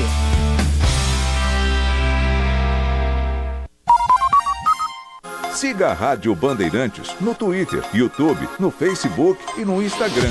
Você informado, por dentro das novidades. E claro, interagindo, participando da nossa programação. Nos vemos por lá. Rádio Bandeirantes. Rede Bandeirantes de Rádio. Carro, moto ou caminhão, é Nakata, tá na mão. A marca que o mecânico leva no coração. Nakata é suspensão, é porque é. Nakata é transmissão, é porque é. Nakata é motopeça, é porque é. Nakata é confiança, meu irmão, é porque é. Peças para carro, moto ou caminhão é Nakata. A tecnologia líder em suspensão. Fale com seu mecânico de confiança e deixe tudo azul pela frente. É porque é. Porque é Nakata. Paz no trânsito começa por você. John Jones e Charles do Bronx estão de volta no mesmo evento. Sábado, dia 16 de novembro, um dos maiores atletas de todos os tempos defende o seu cinturão contra o experiente ex-campeão Steve Miocic. E o leão do peso leve está faminto por vitórias. Eles falam, eu falo, eu vou aqui fácil. O ex-campeão encara Michael Chandler em uma revanche que pode definir o futuro do brasileiro. Assine o UFC Fight Pass e não perca. Para você que tentou uma vaga de trabalho, mas por falta de qualificação, as portas se fecharam. O governo federal vai investir cerca de 4 bilhões de reais na educação de jovens e adultos no país. E isso é bom para todo mundo. Procure a escola pública mais próxima e matricule-se. A educação de jovens e adultos é um direito seu e é gratuita. Saiba mais em gov.br/MEC. Fé no Brasil. A gente tá no rumo certo. Ministério da Educação. Brasil, União e Reconstrução. Você ouve aqui na Rádio Bandeirantes, apito final. Maravilha, estamos de volta, apito final, Rádio Bandeirantes, vamos juntos até as 10 horas da noite. Bom, transmitimos o jogo da seleção brasileira que não emplaca, que não comove, que não traz aquele sentimento, aquele pachequismo que a gente queria ter aqui. A grande verdade é que a seleção da CBF, como é que eu costumo chamar, ela não empolga. O Brasil tem uma dificuldade gigantesca, tudo bem, seleção Venezuela evoluiu nos últimos anos, mas o Brasil involuiu. Essa é a grande verdade. Ah, Capela, mas e a safra? Cara, se você for analisar, o Brasil tem sérios problemas dentro e fora de campo, acima de tudo. Num péssimo comando de Edinaldo Rodrigues. Esse nome tem que ser dito todos os dias aqui. Quem tiver a oportunidade tem que citar o grande responsável por esse momento catastrófico que passamos. Não só ele. Marco Paulo Del Nero, José Maria Marim, Ricardo Teixeira, Rogério Caboclo, Coronel Nunes e tantos outros incompetentes que passaram e envergonharam a população. E aí depois eles vêm com aquele argumento que temos que recuperar o carinho, o respeito e o sentimento de adoração que o torcedor tinha com a seleção brasileira. Cobrando R$400 o ingresso mais barato? Vocês sapateiam na cara do torcedor. E de quebra, um desempenho horroroso do Brasil dentro de campo contra a seleção venezuelana. Mas agora é o seguinte, gente. Tem muito ouvinte mandando mensagem pra gente e falando o seguinte: Capela, como é que vai funcionar o calendário da temporada que vem? Cada um fala uma coisa. A gente vai tentar minimamente destrinchar pra vocês, porque nesse meio de semana, o Bruno Milhós, nosso repórter, esteve na sede da Federação Paulista de Futebol, aqui na Zona Oeste de São Paulo, na região da Barra Funda, e ouviu muitas pessoas importantes. Uma delas, Reinaldo Carneiro Bastos, presidente da Federação Paulista de Futebol, que obviamente foi questionado sobre a questão do calendário e, querendo ou não passa lá tanto nas mãos dele, passa mais pelo péssimo presidente da CBF, Edinaldo Rodrigues. Mas o Reinaldo Carneiro Bastos foi questionado pelo Bruno Milhose e dá o seu depoimento aqui na Rádio Bandeirantes. Vamos lá, Bruninho! O assunto aqui com os dirigentes nessa passagem pela zona mista foi a questão do calendário. Queria saber de vocês, da federação, como é que foi essa questão durante o Conselho Técnico e também após essa resolução, a alternativa que a federação encontrou junto ao calendário proposto pela CBF. Na realidade não foi a federação, né? Foram a federação e os clubes, porque a gente tem a opção de utilizar uma data de Copa do Brasil e aí começar dia 15 em vez de dia 12. Dia 12 ia ser muito difícil para todos os clubes, independente de quem tem pré-temporada no exterior, mas quem está aqui também, porque tem uma coisa que a gente precisa analisar e precisa pensar. Será que os profissionais não planejaram férias com a família, não compraram passagem, reservaram hotel? Quando você muda tudo de uma hora para outra em novembro, não é justo. Então foi uma forma que a gente encontrou de minimizar. É o ideal? não é o ideal. Mas minimizar. O que a gente defende é que a gente consiga, durante 2025, porque 2026 tem Copa do Mundo. Então, se a gente ficar todos quietos, vai chegar em novembro, nós vamos estar aqui. O que nós vamos falar? Calendário começa aqui em janeiro. Mesmo que essa seja a opção, que todo mundo saiba que isso vai acontecer. Para que os profissionais se programem melhor, para que os clubes resolvam se vão fazer pré-temporada no exterior ou não. Em resumo, cada um faz seu planejamento com a regra do jogo pré-definida com bastante antecedência. Reinaldo, o pessoal passou por aqui, falou sobre o formato também, tem clube que gosta, tem clube que não gosta. Nos falaram aqui que 4 clubes votaram contra o formato e os outros 16, os outros 12 votaram apoiando o formato. O senhor sabe me dizer quais foram os 4 que votaram contra? Eu não lembro de cabeça. Eu sei que alguém comentou que já aumentou, que ano passado eram 3 que já arrumaram mais um adepto. Mas de verdade eu não lembro. Mas foi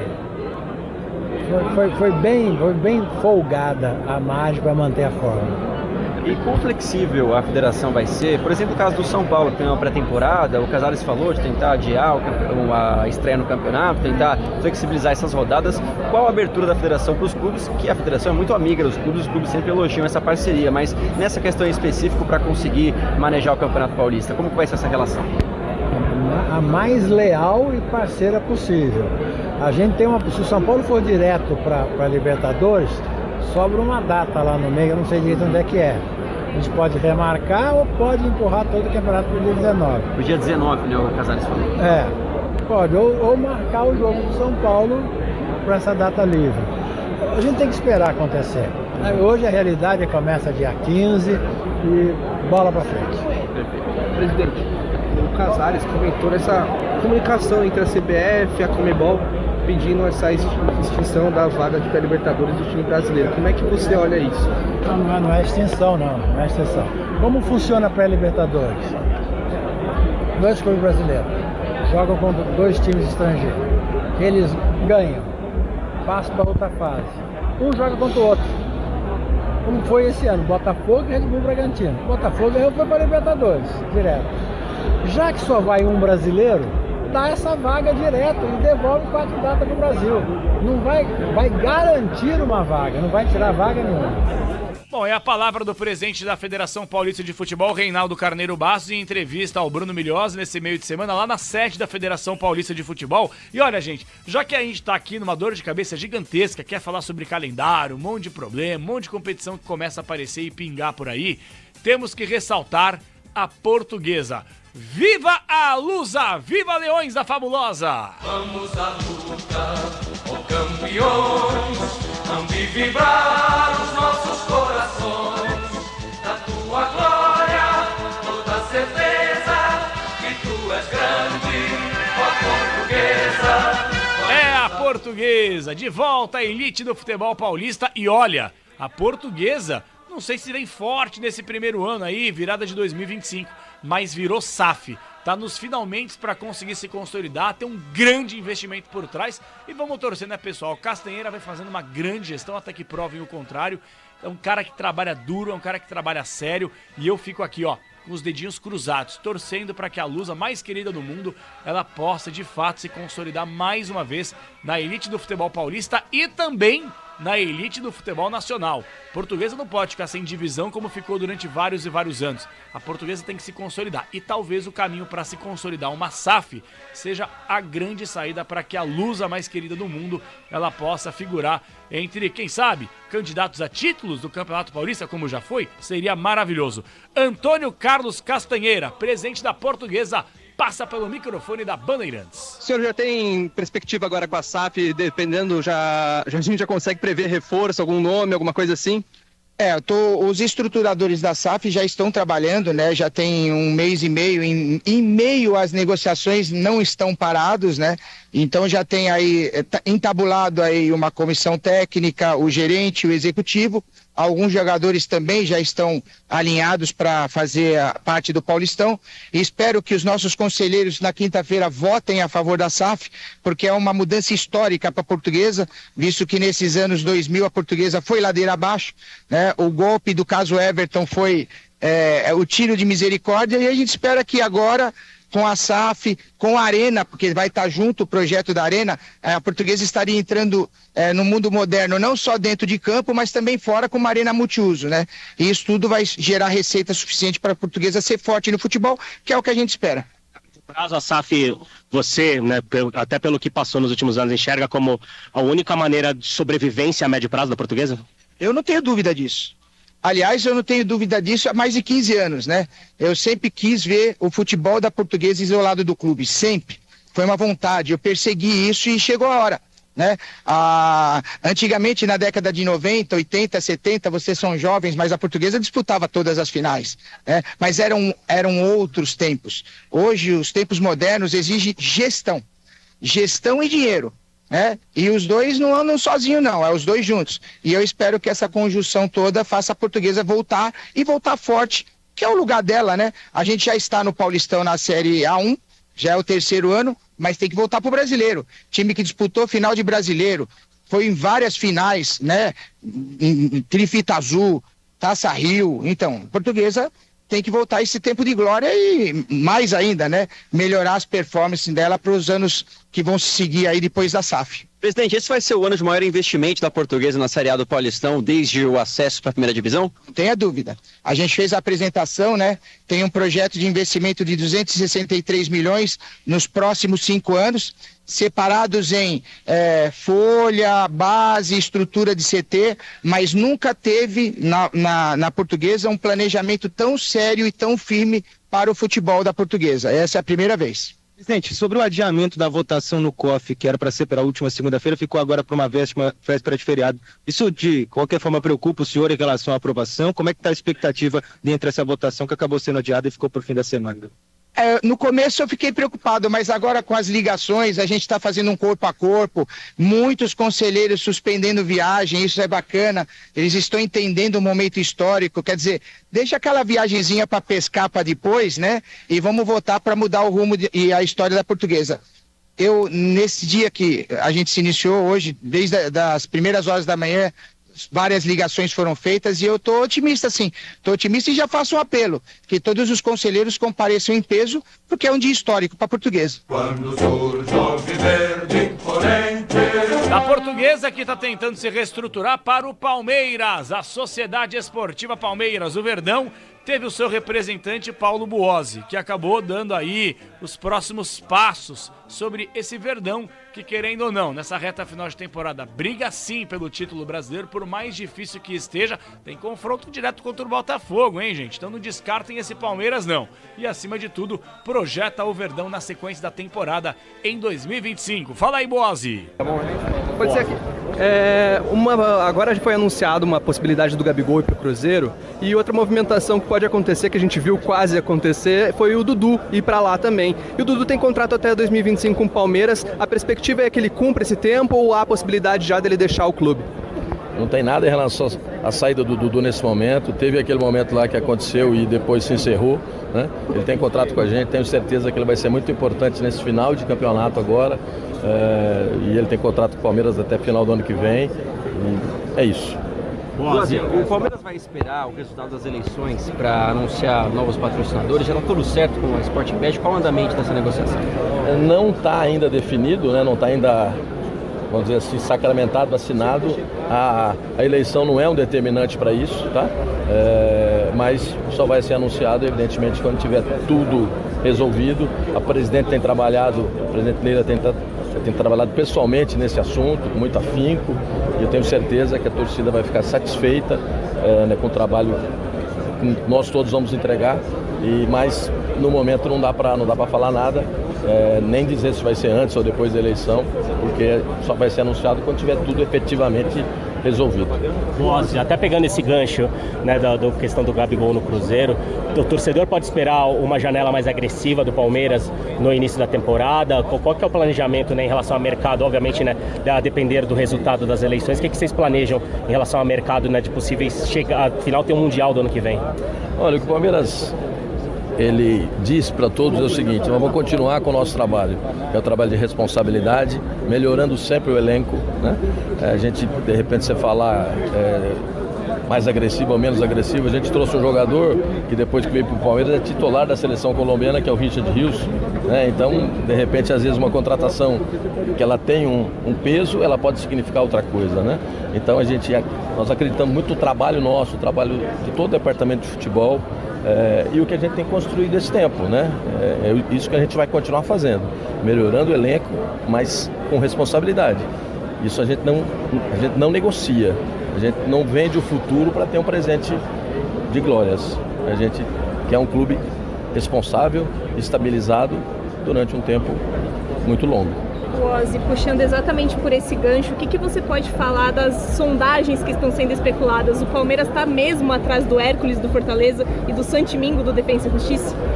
Então, eu não vou te comentar sobre jogadores, sobre nome de jogadores, nem saída, nem chegada, né? O trabalho que eu posso te dizer é que o trabalho lá nosso é diário em melhorar o Palmeiras, né? Valorizando o que a gente tem, que é o que a gente tem feito, né? Um trabalho de longo prazo, né? Que é o que a gente tem feito, e sempre que possível, dentro da responsabilidade nossa, a gente melhorar o elenco. Esse é o trabalho que a gente vai fazer, continuar fazendo. Ainda sobre o Paulistão, a ideia de 16 datas agrada ao Palmeiras? A possibilidade, havia vontade de fazer menos datas, até por causa do calendário, tendo o Mundial para jogar. Qual que é a avaliação do Palmeiras sobre isso? Olha, no ano passado, quando terminou a reunião, eu passei aqui para vocês e disse que um problema que o futebol brasileiro tem, muito grave, é o calendário. Enquanto a gente não resolver esse problema, não vamos entregar um produto bom para o torcedor. Não pode um time do Brasil que chega em todas as competições jogar 25, 30 partidas a mais do que um time da Europa. Um grande time da Europa. Isso não pode continuar acontecendo. Então a gente tem que ter uma discussão disso, de achar soluções. Porque ano passado a gente tinha esse ano a Copa América. Ano que vem vai ter o Supermundial, no outro ano vai ter o Mundial. Então isso tem que ser resolvido, isso tem que ser equacionado. Enquanto não se resolver isso, a gente vai ficar discutindo se representa dia 8 e começa dia 15. A gente vai continuar com essa discussão. E esse problema tem que ser resolvido. A gente está enxugando gelo nesse aspecto. Se não for resolvido isso, o futebol brasileiro vai continuar com esses problemas todos que tem. E Boas, tem a possibilidade do Palmeiras ou começar o Paulistão com um time alternativo, ou quem sabe tentar adiar um pouco a estreia, como o São Paulo disse que vai fazer com o Casares, tentar negociar um adiamento da primeira rodada? Então, a questão acho que foi clara ali, que o campeonato começa dia 15, né? E tem a regra que o campeonato tem em relação à lista A, lista B. O Palmeiras tem que fazer trabalhar com isso na mão. Evidentemente que nossa intenção é que tenha o maior tempo possível, né, de pré-temporada para os jogadores, que isso traz resultado depois, resultado de rendimento, né? Isso é muito importante, mas a comissão nossa é muito competente, vai saber trabalhar tudo isso para que a gente trabalhe e dispute esse campeonato como a gente entra, que é disputar para ser campeão. O Boas, o Neto falou na Rádio Bandeirantes hoje no final da noite que o Rony e o Zé Rafael estão fechados com o Cruzeiro. Existe alguma negociação para esses dois jogadores em específico deixarem o clube nesse momento? No final não existe nenhuma negociação, tanto com o Rony como o Zé Rafael. Eles foram muito importantes para a gente nessa trajetória nossa de vários títulos. Vão ser importantes agora nesse final de campeonato. Tem, né, contrato ainda longo com a gente, então são jogadores do Palmeiras, é isso que eu posso dizer. Ozzy, e isso do calendário já foi conversado com a comissão técnica? Vocês já encontraram alguma solução viável para que o Palmeiras não sofra tanto com tantas competições? Paulistão começando mais cedo, a solução é meninos da base, um elenco recheado de mais misto, como que tá as conversas de vocês? Nós temos essa regra, né, da lista A, lista B, ela teve uma pequena hoje alteração, até a gente que propôs a alteração na lista B, para se aumentar ela. Então você tem também um número maior de inscritos. Então são pequenos detalhes que isso não resolve o problema como um todo, né? Enquanto não tiver essa discussão do calendário como um todo, a gente vai continuar com alternativas não as ideais, né? E a gente vai trabalhar. A nossa base realmente a gente valoriza demais, temos feito um investimento cada vez maior, né? Fizemos toda uma reforma na academia de futebol da base. A base tem nos dado resultado tanto esportivo como financeiro. Vamos continuar cada vez investindo mais, porque realmente a base é muito importante para o Palmeiras e é para todo o futebol. Falamos a Portuguesa, do Palmeiras, agora o São Paulo Futebol Clube. Tricolor do Morumbi através do presidente Júlio Casares. Olha, gente, daqui a pouquinho nós teremos uma matéria especial com o repórter Bandeirantes Paulo do Vale explicando, ó, você que tá ouvindo o apito final, vamos juntos até as 10 horas da noite. Já falamos muito de seleção brasileira, ouvimos o Dorival Júnior, falamos aqui da Portuguesa, do Palmeiras, vamos falar já do Corinthians com o Fabinho Soldado, mas acima de tudo, o São Paulo vai ter que enxugar a torneira, vai ter que secar, fechar essa torneira para a próxima temporada. Financeiramente não é um clube que vive grandes momentos e, acima de tudo, o presidente Júlio Casares já disse que o torcedor vai ter que ter paciência na próxima temporada porque o clube não vai fazer grandes investimentos. Bruno Milhozzi bateu um papo com o presidente do São Paulo, Júlio Casares, já. Paulo do Vale traz uma matéria especial falando sobre o futuro, o 2025 do São Paulo Futebol Clube. Antes a você, alô Bruno Milhozzi. Ouvi você falando bastante sobre o calendário, que deu uma dor de cabeça para o São Paulo em relação ao ano que vem. Uma pergunta simples, existe a possibilidade do São Paulo abrir o Paulistão jogando com reservas para priorizar o torneio no exterior? Não existe. O São Paulo ele vai jogar com o que ele tiver de melhor. Nós conseguimos uma alternativa de que se o São Paulo for para a fase de grupo da Libertadores, ele adia uma rodada e joga dia 19. E nós vamos tentar antecipar um pouco a nossa viagem para aproveitar essa pré-temporada. Mas claro que foi desconfortável, porque você anunciar uma mudança radical em novembro para janeiro, e as famílias de jogadores, e a integridade física dos caras que têm que se preparar, eles programaram com filhos que estão na escola para viajar, isso não é uma brincadeira. Então, eu acho que o calendário é bom discutir, mas quando a gente fala em planejamento, tem que ser algo para o futuro, né? Então nos pegou de surpresa, foi uma coisa meio de cima para baixo, mas nós vamos lutar. Foi melhor, era dia 8, eles estavam dizendo dia 8. Então o São Paulo conseguiu essa alternativa, graças ao entendimento dos presidentes, do presidente da federação, dos presidentes de clubes. E o São Paulo, com isso, também vai ter uma condição melhor, todos os clubes. Nós vamos inscrever até 30 atletas, antes era 26, até 30. E também aumentamos um pouco dos meninos da lista B de base. Então houve uma compreensão de que não é assim que se define. Nós temos que ter respeito pelos clubes. Eu acho que hoje foi demonstrado isso. Agora, nós vamos ter que se adequar. Nós vamos ter que mudar a nossa logística, antecipar alguma coisa, mas nós vamos fazer de tudo para chegar aqui com dignidade e estrear com o melhor que nós tivemos. Júlio.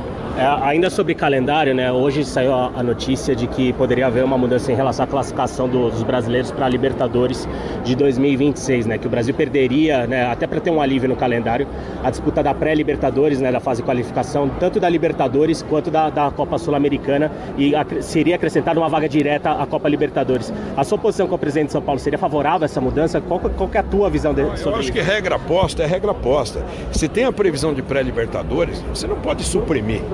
Você pode suprimir para outro ano. É esse tipo de coisa que nós não conseguimos entender. É correr atrás de um remendo. Veja bem, e os clubes que estão disputando uma pré-Libertadores? Inclusive o São Paulo. O São Paulo vai tentar lutar na fase de grupo, mas ele pode ser beneficiado para estar na pré-Libertadores, assim como muitos estão lutando. Aí essa meta acaba? Não, acabou, você não tem mais direito. No decorrer da fase final do campeonato. Então, gente, está precisando um pouquinho mais de serenidade para que a gente discuta isso com mais tempo. Se for discutido no tempo certo, olha, agora pré-Libertadores, o Brasil vai ter tantas vagas e não tem pré-Libertadores, não tem playoff, terá? Vamos discutir com antecedência. Mas nesse ano eu sou contra, não temos que mudar nada. Valeu, gente. Obrigado. Destacamos a Portuguesa, o Palmeiras, o São Paulo. Já falamos muito do Santos e falaremos ainda mais, até porque já vou trazer um presente aqui pro torcedor santista. Agora é a vez do Coringão. Vai, Corinthians! Salve o Corinthians, campeão dos campeões. O Timão, o Corinthians Corinthians, que olha, gente, todo mundo sabe, pausa para a data FIFA, Corinthians dificilmente vai lutar até o fim contra o rebaixamento, agora o Corinthians está olhando para a parte de cima da tabela de classificação, quer beliscar uma Sula, quem sabe até mesmo uma pré-Libertadores. E o gerente de futebol do clube, Fabinho Soldado, também conversou nesse meio de semana com a reportagem Bandeirantes com Bruno Migliosi, e o Bruninho traz o destaque do Esporte Clube Corinthians Paulista agora aqui no apito final. Fala aí, Soldado! Esse ano já cheguei aqui, o Campeonato Paulista já tinha iniciado, e eu me lembro que naquele momento também teve uma reclamação muito grande em relação ao tempo que já tinha sido curto. O que fazer? Se adaptar, ser criativos, mas é claro, buscar a melhor maneira, a melhor forma de a gente ter uma equipe competitiva, juntar aí todo mundo, né? A parte técnica, a área da saúde, que é importantíssima, para que a gente comece aí já a pensar como vai ser esse desafio de 2025. Nós já estávamos conversando sobre isso, já pilotei algumas reuniões pensando nisso, mas confesso que o nosso foco, a nossa mente ainda está muito para esse 2024, somar esses pontos que nos tire de fato em relação ao rebaixamento e claro que paralelamente a isso, mediante agora, né, a exposição, a abertura de todo o calendário, a nossa equipe já começa a pensar melhor, se planejar para que o Corinthians possa vir forte para 2025 também. Mas já há um início de planejamento para 2025, óbvio, né, que durante muitas semanas vocês estavam muito preocupados com a questão do rebaixamento, mas depois dessa sequência de vitórias, né, o Corinthians obviamente está numa situação muito mais tranquila. Mas como que anda esse planejamento para 2025, Fabinho? Há já um início de conversa ou vai muito depender desses 5 jogos? Porque o Corinthians pode tanto se classificar para a Copa Sul-Americana, como até, quem sabe, né, galgar uma vaga na próxima Libertadores. Eu te confesso que, como eu falei, eu já pilotei algumas reuniões, também te confesso que com essa situação nossa indefinida, a gente trabalha ainda muito mais, porque você não pode simplesmente esperar acabar uma competição para pensar na outra, e aí você precisa pensar em vários cenários. Então foi isso que nós estamos fazendo, não tem como você pensar somente no Campeonato Brasileiro e depois esquecer o resto. É claro que a nossa energia maior é para somar os pontos necessários que nos tire dessa situação do Campeonato Brasileiro, mas a gente nunca deixou de pensar nisso. Eu já pilotei várias reuniões pensando em 2025, pensando em todos os cenários de campeonato, daquilo que poderíamos ter, até porque isso é uma responsabilidade minha. E agora, com o calendário totalmente aberto, a gente tem agora a oportunidade de tomar as decisões dentro daquilo que vai ser em relação a 25. Mas é claro que esse 24 ainda a gente precisa fazer o melhor para que esse 24 se transforme em boas ações para 25.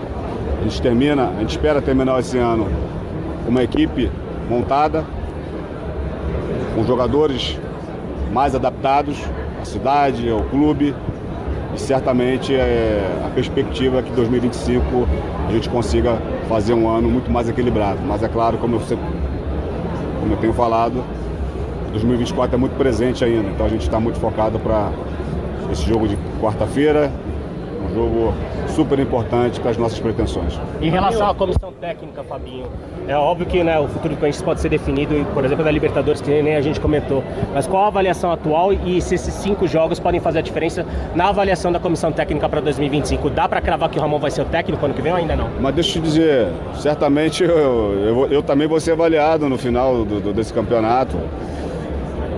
A comissão técnica, vocês estão vendo o trabalho que está sendo desenvolvido. O Ramon, juntamente com toda a sua equipe, o Miliano, tem nos ajudado muito em relação a essa recuperação.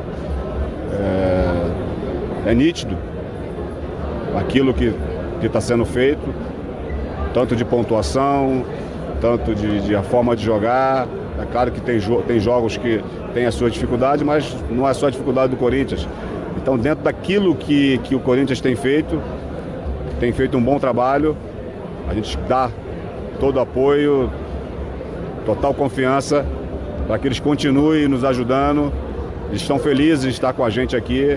É um treinador super vitorioso, um treinador experiente, e a gente vai continuar com esse trabalho focado para que a gente termine esse ano de 2024 muito forte, muito forte.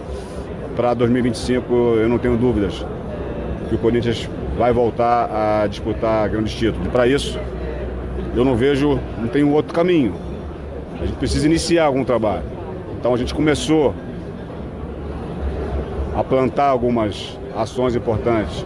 Departamentos que estão sendo estruturados, novos colaboradores, tecnologias sendo desenvolvidas dentro do clube. Cheguei aqui, nós tínhamos 3 tecnologias, hoje nós temos aproximadamente, se eu não estiver enganado, 10. Então isso também é importante para que o Corinthians se torne forte. Os nossos concorrentes, a cada dia, a cada ano, a cada temporada, eles têm se fortalecido. Então você não se ganha somente no campo. O campo é o reflexo daquilo tudo que precisa ser desenvolvido. Eu vou dar um exemplo pequeno para vocês, mas é super importante. A cama do centro de treinamento, elas foram trocadas. Depois de tantos anos que a cama é o local que o atleta ele tá ali deitado, está no seu descanso. Então, para você ver que como o trabalho ele precisa ser desenvolvido em todas as áreas. Hoje, o trabalho do Ramon Dias, pensando em 2025, claro que o objetivo está próximo de ser alcançado nesse ano. Eu não vou. O Ramon tem contrato conosco até o final de 2025, está fazendo um excelente trabalho, a gente está muito focado nessa reta final e a gente vai deixar essa avaliação assim que terminar o Campeonato Brasileiro. Você falou do Yuri Alberto, né, ontem num evento lá na Neoquímica Arena. Te preocupa muito o assédio, né? Você acha que ele pode ser o principal alvo do mercado e talvez o principal objetivo, né, em relação a segurar jogadores para essa janela seja em relação ao Yuri, Augusto? Eu fico feliz por 2 situações. A primeira é a dele, que voltou a sua normalidade, é um excelente jogador, que eu sempre falei, tem nossas características, é um jogador muito intenso. Fico feliz por ele, porque a gente sabe que fases todos nós temos em qualquer setor e a gente não tinha dúvida que ele ia passar essa fase rapidinha e está mostrando isso. E fico feliz também porque é um grande ativo que nós temos, mas não recebemos proposta nenhuma e a nossa intenção não é vendê-lo, a nossa intenção é manter esse grupo e se puder estruturar vai ser muito melhor. Presidente, o calendário do ano que vem vai ser a mudança antecipando um pouquinho os jogos do Corinthians. Dá para dizer que o time vai ter que ter pressa em relação ao planejamento do ano que vem? Quanto isso afeta vocês, esse adiantamento um pouquinho do Campeonato Paulista também para 2025? O que eu falei, a gente está focado nessa reta final. Nós estamos focados em degrau em degrau. Nosso grande desejo era sair desse incômodo que é a zona de rebaixamento. Estamos saindo. E nosso pensamento agora é em cima do Cruzeiro e assim que acabar o Campeonato Brasileiro, aí sim nós vamos pensar no planejamento para 2025. Bom, presidente, a Esporte da Sorte para o próximo ano poderia bancar um outro nome de peso, porque muito se fala, se acompanha nas redes sociais, Roger Guedes, já surgem especulações. Você pode antecipar para a gente sobre isso também, se de repente o Esporte da Sorte pode investir em um outro grande nome para a próxima temporada? Não tem nada de Roger Guedes, isso é coisa que vem da mídia. Não tem nada do Yuri Alberto, isso é coisa que vem da mídia. A gente está muito focado nessa reta final. E por que não, o ano que vem, a gente sentar, não só com o Esporte da Sorte, mas com todos os patrocinadores e com a estrutura que nós estamos montando, equacionando nosso déficit aí para que a gente possa criar uma receita e estar no mercado para buscar peças importantes para o Corinthians. Augusto, você comentou que tem o desejo de permanecer com o Yuri Alberto. Eu queria saber em relação à comissão técnica. Óbvio que também o papel importante que eles tiveram nessa recuperação, agora o Corinthians pode respirar um pouco mais aliviado. Você, como presidente, você consegue assegurar que essa comissão técnica vai ser a comissão técnica que vai dirigir o Corinthians no início do Paulistão de 2025 ou ainda não? Cara, é uma comissão técnica que está fazendo o que nós imaginávamos. Eles têm contrato até 2025 e a gente está focado nessa reta final. E assim que acabar o Campeonato Brasileiro, aí sim vamos sentar e planejar para 2025. E queria saber de você, pessoalmente, você passou um ano difícil em relação aos resultados dentro de campo no Brasileiro, muito tempo com o time vivendo na zona de rebaixamento e nas últimas rodadas conseguiu ter um alívio. Tá tendo um sono mais tranquilo nas últimas semanas, Augusto? Cara, a gente já imaginava tudo isso. O Corinthians é isso, o Corinthians é política o tempo todo. O Corinthians, a gente pegou uma instituição com sérios problemas, de uma dinastia de 16 anos. A gente sabia que a gente ia passar por grandes problemas e a gente estava focado nisso, a gente está preparado para isso não nos afeta. E o mais importante, hoje a gente consegue realmente fazer um trabalho profissional, a gente consegue ter uma liberdade para que a gente possa montar o que a gente sempre imaginou, estruturar, profissionalizar, que é o que nós estamos fazendo. E o futebol hoje, o futebol está muito dinâmico e precisa de pessoas atualizadas, competentes, para nos ajudar, e é o que a gente vem fazendo, profissionalizando o Corinthians. Talvez a gente tenha uma resistência com isso, mas é a nossa meta e eu, como presidente, eu vou profissionalizar e vou estruturar o Corinthians. O sonho para essa reta final é uma possível vaga na Copa Libertadores, esse é o plano? Nosso sonho é sair dessa zona de rebaixamento, aí de degrau em degrau a Sul-Americana, e aí, se Deus quiser, quem sabe uma Libertadores. Ô, Augusto, o que você pode falar pra gente a respeito do Hugo também? O Corinthians segue muito tranquilo, eu sei que você já falou sobre isso em outras oportunidades, mas o que você pode antecipar pro torcedor que ainda teme, de repente, acontecer uma reviravolta aí no caso do Hugo também? Vou deixar o meu jurídico falar isso, me acompanha. Eu acho que essa parte jurídica ele pode falar, o Dr. Vinícius, que é nosso diretor jurídico. Mas quanto ao Hugo, tá tranquilo, ele vai explicar melhor. Não, a questão do Hugo, como a gente já explicou várias vezes, né, há um contrato, o contrato está pré-estabelecido quais são as cláusulas para aquisição do atleta, do jeito como do atleta. O Corinthians já fez a opção, já exerceu, agora só falta discutir as questões contratuais, nós estamos dentro do prazo e nos próximos dias isso vai estar resolvido. Você acha que teve uma questão política, Cascone? O Flamengo tem eleição aí pela frente. Você acha que isso pesou muito para talvez essa dor de cabeça que gerou a situação do Hugo? Eu acho que todos os componentes que aconteceram no último período, a disputa Corinthians e Flamengo, o processo eleitoral lá também pode ser um elemento perturbador. Nós acreditamos no profissionalismo do Flamengo e nesse momento, agora passado tudo isso, nós vamos resolver essa questão. Em relação ao Hugo, o que é que ele tem passado para vocês, né? Porque, pelo menos publicamente, óbvio que o desejo dele é permanecer, né? É impressionante o quanto ele se entrosou rápido com o clube, né? Mas em relação a vocês, como tem sido esse comportamento do Hugo? Eu acho que existe uma sinergia muito grande entre o Hugo e o Corinthians, né? E a torcida abraçou ele, e ele também abraçou a torcida. Um atleta que contribuiu muito, né, para o crescimento do clube nesse período conturbado. Então é claro que tudo parece caminhar para um final feliz.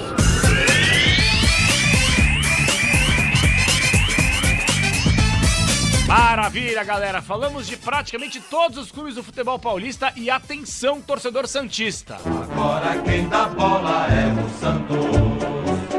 O Santos é o novo campeão. Toda a expectativa do mundo para que a gente possa não só transmitir o jogo do Santos contra o CRB nesse fim de semana, mas teremos um conteúdo exclusivo Bandeirantes no Concentração desse domingão, que vai aquecer o jogo entre Santos e CRB a partir do meio-dia. Fica o convite para você. Do meio-dia às 3h30 da tarde, no domingo nós teremos um material muito especial falando sobre o Santos, sobre essa retomada e a volta do Peixão à elite do futebol nacional. Agora, hino do Palestra! Avante, Palestra!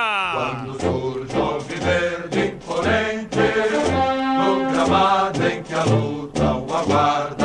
É isso aí, a Sociedade Esportiva Palmeiras, que tem toda a expectativa de continuar na caça ao Botafogo, líder absoluto do futebol do Brasil, tem confronto direto. O Botafogo tem o foco na disputa da Copa Libertadores da América, mas a grande verdade é que o Palmeiras, agora com um calendário muito mais razoável, foca única e exclusivamente no Brasileirão. A pergunta que eu faço pra você, torcedor, é a seguinte: ainda dá?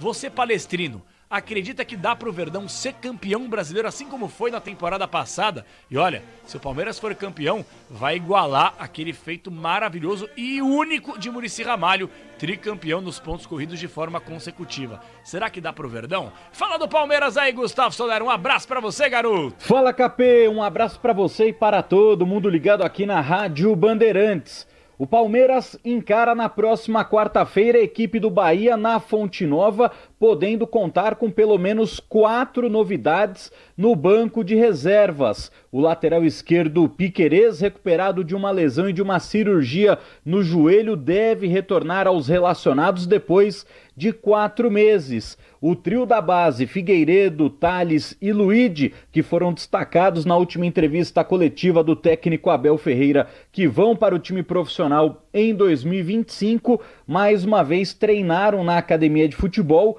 e podem pintar como novidades. Figueiredo já foi relacionado para alguns jogos do profissional, mas ainda não fez a sua estreia no time de cima. Luide já estreou no time principal do Verdão, fez 3 jogos até o momento e marcou o gol de empate no Campeonato Brasileiro contra o Flamengo em pleno Maracanã. Já Tales é o artilheiro do Sub-20 do Palmeiras, com 31 gols marcados na temporada e ainda não teve oportunidades no time de cima, mas pode ser que ele seja relacionado então para este compromisso diante do Tricolor de Aço na Bahia. Para este compromisso, a CBF escalou Wagner do Nascimento Magalhães para ser o árbitro da partida.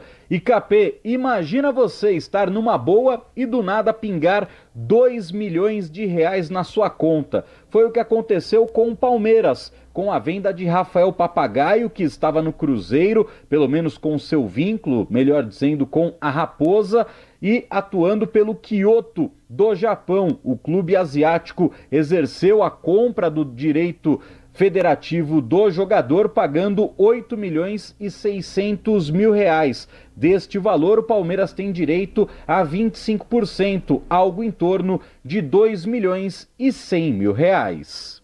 Maravilha, destaque do Palmeiras, na voz de Gustavo Soler, do Palmeiras, aqui no apito final.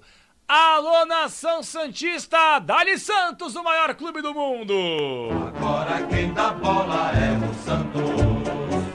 O Santos é o novo campeão, glorioso alvinegro praiano, campeão absoluto deste ano. É isso aí, o Santástico Futebol Clube tem pausa para a data FIFA, mas a Série B não vai parar. O Santos entra em campo nesse domingo, a Bandeirantes, é claro, vai transmitir CRB e Santos. O Santos matematicamente já subiu, mas querendo ou não, torcedor santista, claro que não vive a expectativa de conquistar título de Série B, até porque eu acho que se o Santos for campeão mesmo da Série B, Marcelo Teixeira, presidente do clube, pega a taça, coloca no armário escondido, põe lá num calabouço, põe aí no porão, põe aí em qualquer lugar, porque realmente é uma mancha que fica na história centenária do Santos Futebol Clube, mas foi algo que infelizmente o Santos teve que passar, mas pelo menos voltou. E vamos torcer para que não seja um bate e volta, hein? O Santos possa se consolidar de fato na elite do futebol do Brasil. Repórter Bandeirantes Nina Gagliotti, fala do Santástico Futebol Clube. Aí, Nina, um abraço para você. Fala, Capela, um abraço para você e para todo mundo ligado aqui na Rádio Bandeirantes. A verdade é que o Santos está a uma vitória de ser campeão da Série B.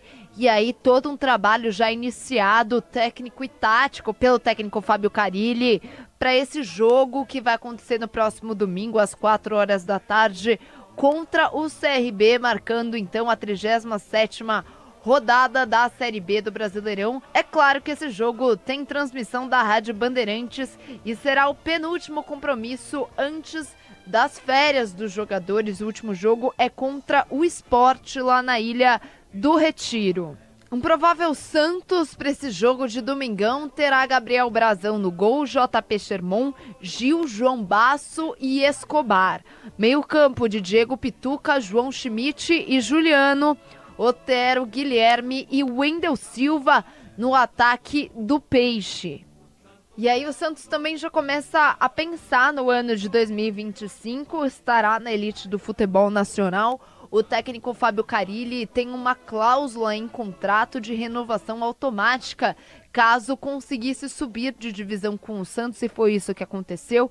Então, uma negociação nesse sentido deve acontecer nesta semana ou na próxima, no mais tardar, porque a definição se Carilli seguirá no cargo ou não é bastante importante para o planejamento do ano que vem, que contará com novos jogadores, sem dúvidas, para o Santos, que já começa a se movimentar no mercado, e também internamente, como a renovação de contrato do garoto da base, do atacante Luca Meireles, tem apenas 17 anos, renovou até o final de 2029 com valorização salarial, é uma das promessas para os próximos anos. E aí a multa do atacante foi para 100 milhões de euros, o que dá mais de 610 milhões de reais na cotação atual. Não é segredo para ninguém que o Santos também tenta a repatriação de Gabigol e por isso fez uma proposta bastante parecida, segundo a diretoria, pelo menos, com a feita pela diretoria do Cruzeiro. O Santos não pagaria esse salário do Gabigol só caso Gabigol ou Neymar, ou os dois, voltassem a vestir a camisa alvinegra. O departamento de marketing teria que ser um grande parceiro. Por exemplo, um patrocinador arcaria com quase a totalidade do salário de Gabriel Barbosa, na casa dos 2 milhões de reais. E aí ficaria para o Santos apenas uma parcela pequena desses vencimentos. Vamos aguardar como é que vai ser a montagem desse elenco do Santos pro ano que vem. Maravilha! Do Santos, vamos falar do São Paulo. Como prometido, hino do tricolor do Morumbi. O tricolor, clube bem amado, as tuas glórias vêm do passado. É isso aí, tem destaque do São Paulo. Afinal de contas, dentro do apito final, logo depois terminou a entrevista coletiva do Dorival Júnior, eu falei que nós teríamos um material especial sobre o São Paulo. Gente, qual é o futuro do São Paulo? É promissor? É nebuloso?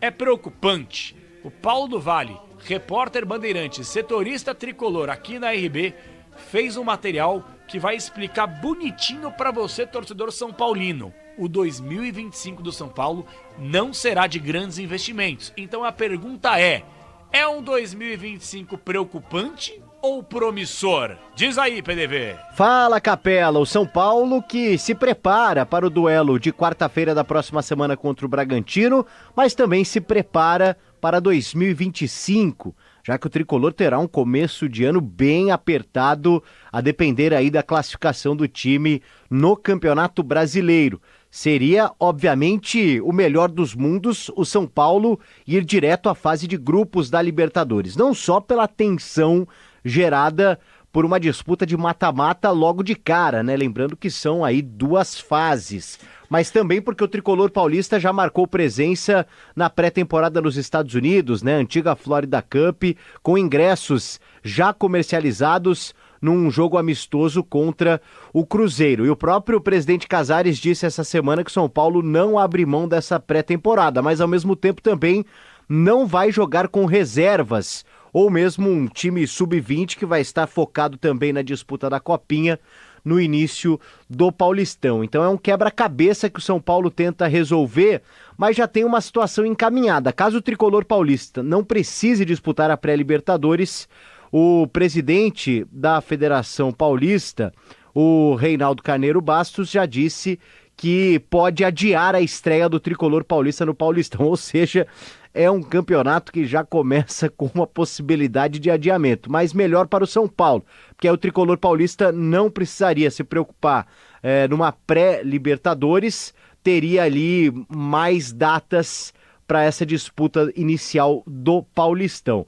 Mas mesmo assim, será um começo de ano apertado, com férias mais curtas para os jogadores, o que é obviamente bem ruim, o que pode piorar ainda mais o nível do campeonato, né? Que já começa ali meio budum e depois só que vai pegando no breu. Deve ser assim ainda mais em 2025. E até por isso o São Paulo se antecipa, já terminou hoje a bateria de exames, né? Aquela bem tradicional de início de ano, sendo feita neste momento final da temporada de 2024. Em meio a isso, o tricolor se prepara para o duelo da quarta-feira, 20 de novembro, feriado da Consciência Negra. Jogo então 4h30 da tarde contra o Bragantino em Bragança Paulista. E uma boa notícia, o Michel Araújo, um dos últimos no DM do tricolor paulista, teve uma lesão um pouco chatinha de ligamento no joelho, não precisou passar por cirurgia, vem realizando um tratamento tradicional, convencional, e hoje conseguiu participar aí parcialmente da atividade. Quem sabe também nas últimas rodadas do Brasileiro, assim como o Alisson, ficando à disposição de Zubeldia. Vai restar apenas o Pablo Maia, né, que passou por uma cirurgia chata na coxa, num momento bom, logo na chegada do Zubeldia, que acabou perdendo depois o Alisson também, jogadores que fizeram muita falta nesse 2024 do São Paulo, que poderia ser ainda melhor. O tricolor paulista segue aí nos próximos dias trabalhando então com foco no desesperado Bragantino, jogo em Bragança Paulista na próxima quarta-feira, Capela. Material espetacular do repórter Bandeirantes Paulo do Vale, trazendo tudo sobre o São Paulo Futebol Clube dentro do apito final da Bandeirantes.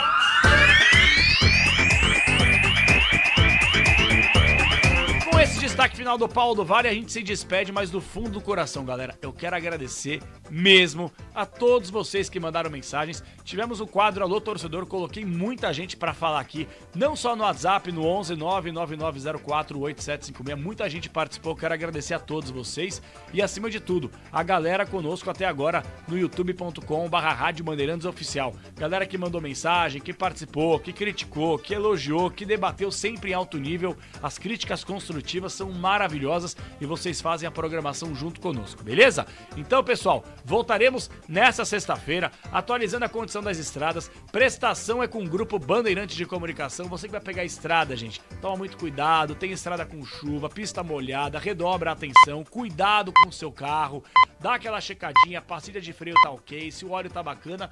Para você que vai curtir o feriadão aí, já vai dar uma enforcadinha na sexta, sábado, domingo, vai enforcar segunda-feira também, para você não ter nenhum tipo de imprevisto e que você possa curtir não só o seu fim de semana, o seu feriadão, mas sempre conosco aqui na Rádio Bandeirantes. Com os trabalhos técnicos internos de Michel Lopes na mesa de som, Central Técnica Bandeirantes do Caiame Martins, do Beto Rebeque, com imagens do youtube.com/Rádio Bandeirantes Oficial do Alexandre Marques, na produção do Bruno Puzov, coordenação de esportes de Ricardo Capriotti. A gente fica por aqui, mas voltaremos ao longo dessa sexta-feira com muito mais conteúdo esportivo na Rádio Bandeirantes. Um forte abraço, fiquem todos com Deus e, como sempre, tchau!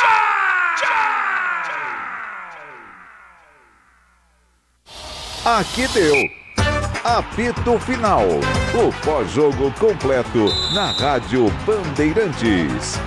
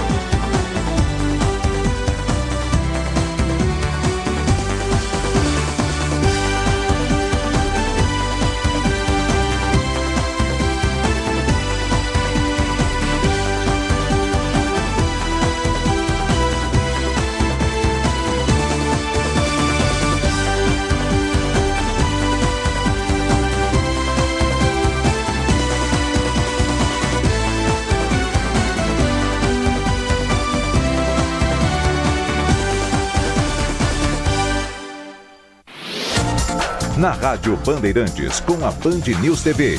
Band News, edição da noite.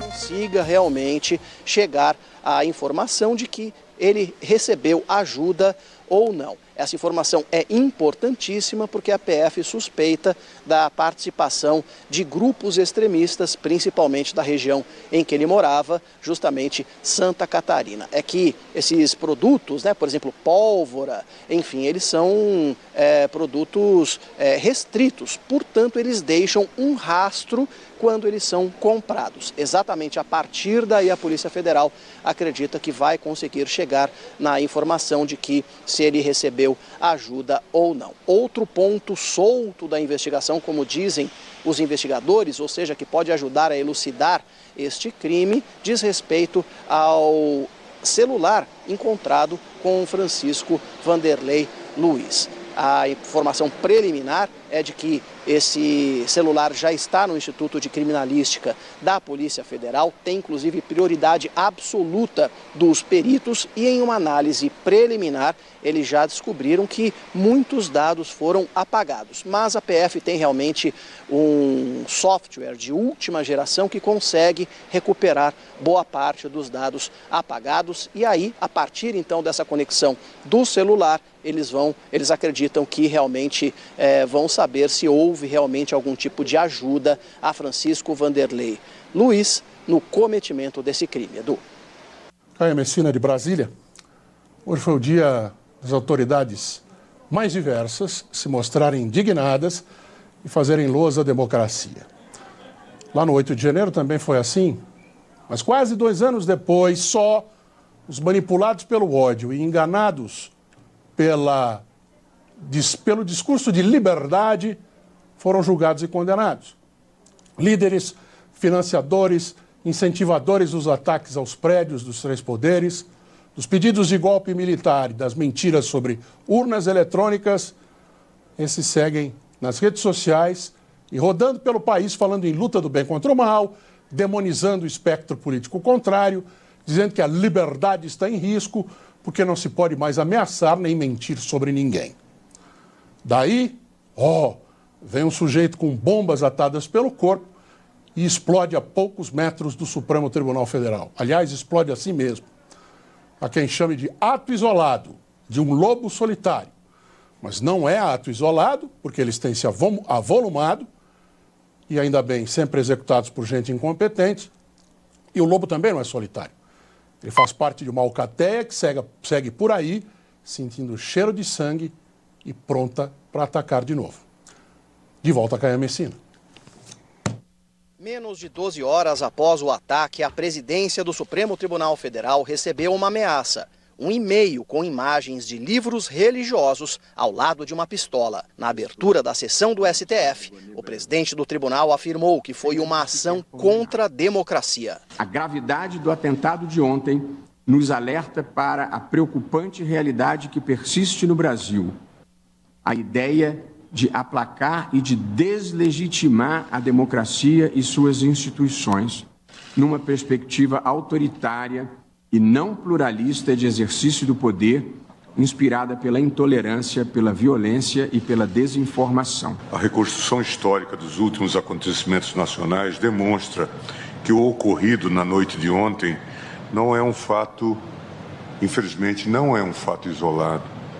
Muito embora o extremismo e a intolerância tenham atingido o paroxismo em 8 de janeiro de 2023, a ideologia rasteira que inspirou a tentativa de golpe de Estado não surgiu subitamente. A violência, ela não traz nenhuma possibilidade de construção e de pacificação.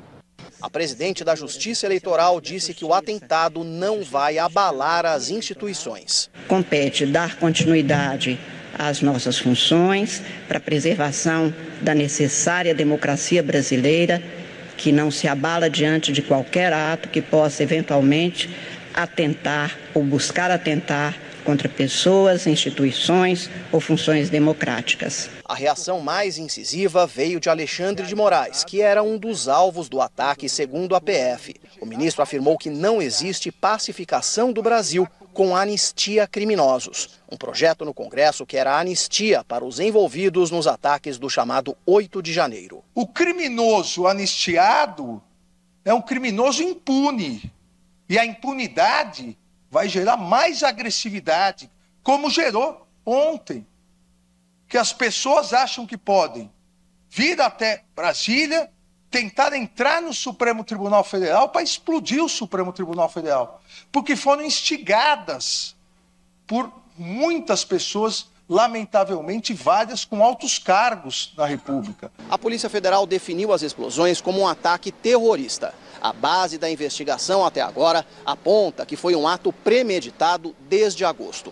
A princípio, a PF vê uma ação executada individualmente, mas com o conhecimento de grupos extremistas. O presidente do Progressistas, o senador Ciro Nogueira, pediu para que a temperatura do debate político seja reduzida, trazendo de volta o diálogo. O ex-presidente Jair Bolsonaro também se manifestou, escreveu pela pacificação. Já passou da hora de o Brasil voltar a cultivar um ambiente adequado para que as diferentes ideias possam se confrontar pacificamente e que a força dos argumentos valha mais que o argumento da força. No Planalto, o presidente Lula manteve distância do assunto. Coube ao vice Geraldo Alckmin, que está na cúpula do clima no Azerbaijão, dar a posição do governo. Triste e grave. Triste pela perda de vida e grave por ser um atentado a uma instituição da República, um poder da República, e que deve ser apurado com extrema rapidez e com extremo rigor. Então, eu acho que, e é isso que acredito, os órgãos de segurança o farão. Quem vê a forca, quem vai se aproximando da forca pede sempre pacificação. Depois que outros já morreram, aí eu quero a pacificação. O ministro Gilmar Mendes A gente viu um trechinho, mas agora vai ver mais do que ele falou, porque ele relacionou o atentado às manifestações que pedem fechamento supremo. Não foram raras as manifestações públicas organizadas e fomentadas por apoiadores do ex-presidente da República para questionamento da confiabilidade das urnas eletrônicas e da justiça eleitoral. Um movimento que escalonou progressivamente conforme as pesquisas de opinião apontavam chances concretas de vitória eleitoral do candidato de oposição. Em todas essas manifestações, eram explícitas as alusões a propostas de fechamento do Supremo e de intervenção das Forças Armadas para a deposição do governo eleito, estampadas em faixas, em discursos e em palavras de ordem. Nos últimos anos, foram diversos os atentados contra as instituições de Estado e os valores centrais da democracia, praticados pessoalmente por expoentes da extrema-direita ou por cidadãos, como de ontem, inspirados por essas lideranças. Tais eventos deixaram marcas indeléveis na história brasileira, projetando efeitos transversais em nosso sistema político e, como Vossa Excelência acaba de dizer, um triste e lamentável retrocesso.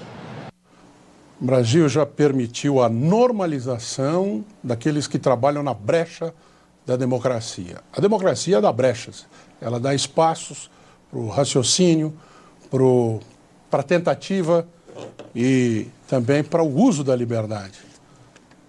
Não venham fazer a mesma coisa com a tal da pacificação.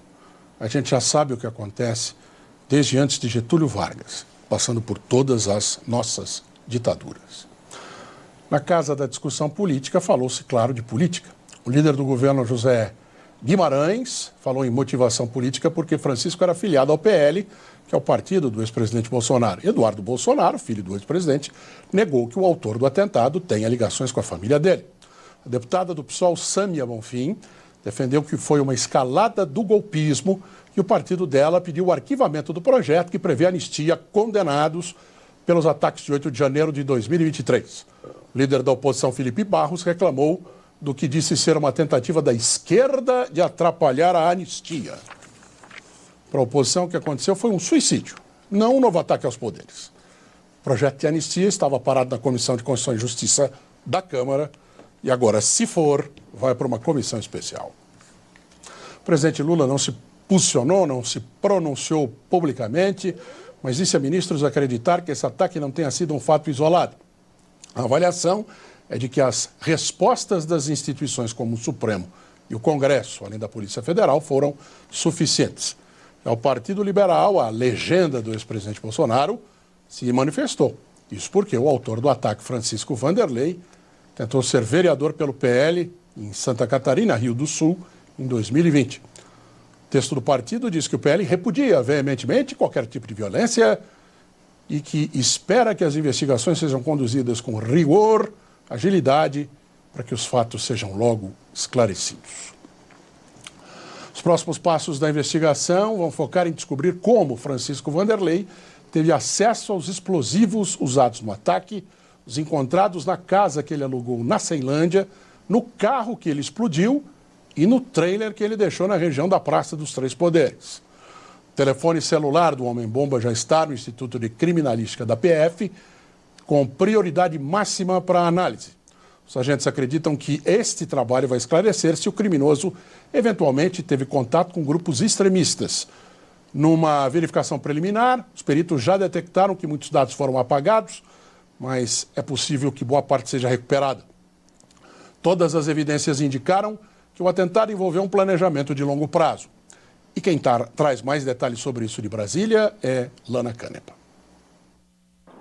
Uma varredura completa foi feita em toda a área em busca de outros explosivos com o apoio do BOPE, da Polícia do Exército e de cães farejadores. As vias de acesso ao Congresso e ao Supremo só foram liberadas depois do meio-dia. O carro e um trailer usados por Francisco Vanderlei Luiz foram levados para a perícia. O carro estava estacionado a 400 metros do Supremo Tribunal Federal, no anexo 4 da Câmara dos Deputados. O trailer foi alugado há meses e estava cheio de explosivos, também na região da Praça dos Três Poderes. Já passava das 19 horas e chovia em Brasília quando Francisco deixou o carro nessa rua e fez esse trajeto a pé para o Supremo Tribunal Federal. No caminho, uma mala ficou abandonada, muito parecida com a que foi periciada pela polícia. Ele levava explosivos ao redor do corpo e um extintor de incêndios com combustível para ser usado como lança-chamas. A polícia suspeita que, nesse trajeto, ele tenha acionado o detonador que explodiu o porta-malas do carro. Funcionários da Câmara gravaram o carro em chamas. A Polícia Federal abriu inquérito para investigar as 2 explosões que foram classificadas como ataque terrorista. Não é razoável pessoas cometerem atos terroristas, pessoas tensionarem assassinar outras pessoas, atentar contra um poder do Estado, tentar vitimar policiais, porque ele sabia que policiais iam na sua residência e deixou lá um artefato para matar os policiais que ingressariam e ingressaram na sua residência. Imagens de uma câmera de segurança mostram Francisco caminhando até a Estátua da Justiça na noite de ontem. Um segurança se aproxima. O criminoso joga uma coisa no colo da estátua e se afasta correndo. Na sequência, ele acende a primeira bomba e a joga em direção ao prédio, mas ela não explode. Segundos depois, ele lança outro artefato e esse acaba explodindo. Em seguida, uma terceira bomba é acesa, mas seguranças se aproximam. O homem se deita sobre a bomba, que explode, matando Francisco. Toda a ação durou menos de 3 minutos. Ele só passou e fez assim, trocou um joinha realmente pra gente. E depois ele veio, acho que em torno de 30 a 1 minuto mais ou menos, a gente ouviu o primeiro barulho. E logo em seguida a gente ouviu outro barulho e quando a gente olhou assim, ele já estava no chão. O criminoso usava um cinturão com bombas. Policiais trabalharam durante toda a noite para retirar os explosivos do corpo de Francisco, que só foi levado do local hoje pela manhã. O criminoso mandava mensagens para ele mesmo no WhatsApp e as postava em redes sociais. Nesse texto, ele diz ter colocado bombas na casa de políticos. Neste outro, Francisco, que era conhecido como Tio França, diz que não era terrorista e que só soltava uns foguetinhos para comemorar o dia 13. O celular dele foi encontrado pela polícia e deve ajudar nas investigações. Esses grupos extremistas estão ativos e precisam que nós atuemos de maneira enérgica, não só a Polícia Federal, mas todo o sistema de justiça criminal, porque entendemos que esse episódio de ontem não é um fato isolado, mas é conectado com várias outras ações. Vejo as redes sociais com muita mobilização de outras pessoas. Agora, a investigação que dirá, né, se essa pessoa agiu isoladamente ou agiu em conjunto com demais, inclusive com apoio, se houve apoio financeiro, apoio logístico, é para isso. A gente ainda vai até a Ceilândia, fica do lado de Brasília, para ver a casa em que ficou e que foi alugada pelo nosso homem-bomba. Mas depois do intervalo. Aliás, a gente vai mudar de assunto logo depois do intervalo. Até já.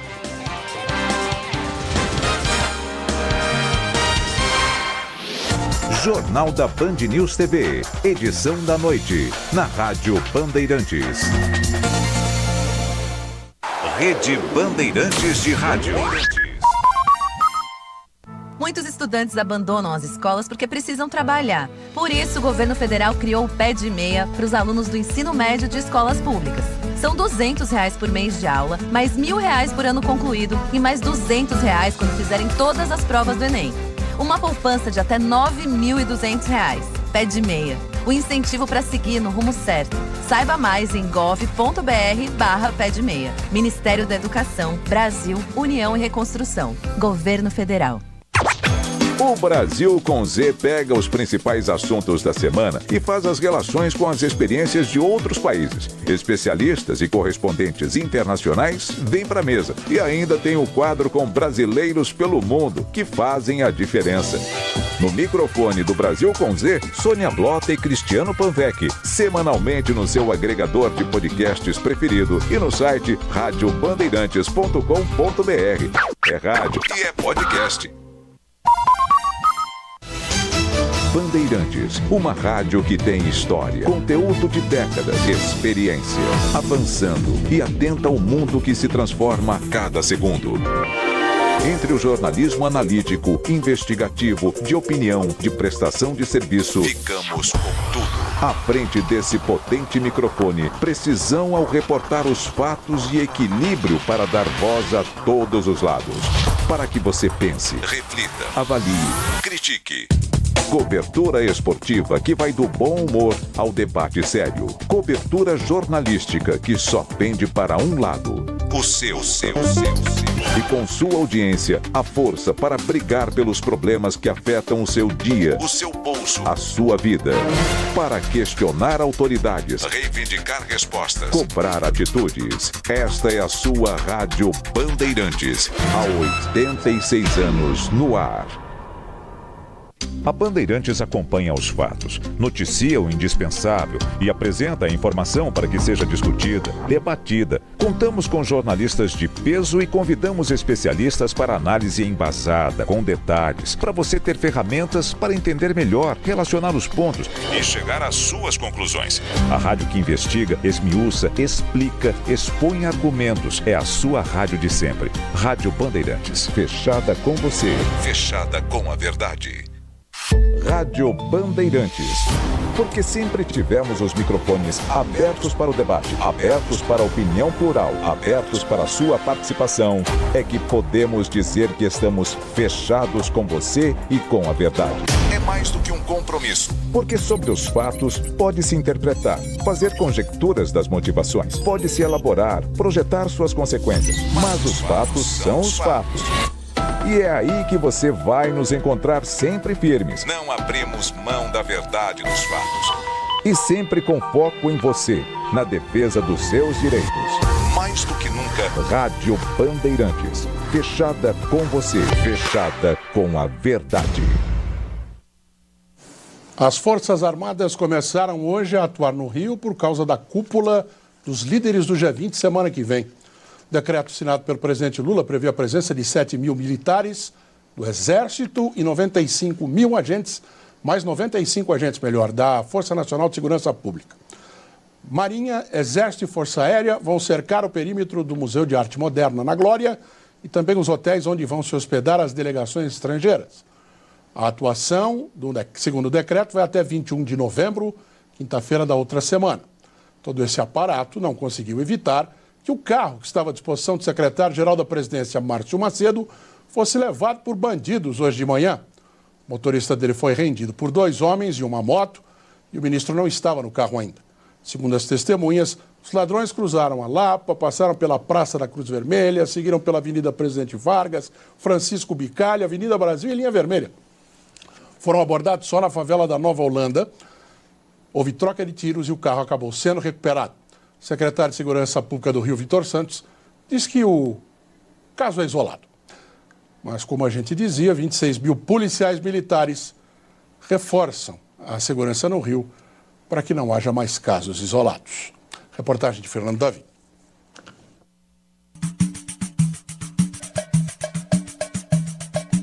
Aos poucos, o Rio de Janeiro vai ganhando o jeito da cidade, para onde, por alguns dias, todos os olhares do mundo estarão voltados. As 55 delegações já começaram a chegar. Juntas, elas representam 85% do PIB e mais da metade da população mundial. O G20 social, que começou hoje, reunindo lideranças de movimentos sociais, serve como um ensaio geral para o esquema de segurança. Aqui na região portuária, pontos de bloqueio foram montados nas ruas que dão acesso ao local do evento.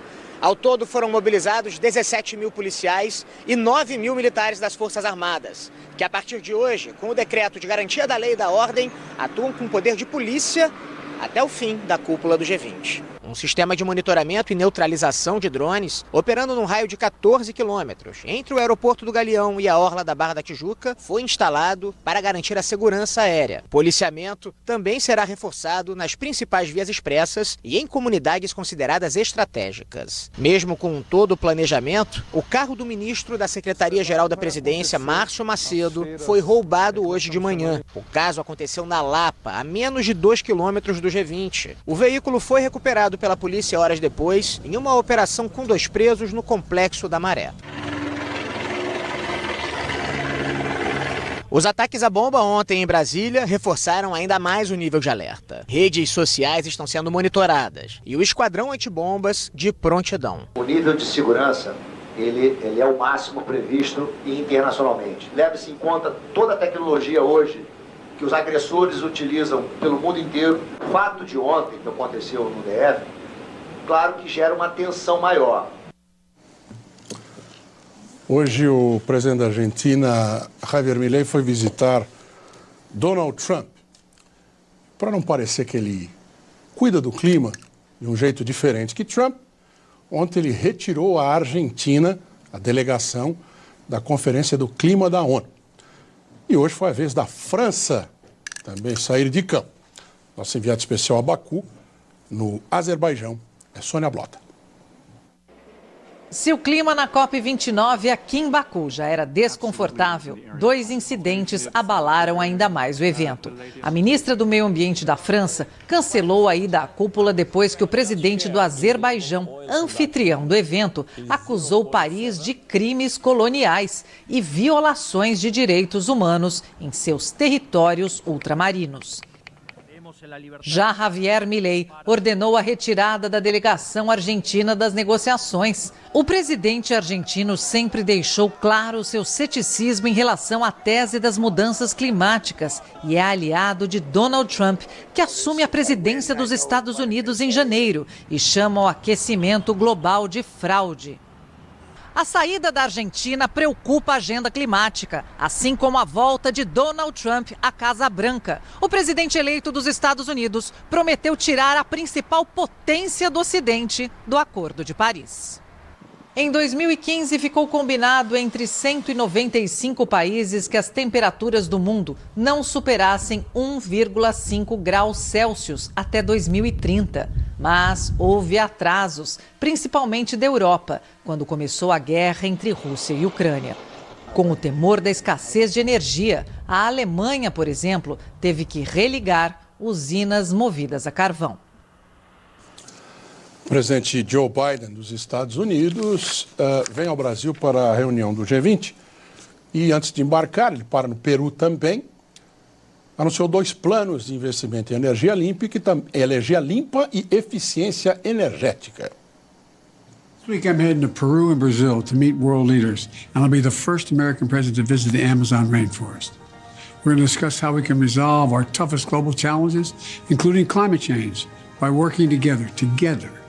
The United States has been leading that work. And today I want to announce 2 more investments that will lower the energy costs for hardworking families and help tackle the climate crisis.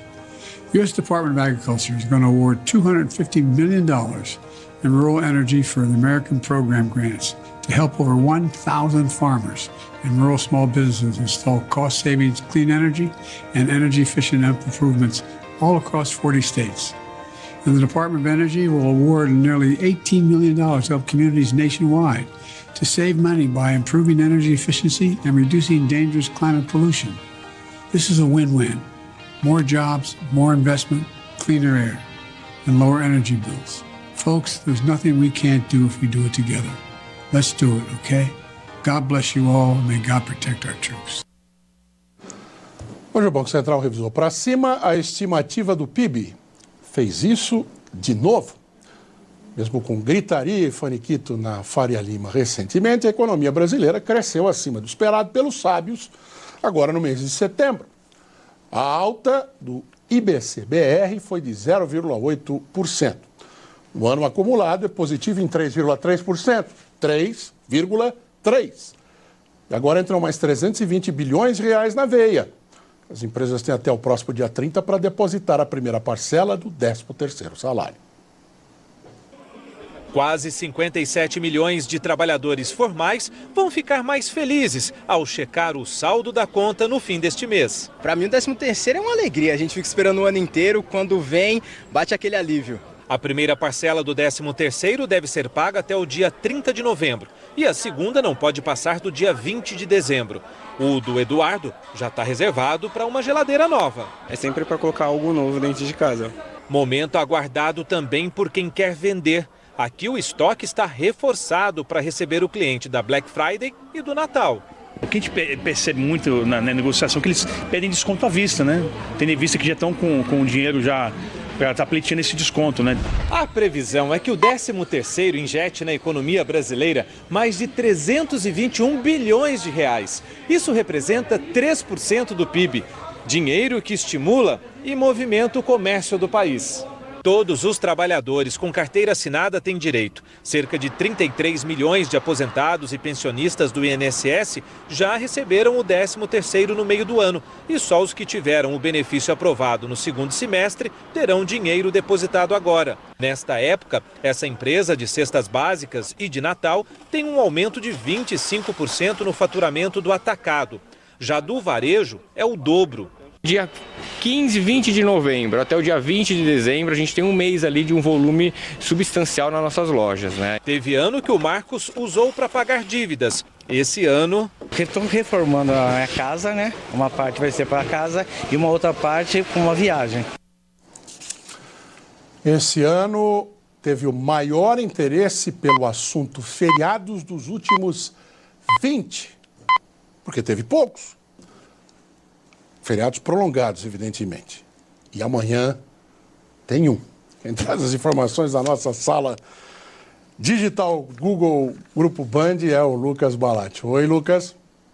Olá a todos, a expectativa para o feriado da sexta-feira, 15 de novembro, proclamação da República, é grande e movimentou muitas buscas dos brasileiros no Google. A gente separou aqui para mostrar para vocês perguntas selecionadas entre as principais do feriado de 15 de novembro. As duas primeiras são bastante curiosas, ó. Dia 15 é feriado, sexta-feira é feriado, é o pessoal quase que clamando por um dia de folga, né? Num ano que foi complicado, teve muito feriado que caiu no fim de semana, ou então no meio da semana, não deu para emendar. Então, qualquer oportunidade de tirar um dia de folga, o pessoal corre para o Google para se informar. O dia 15, como a gente falou, é o feriado da proclamação da República, né? E é um feriado nacional. Então, é um feriado que acontece em todo o território nacional e que, para quem não está de plantão, como o pessoal aqui da sala digital, vai ter um diazinho de descanso. Por fim, pessoal perguntando, tem feriado nessa semana? Tem nessa e tem na próxima, porque a próxima semana tem o feriado da Consciência Negra, né? Dia da Consciência Negra, que pela primeira vez vai ser comemorado nacionalmente também. A gente vai passar para um próximo dado que a gente separou aqui, que é exatamente o interesse por feriado desde 2004 no Google, em pesquisas feitas pelos brasileiros. Dá para ver que a gente atingiu esse pico de buscas neste ano de 2024, muito motivado por esse calendário triste que tirou aí muitos dias de folga, né? Feriados caindo no sábado, a gente viu até o próprio feriado de finados nesse mês caindo num sábado. E a gente tem uma outra arte para mostrar, que a gente compilou a média por mês desde 2004 em buscas por feriado, e olha só como o interesse em novembro é maior. É maior porque tem 3 feriados, então tem finados, tem proclamação da República e tem o Dia da Consciência Negra, e é maior também porque já está perto do fim do ano, então Natal, Ano Novo, o pessoal já está de olho em qualquer folga possível, né? Então essas as buscas sobre feriado, a gente deseja aí um bom feriado para quem está de folga e a gente retorna agora ao estúdio. Até mais. Lucas, eu também estava buscando sobre o feriado, mas eu não consegui alcançá-lo. Amanhã estaremos aqui, como toda a noite. Vamos para o intervalo, voltamos já.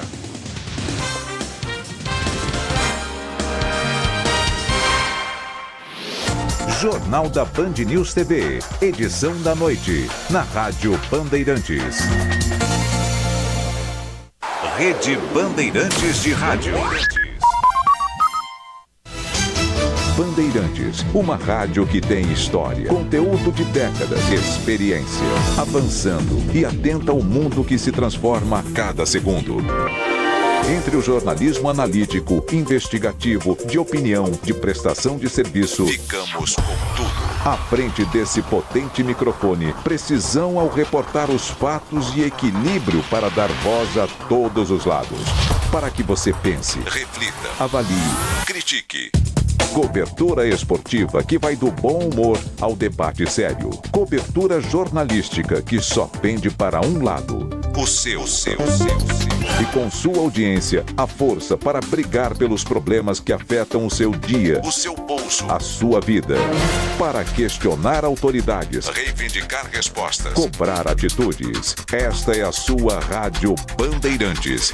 Fechada com você, fechada com a verdade. A Bandeirantes acompanha os fatos, noticia o indispensável e apresenta a informação para que seja discutida, debatida. Contamos com jornalistas de peso e convidamos especialistas para análise embasada, com detalhes, para você ter ferramentas para entender melhor, relacionar os pontos e chegar às suas conclusões. A rádio que investiga, esmiuça, explica, expõe argumentos. É a sua rádio de sempre. Rádio Bandeirantes. Fechada com você. Fechada com a verdade. Rádio Bandeirantes. Porque sempre tivemos os microfones abertos para o debate, abertos para a opinião plural, abertos para a sua participação, é que podemos dizer que estamos fechados com você e com a verdade. É mais do que um compromisso, porque sobre os fatos pode-se interpretar, fazer conjecturas das motivações, pode-se elaborar, projetar suas consequências, mas os fatos são os fatos. E é aí que você vai nos encontrar sempre firmes. Não abrimos mão da verdade dos fatos. E sempre com foco em você, na defesa dos seus direitos. Mais do que nunca, Rádio Bandeirantes. Fechada com você, fechada com a verdade. As entrevistas que vão ao ar aqui na rádio, a gente separa para você ouvir quando quiser. Um menu para atender todo mundo. Tem política, esporte, saúde, comportamento, economia, música, artes e entretenimento em geral. Não deu para escutar aquela entrevista que foi ao ar? Perdeu não, tá lá pendurada, no seu agregador de podcasts preferido e no site radiobandeirantes.com.br. É rádio e é podcast. Siga a Rádio Bandeirantes no Twitter, YouTube, no Facebook e no Instagram. Você informado, por dentro das novidades. E claro, interagindo, participando da nossa programação. Nos vemos por lá. Rádio Bandeirantes. Rede Bandeirantes de Rádio. Informação e tecnologia. Emissoras por todo o país, conectadas via satélite, por onde chegam as notícias do que acontece no Brasil e no mundo. É comunicação direta com a marca do jornalismo Bandeirantes. O avião da Gol colidiu com outro de pequeno. Pelé está de costas para o gol. Como é que está o futebol argentino? O Diego Maradona. Bárbaro. John Lennon foi morto a tiros esta noite. Somos o Exército Nacional. Estão em liberdade. Tanto já se passou e não perdemos nada. Muito menos o vigor de seguir adiante, questionando, denunciando, trazendo as questões que importam para o debate, para a análise. Rádio Bandeirantes. Fechada com você. Fechada com a verdade. Jornal da Band News TV, edição da noite, na Rádio Bandeirantes. A Justiça de Minas absolve a Samarco e mais 3 empresas envolvidas no desastre na ação criminal. O presidente eleito dos Estados Unidos, Donald Trump, indica Robert Kennedy Jr. para ser o ministro, secretário da Saúde.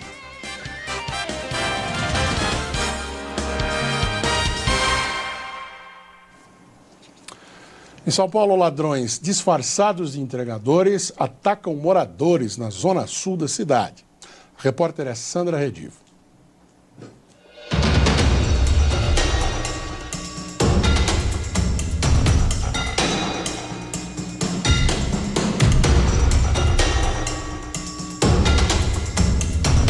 Dentro do carro preto que virou a esquina está um casal que nem imaginou ser abordado ainda com o carro em movimento por um homem armado fingindo ser entregador. Mas foi o que aconteceu. Ele apontou a arma e exigiu as alianças. Depois foi embora. O crime aconteceu na zona sul de São Paulo. Na região do Campo Limpo, também na zona sul, um homem que passeava com o cachorro foi abordado, mas aqui por 2 ladrões que também fingiam ser entregadores. Eles estavam armados e ambos apontaram a arma para a vítima, que teve de levantar a camiseta para provar que não estava com arma. Situações como estas se tornaram bastante comuns em São Paulo. As vítimas são pegas de surpresa, pois acreditam que os motoqueiros estão trabalhando honestamente com entrega, quando, na verdade, estão escolhendo novas vítimas. O serviço de entrega de alimentos é muito intenso aqui em São Paulo, principalmente à noite. As pessoas chegam cansadas do serviço, não querem cozinhar, então fazem essa solicitação. Os ladrões sabem disso e acabam se infiltrando no meio dos entregadores para poder roubar. Agora, tem alguns ladrões que estão ampliando, digamos assim, o próprio negócio. Eles estão roubando até fiéis na saída da igreja. Foi exatamente o que aconteceu aqui, onde eu estou agora. A ação dos ladrões foi gravada pelo celular por um motorista. Eram pelo menos 3 criminosos, 2 com bolsas de entregador de comida nas costas. Eles viram o grupo sair desta igreja na zona sul de São Paulo em pleno domingo e foram para cima armados. Eram senhores e senhoras que tiveram os pertences levados, como celulares, joias e carteiras. São verdadeiros arrastões produzidos por criminosos armados que vão para cima das pessoas sem pressa e com extrema violência, sempre fazendo ameaças, muitas vezes com a arma encostando no rosto da vítima. No Capão Redondo, ainda na zona sul de São Paulo, uma mulher havia acabado de entrar no carro quando um falso entregador chegou e exigiu o celular. Ela entregou e ele fugiu.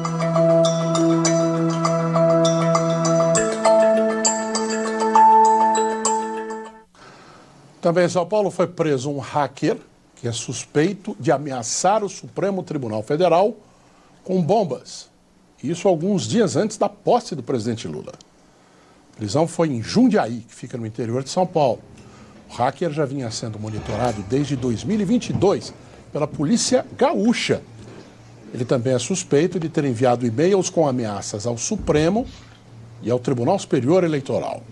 A polícia investiga se ele tem alguma ligação com Francisco Vanderlei Luz, o homem-bomba do atentado de ontem. Aliás, nosso repórter Alex Guzmão foi até a casa que ele alugou perto de Brasília, no Distrito Federal, na Ceilândia. A vizinha do criminoso contou que Francisco Vanderlei Luiz parecia ser uma pessoa tranquila. Mas na casa foram encontradas mensagens escritas num espelho que já poderiam indicar que ele planejava praticar um atentado. Deixa eu mostrar o que é o local onde ele morava. É uma área térrea com diversos cômodos. A gente pode perceber várias portas. Era num desses cômodos que morava o Francisco Vanderlei Luiz, né? Nós temos inclusive aqui adiante uma vizinha, a Daiane. Ela conhecia o Vanderlei, né? E tem bastante coisa para falar a respeito dele. De acordo com a Daiane, ele parecia ser uma pessoa calma, é isso mesmo? Sim. Como é que era o comportamento dele no dia a dia aqui? Eu nunca imaginei, ele era muito tranquilo, brincalhão, prestativo, carinhoso, muito animado. Numa manifestação de carinho, você disse que ele deixou uma lembrança para você. Que eu não poderia compartilhar com ninguém e nem vender, nem entregar, que poderia valer muito valor futuramente. Você imaginava que isso poderia acontecer? Nunca imaginava. É uma nota no caso de $1, né?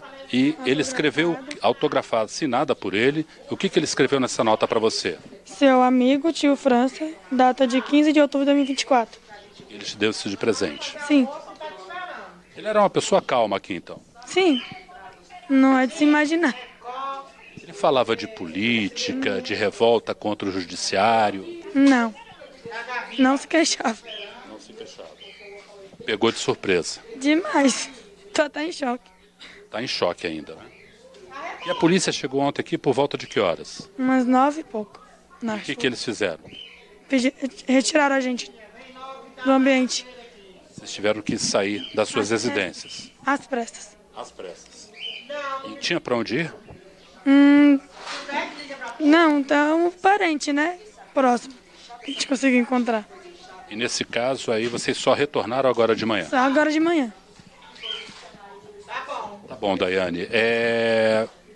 O fato dele ser carinhoso, dele ser atencioso e estar envolvido nesse caso, como é que isso bate em você? É assustador.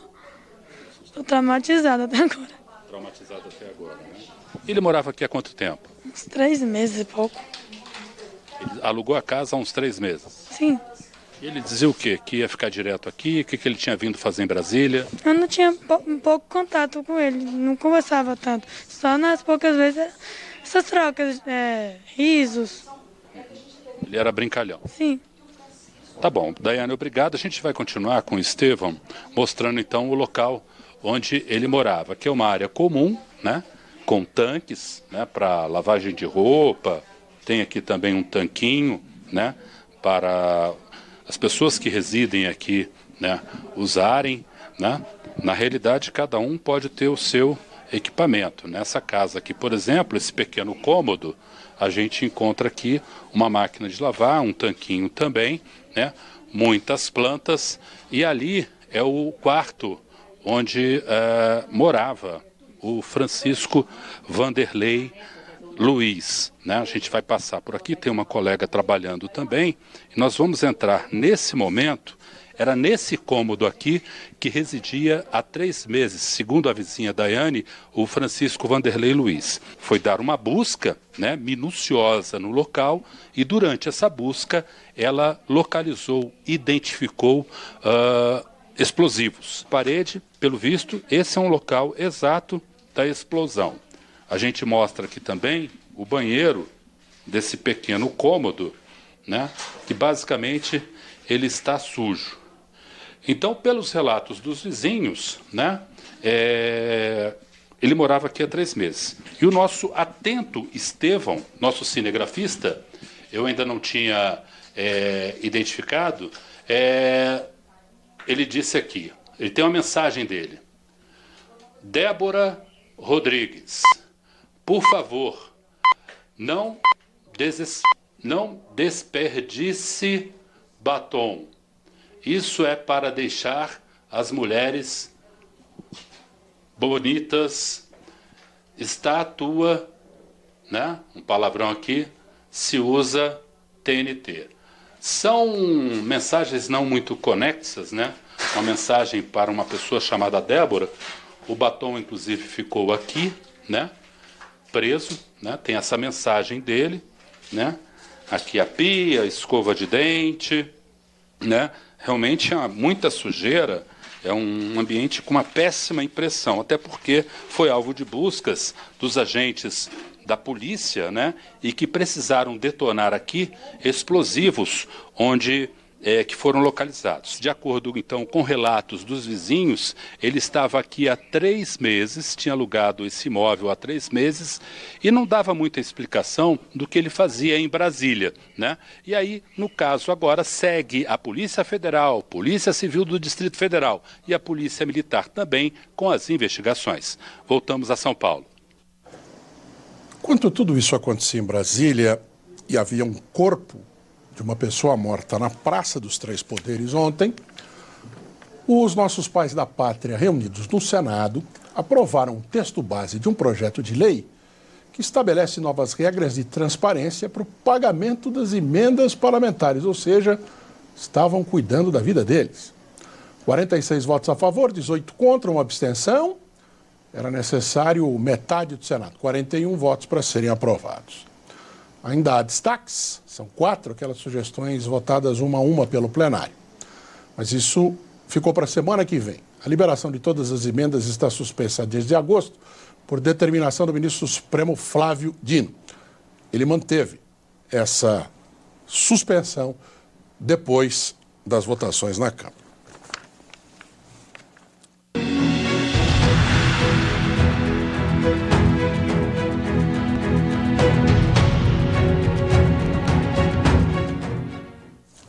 O presidente eleito dos Estados Unidos, Donald Trump, indicou Robert Kennedy Jr., filho de Robert Kennedy, sobrinho de John Kennedy, para ser secretário da Saúde, o equivalente a um ministro, não é? Ele é um ativista anti-vacina, apoiou a candidatura de Trump depois que desistiu da dele. Se for aprovado pelo Senado, vai cuidar de agências importantes como a FDA, que é a Vigilância Sanitária Americana. Outros escolhidos por Trump também precisam do aval do Senado. Alguns, segundo próprios republicanos, não devem conseguir. A crise no governo alemão provocou a antecipação da volta às urnas dos eleitores. A coalizão, que dava apoio ao premier Olaf Scholz, se desfez. Agora ele vai enfrentar uma moção de confiança no Congresso antes de medir o apoio popular nas urnas. De Berlim, correspondente da Deutsche Welle é Cristiane Ramalho. A Europa terá que conviver agora com um governo fraco na maior economia do bloco. O momento não poderia ser pior diante das incertezas provocadas pela volta de Donald Trump à presidência dos Estados Unidos.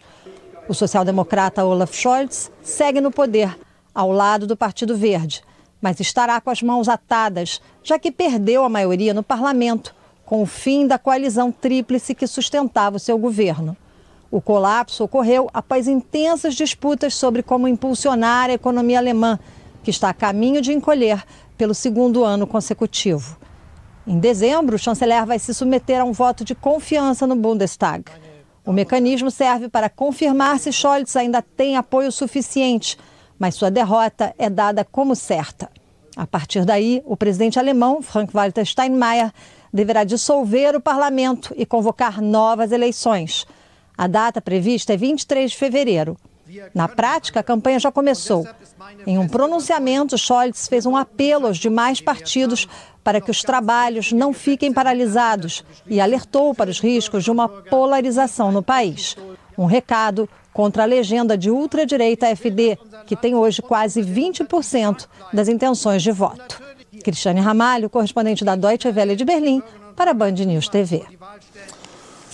A Academia Latina de Gravações, Record Latin Academy, responsável pela entrega do Grammy Latino, revelou alguns dos brasileiros premiados da edição desse ano.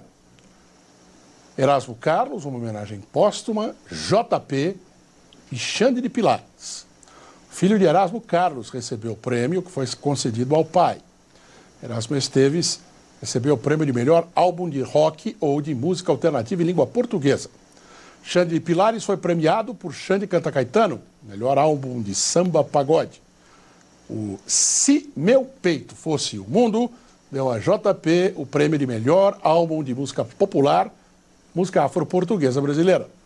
Gabriel Pensador, Lulu Santos e Xamã levaram o prêmio de melhor interpretação urbana em língua portuguesa para a canção Cachimbo da Paz 2.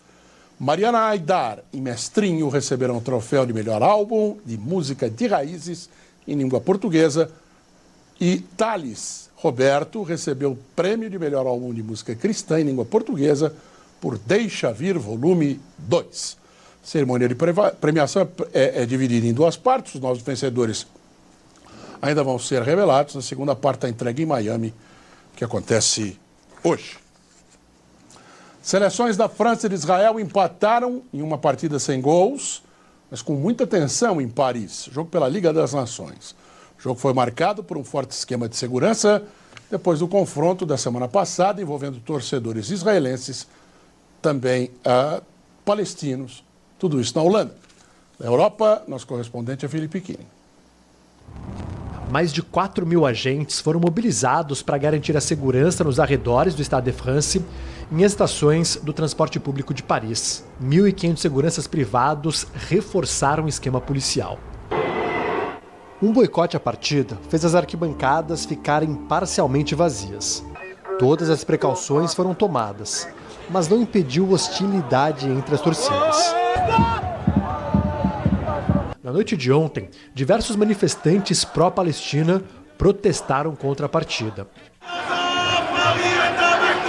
A França concentra as maiores comunidades muçulmanas e judaicas da Europa e tem sido palco, nos últimos meses, de diversos casos de antissemitismo e islamofobia. O presidente francês, Emmanuel Macron, marcou presença no estádio. Essa partida recebeu uma atenção especial das autoridades em função do que aconteceu em Amsterdã na semana passada.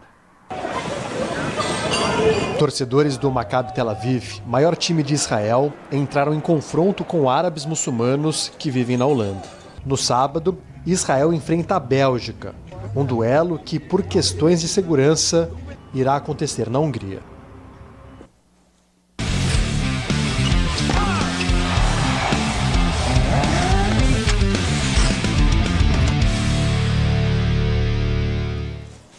(7-0) para o Brasil sobre a Venezuela. Gols de Ronaldo, 2. Emerson, Amoroso, 2. Ronaldinho Gaúcho e Rivaldo. Bons tempos, 1999. Hoje foi 1-1 mesmo pela quinta rodada, ou melhor, pela 11ª rodada das eliminatórias da Copa. O Brasil fez o primeiro, gol marcado por Rafinha, 42 do primeiro tempo. E aí a Venezuela empata com um belo gol, inclusive.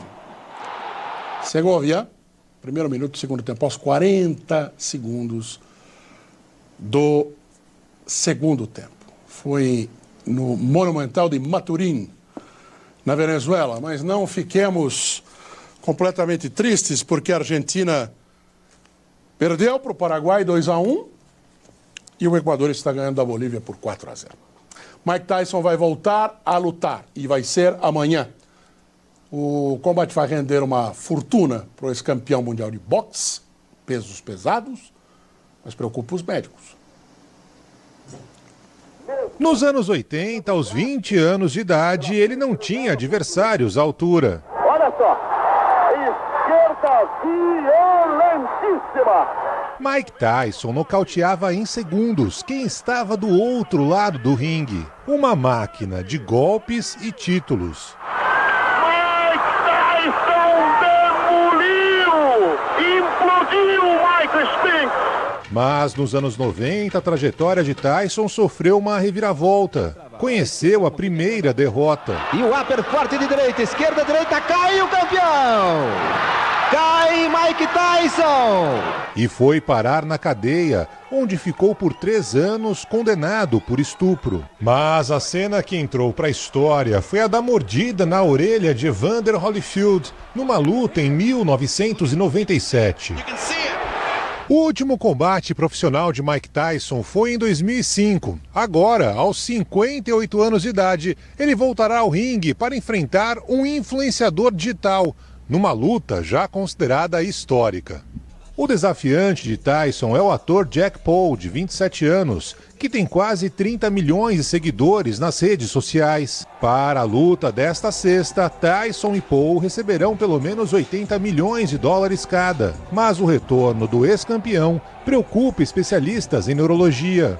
Eventuais golpes na cabeça podem causar danos mais graves a Tyson por causa da idade. Ainda assim, o boxeador manteve os treinos pesados na véspera da luta. E quando subir ao ringue, estará acompanhado de um treinador brasileiro. Desde 2020, o paranaense Rafael Cordeiro tem a ingrata missão de ser o sparring de Tyson. Ponto final na edição da noite de hoje. A gente vai voltar amanhã, dia 15, feriado, 9h30 aqui na Band News TV, 10 da noite simultaneamente na Rede Bandeirantes de Rádio, a partir da Rádio Bandeirantes de São Paulo. Obrigado pela sua atenção, uma boa noite para você. Até amanhã.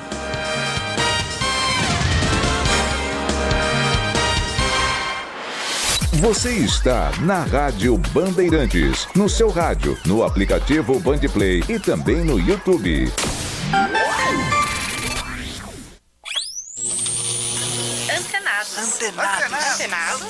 Antenados.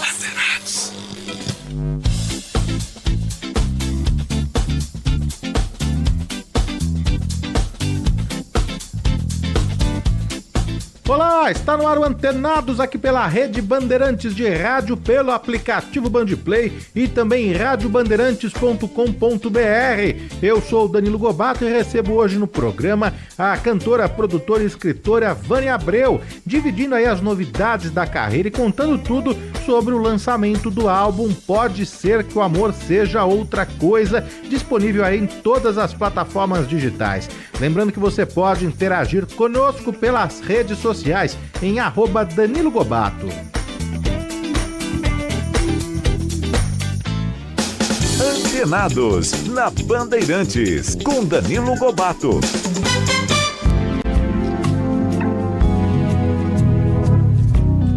Isso que não ouso dizer o nome.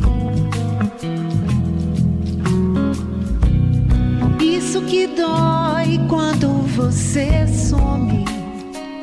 Isso que brilha quando você chega. Isso que não sossega, que me desprega de mim. Isso tem de ser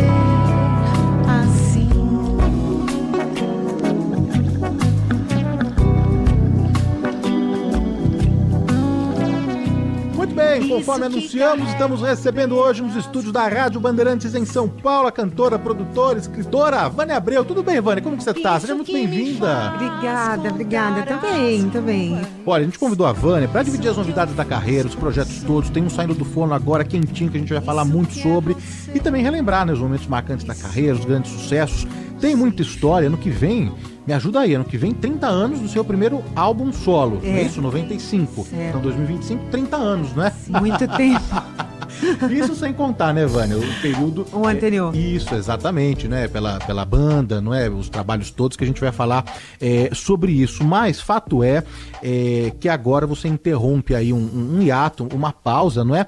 E tá trazendo... Eu já gostei só pelo fato de ser álbum, porque agora tem EP, tem single, tem faixas avulsas que não conversam nada com nada, não é? E o que você tá propondo agora é um álbum mesmo, com 11 faixas, e que o nome é lindíssimo. Pode ser que o amor seja outra coisa? E aí, Vânia?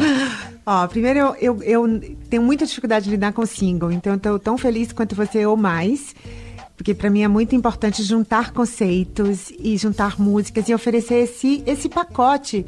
Eu acho muito fragmento ser single, né? Acho bem típico da nossa época, né? Singles solitários, eu acho muito típico, mas eu acho que falta muito conceito, é muito fragmento, a gente não consegue apresentar, na verdade, a ideia musical e estética de uma carreira, para mim, sem álbum. O Pode Ser Que o Amor Seja Outra Coisa é um título que eu elaborei durante muito tempo, porque estamos no momento em que estamos fazendo uma revisão de muitos assuntos em nossa vida. O que é certo, o que é errado, o que é democracia, o que não é, o que é ditadura. Ou seja, a música faz parte disso. Ela também é um agente político, ela discute as questões do mundo do jeito dela. E eu acho que o amor é uma das coisas que a música mais apresentou ao mundo, seja pela saudade, seja pela dor, seja pela alegria, pela paixão. E eu acho que a canção brasileira nisso ela é importantíssima, porque ela é quase a nossa educação sentimental.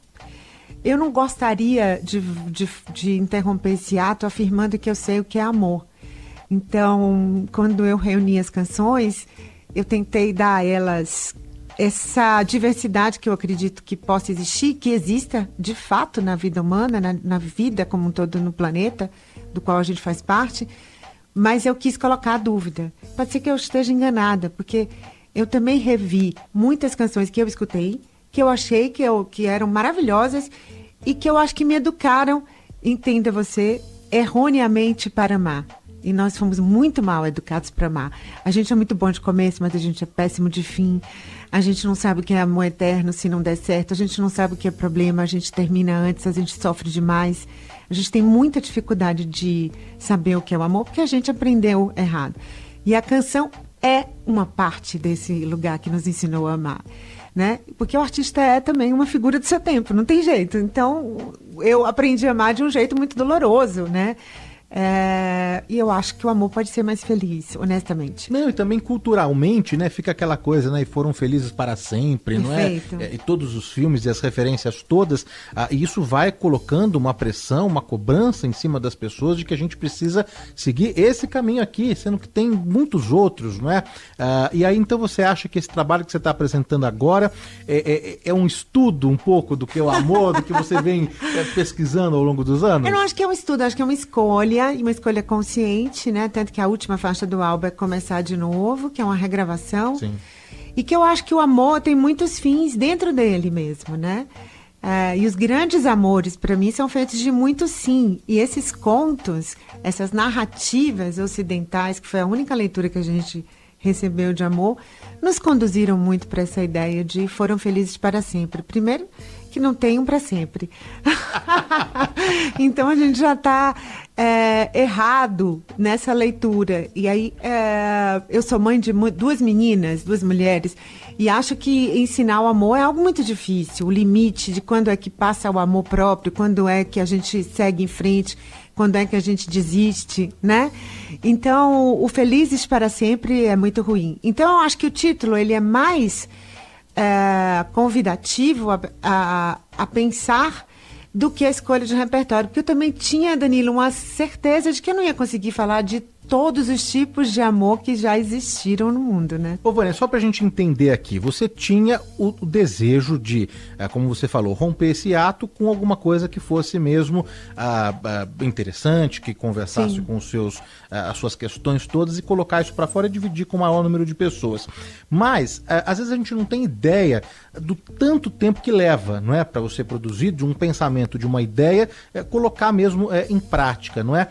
Quanto tempo já que você vem observando e preparando de fato esse álbum? Caramba, Danilo, 12 anos. Uau! Entraram muitas canções, saíram muitas, existem muita mudança de tom, de andamento, foi muito tempo para conseguir finalizar, porque inclusive hoje a ideia de que todos os acessos estão mais acessíveis, desculpa o pleonasmo de usar as duas palavras ao mesmo tempo, faz com que a gente ache que é mais fácil. Eu acho que está mais difícil fazer coisas com esse cuidado. E para mim o tempo, ele é um fator fundamental desse cuidado. Então eu desisti, eu parei um tempo, eu achei, não vou falar mais sobre amor, não, tá muito difícil, eu não quero mais falar sobre amor. Até que eu falei, não, eu gosto muito dessas canções, elas são muito potentes, elas podem encantar, que é outra questão. Eu também quis fazer um disco, porque eu acho que esse é um dos papéis da arte, de reencantar o mundo, porque a gente está muito desencantado com tudo, né? Então eu quis fazer um disco que as pessoas sentissem vontade de falar de amor de verdade, de novo, né? Que a gente pudesse falar desse amor. E não que a gente falasse só de desaforo, tipo, eu vou embora, eu já bati a porta eu cansei um pouco do desaforo, sabe? Eu queria falar de outro tipo de emoção. Agora, 12 anos é bastante tempo, não é? Eu já, enfim, entrevistei algumas vezes, já ouvi o Roberto Carlos dizendo sobre isso, que ele fica muito ali debruçado num trabalho e que uma hora ele precisa largar mesmo, porque senão não tem fim, não é? Para você é mais ou menos isso também, Vânia? Uma hora você precisa, vou lançar aqui, porque senão você fica ali muito tempo. Sim, e não senão você desiste. É mais ou menos por aí. É que eu levei muito tempo realmente com dúvidas das canções e com dúvida da estética do álbum, a estética musical. Eu quis testar muita coisa, mas também tive outros projetos paralelos. Então, eu tive projetos paralelos que me moveram, que me tiraram tempo. E eu cumpri esse espaço de tempo, já que eu me tornei uma artista independente e que isso tem prós e contras, eu usei o pró. E isso me trouxe uma certeza de que aquelas canções sobreviveram ao tempo. Eu achei também muito interessante. Algumas não sobreviveram, algumas, na verdade, a Vânia já era outra pessoa. E eu não só desisti nesse limite de tempo que você disse que já teve encontro com outros artistas, como você chega à conclusão de que eu preciso desistir de continuar aperfeiçoando algo. Então você desiste da ideia de que você vai chegar, não à perfeição, mas ao ideal do que você queria. E você admite possível. O possível é sempre muito real, né? O possível é sempre muito pé no chão.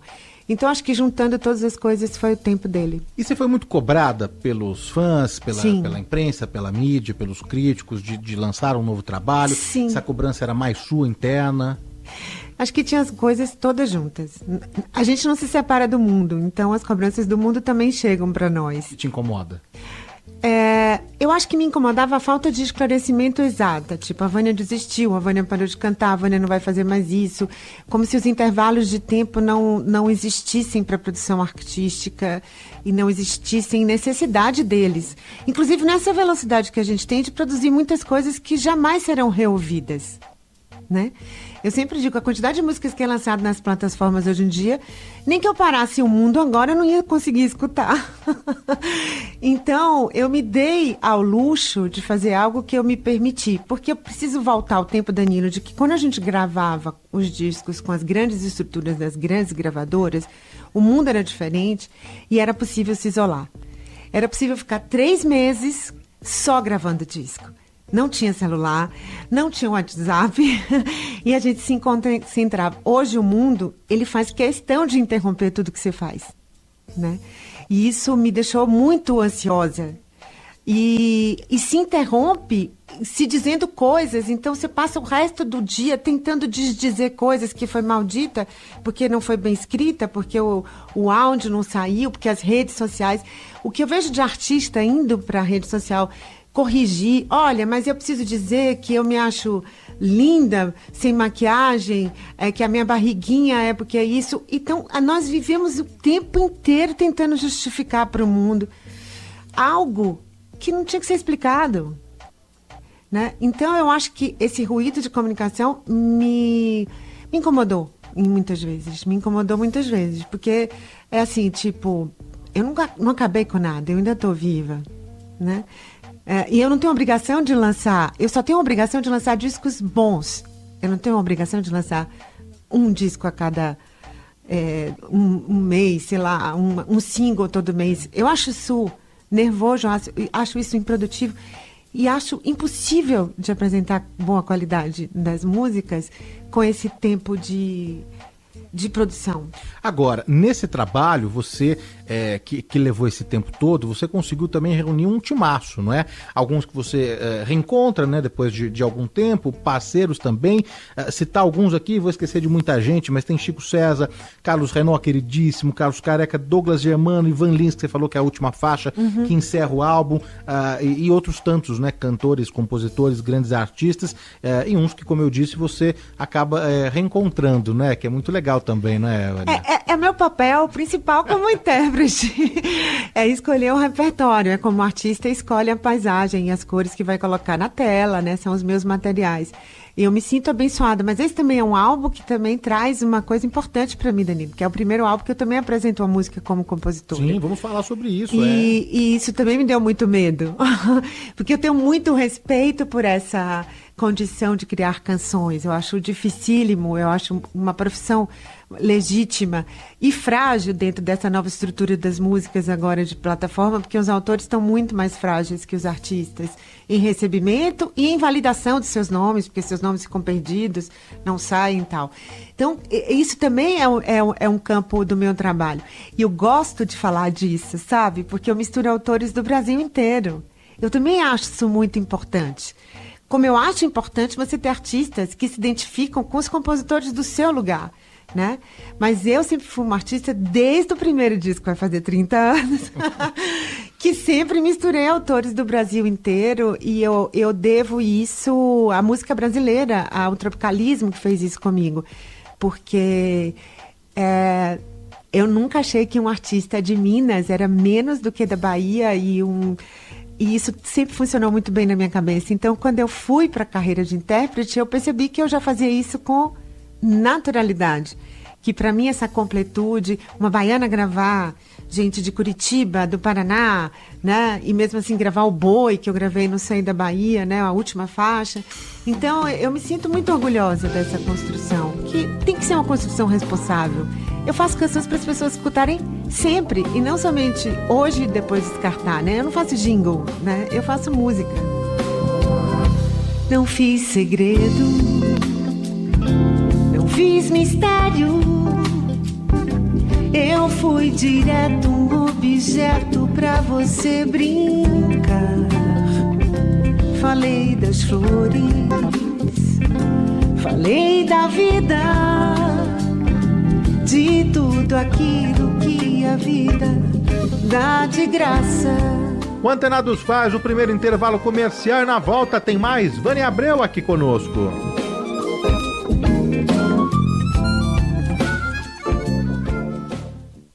Para você que tentou uma vaga de trabalho, mas por falta de qualificação, as portas se fecharam.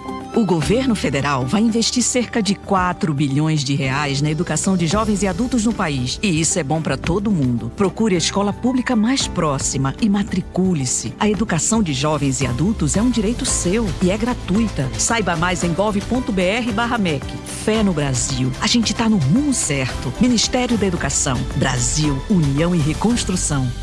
Todo sábado tem o Mundo dos Esportes.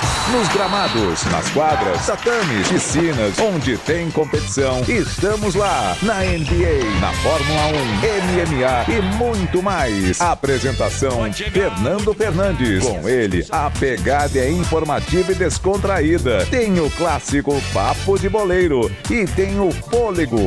Mundo dos Esportes, sábado, 13h, na Bandeirantes.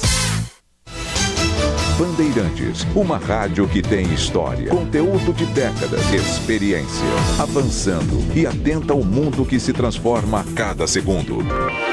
Entre o jornalismo analítico, investigativo, de opinião, de prestação de serviço, ficamos com tudo. À frente desse potente microfone, precisão ao reportar os fatos e equilíbrio para dar voz a todos os lados. Para que você pense, reflita, avalie, critique. Cobertura esportiva que vai do bom humor ao debate sério. Cobertura jornalística que só pende para um lado. O seu. E com sua audiência, a força para brigar pelos problemas que afetam o seu dia, o seu bolso, a sua vida. Para questionar autoridades, reivindicar respostas, cobrar atitudes. Esta é a sua Rádio Bandeirantes. Há 86 anos no ar. Antenados, na Bandeirantes. O Antenados está de volta e hoje recebendo nos estúdios da Rádio Bandeirantes em São Paulo a cantora Vânia Abreu. Cheia de graça, mas de graça cômica, de apelos visuais, é econômica e assim nem sempre apraz qualquer rapaz. Agora, você é natural de Salvador, na Bahia, passou e cresceu ali no bairro de Brotas? Exato. Foi, né? No bairro de Brotas. Super populoso. E aí, você depois teve ali uma passagem pelos barzinhos, pela noite de Salvador, participou de festivais, ganhou prêmios, fez backing vocal de artistas e de bandas da Bahia, mas você já falou que essa carreira artística, ela foi acontecendo e que não foi planejada, não é? Nada. Eu queria entender um pouco sobre isso, porque você nunca pensou, quando você ouvia as cantoras do rádio, quando você via as cantoras na televisão, assistia os programas, o movimento todo, que a Bahia tem isso, é efervescente, Sim. não é? Você nunca se projetou ali? Você nunca falou, não, é isso que eu quero estar ali no palco, cantando, gravando? Nunca, Vânia? Não, é assustador. Meu amor pela música não passava pela minha centralização como artista, falar dela. Eu sempre tive um amor profundo pela música. Acho que a música, se tem um lugar que... Posso fazer uma piadinha? Eu estava discutindo uma vez com um amigo na praia sobre extraterrestre. E aí discutindo aquele negócio, um porre de falar que as pirâmides, que não sei o quê, que tudo foi extraterrestre, que então, foi extraterrestre. Gente, pelo amor de Deus, para que não foi extraterrestre.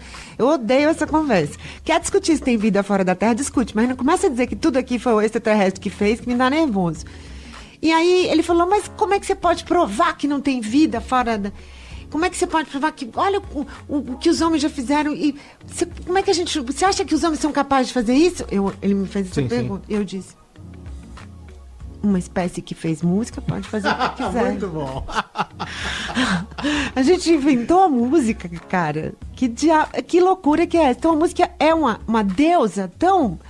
potente, né? Não existe nenhuma sociedade humana que não tenha produzido música. Ela é tão potente para falar de nossa alma e para realimentar a nossa alma, ou para dar cor à nossa alma, seja para o que você usar a música, que de fato eu nunca imaginei que eu seria cantora. Eu fui indo, as pessoas... Eu tinha um violão na minha casa, que era da minha irmã, que eu não sei porque minha irmã tinha aquele violão, não é Daniela, é Kitty. Não sei porque Kitty tinha aquele violão. Ela não tocava. Ela não tocava. Eu peguei e comecei a tocar. Eu aprendi a tocar sozinha. Sozinha? Sozinha. Aí eu comecei a cantar. Aí as pessoas falaram, nossa, que voz linda que você tem. Você não quer cantar? Eu vou. Eu vou. Desculpa, rapidinho, Vânia, desculpa te interromper. Você cantava o quê nessa época? Era... MPB.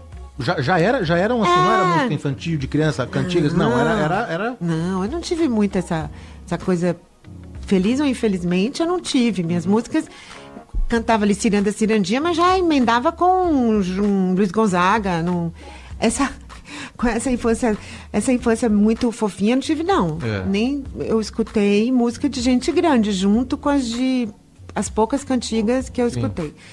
Então, a minha convocatória pra música, ela foi assim, eu fui indo, sabe? É tipo, cara, eu tô aqui mesmo, dá pra entender? Aí eu tava no meu colégio, a gente ficava no intervalo cantando, tocando violão, e eu aprendia, porque toda pessoa que tocava violão, eu era tipo uma pessoa que ia lá roubar alguma informação, porque eu não tinha estudo. Me explica aí, como é isso, como é que faz, como é o nome desse acorde e tal. Fui assim.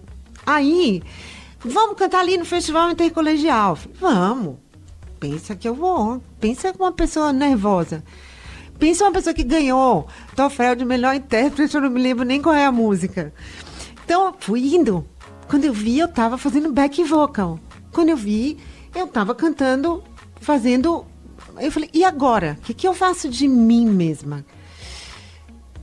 Quem sou eu? O que eu vou fazer comigo? Né? E essa foi uma trajetória que eu comecei a fazer essas perguntas no meu primeiro disco. Teve uma passagem aí por pedagogia, não teve? Teve, eu fiz faculdade. Mas quase não, porque não dava tempo, porque a música tinha um ensaio. Tinha um ensaio. A Universidade Federal da Bahia, que eu passei, ela tinha aula assim, de 7 às 9, depois de 10 às 12, depois de 2 às 4. E cada aula num lugar diferente. Super bem planejado. Feito para você terminar a faculdade. Feito, perfeito. Muito fácil. Tipo, estamos tentando te ajudar a fechar esse curso. Vamos ajudar a Vânia e a todos os alunos. Não dava para fazer. E aí, cara, era um ensaio. Era não sei o quê. E eu já estava ganhando dinheiro. Falei, então agora vamos. Mas assim, eu nunca me achei, sabe? Nunca me achei grande coisa, não. Nunca me legitimei como artista. Tenho muita dificuldade. Você fala assim, profissão. Até hoje, quando aparece nesses cadastros, putz, o que eu vou botar? Eu acho muito difícil, assim, num mundo que tem as cantoras que a gente tem, os escritores que a gente tem, as pessoas que a gente tem. Eu falo, e aí, Ivane, você é cantora? Eu falo, mais ou menos, né? Porque olha, a gente tem a Aretha Franklin, a gente tem uma galera... E você vem de lá falar que você... não, mais ou menos, eu gosto de música. Ô, Vânia, mas acho que você tem também uma consciência que acho que muita gente, ou a maioria não tem, ou também não sabe, e nem quer diferenciar muito, né? Que é o fato de ter e de ser uma artista e uma cantora, e gostar de música, e querer cantar, e trabalhar, enxergar a música como um instrumento, como um meio, como um caminho. E isso também a gente pode falar de atores, por exemplo, né? Sim. Porque o trabalho mesmo de ator não é estar num red carpet, né? Não é estampar uma capa de uma revista. Não. Tem um trabalho mesmo profundo, né? De interpretação, de doar o seu corpo a um personagem, de contar uma história, não é? Então tem esses dois lados que as pessoas confundem um pouco, né? Muito. O nome artista, né? Que é uma coisa... Né? O que é um artista? Não é um artista plástico? Enfim. É muito amplo. Né? E o cantar. E você acha que vai mais por esse outro lado, né? De servir a música, não? Sim. Acho mais interessante. E eu acho muito ruim a gente se auto-intitular muito especial. Eu acho que o mundo também, hoje em dia, a gente está ultrapassando o limite de dizer eu sou o máximo. Não, ninguém é o máximo, né? Nem tão sozinho assim. Então, assim, os maiores deuses que eu conheci de qualquer tipo de ofício, eles tinham absolutamente noção de que existiam outros deuses, né? Aí, raramente você vê, assim, tipo um Picasso que tem frases, né, super engraçadas a gente vendo, mas que ele devia ser insuportável, eu devia. Então, assim, eu acho que eu fiz algumas medidas na minha vida, Danilo, muito importantes. Eu nunca me legitimei como artista no estereótipo de artista maluco, que não desse conta da vida pessoal ou que tivesse que causar um impacto. Eu gosto muito, por exemplo, da liberdade que o ator tem. Porque o ator, ele se veste com qualquer personagem, ele sobe, mas quando ele sai normal. Ele sai sem maquiagem. E o artista da música hoje em dia, ele tá vivendo a personagem até dentro de casa. Isso não pode ser saudável, nem para ele mesmo, nem para os seus, nem para uma vida. E a minha vida não é só de artista ou de cantora. Ela ocupa alguns lugares. Mas ela não pode ocupar tudo, senão minha vida vai ser muito chata. Se eu colocar todas as fichas da minha felicidade numa personagem só, eu tô ferrada que eu vou ser muito feliz, né? Então, eu tive que descobrir isso sozinha, porque não tem escola de artista. Não tem psicólogo de artista, não tem coaching. E artistas não conversam entre si sobre isso. Então, eu acho muito importante a gente revitalizar a ideia de saúde mental também para o artista, porque não é porque é artista que tem saúde mental. Muito pelo contrário. Pode ser uma pessoa egocêntrica, pode ser uma pessoa que não tenha vínculos afetivos, que viva numa personagem. E eu acho que tudo isso é muito ruim. Não importa o que você cumpra com o seu talento, né? Ô, Vânia, mas em casa você falou que é autodidata, né? Então pegava ali o violão da sua irmã, Kitty. Da Kitty, né? Já pegava o violão dela e saía ali tocando e cantando também. Mas era uma casa musical, né? Os seus pais gostavam de música americana, de óperas, tinham discos, tinham ali algumas referências, Meu pai adora, apaixonado por música. Eu devo muito a meu pai das minhas paixões. Música é uma delas, meu pai gosta de escutar. E música alta, meu pai gostava de escutar música alta. E não tinha headphone. Por outro lado, compartilhávamos os mesmos gostos, era bom.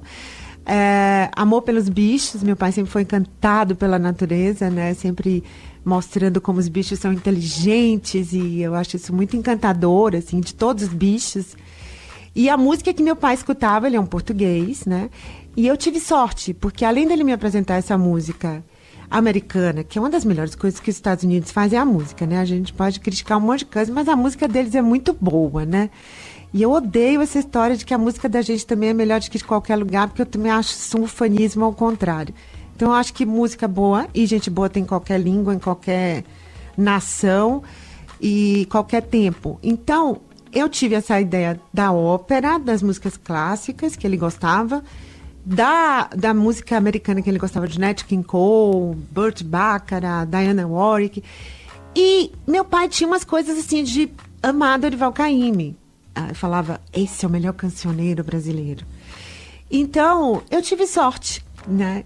Eu não conheci tudo, porque também tudo é muita coisa, nenhum pai daria conta. Mas eu acho que eu tive uma boa escola de música. Agora, a partir de que momento você começou a ver que sentiu e percebeu mesmo que o que você estava emitindo, a emissão ali, que você cantava, não, eu canto bem, né? Eu consigo ali projetar a minha voz. Eu sempre tenho muita curiosidade disso, porque eu admiro muito, né, os cantores, Sim. Os artistas, a música.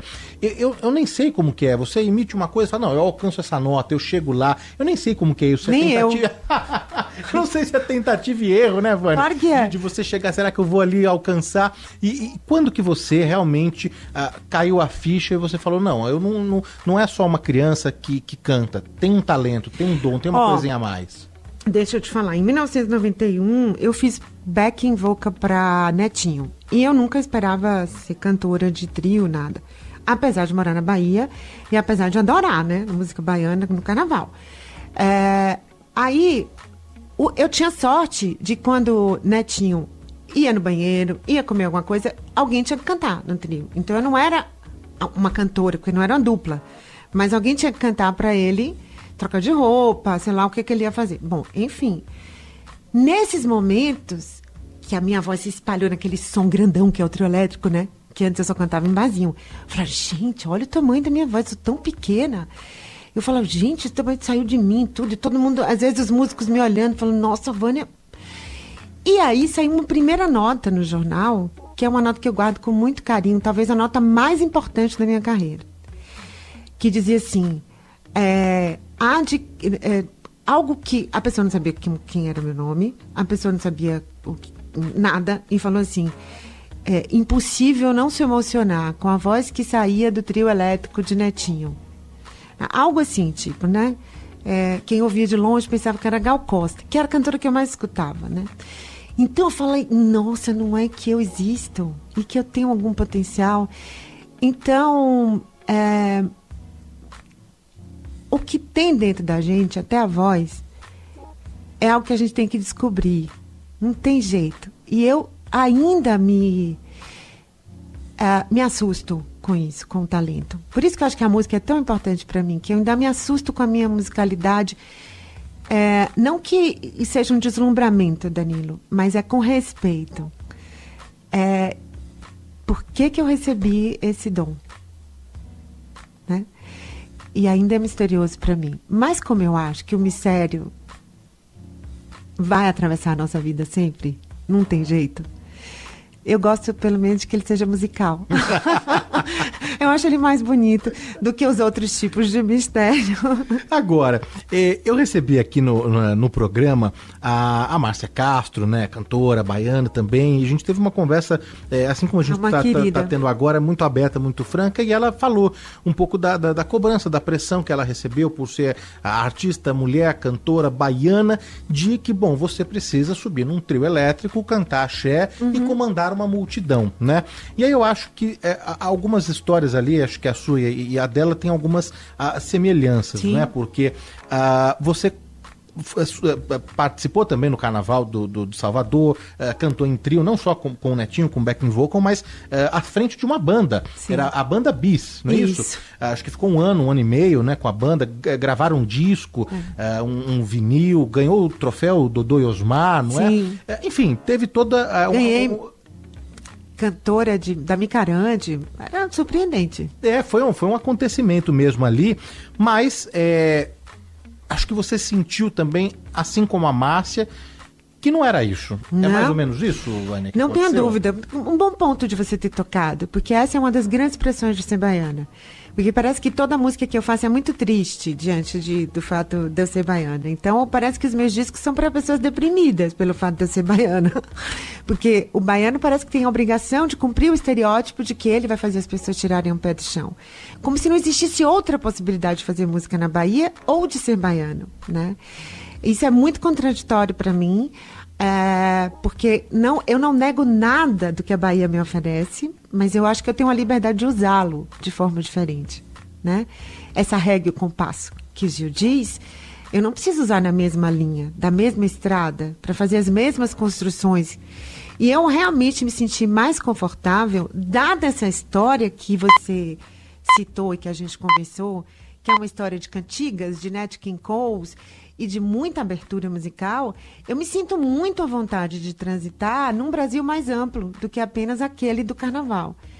Ainda porque eu poderia dizer que eu gosto tanto do Carnaval quanto eu gosto do São João. Então, o que me fazia escolher ser um artista de um ou de outro? Seria o mercado de show? Seria aquilo que me facilitaria? Não, eu optei por aquilo que realmente determina o meu amor pela música brasileira, que transita de Vitor Ramil a Fátima Guedes, né? A tantas outras coisas, ao samba do Rio de Janeiro, ao samba de roda da Bahia, e que às vezes não tem nem autoria de domínio público. Portanto, eu ainda me incomodo com essa característica e com essa dualidade que faz com que a gente pense que... Eu gosto daquele filme Divertidamente por isso, né? Que a alegria não pode ser objetivo, né? Se ela for objetiva, a gente está ferrado.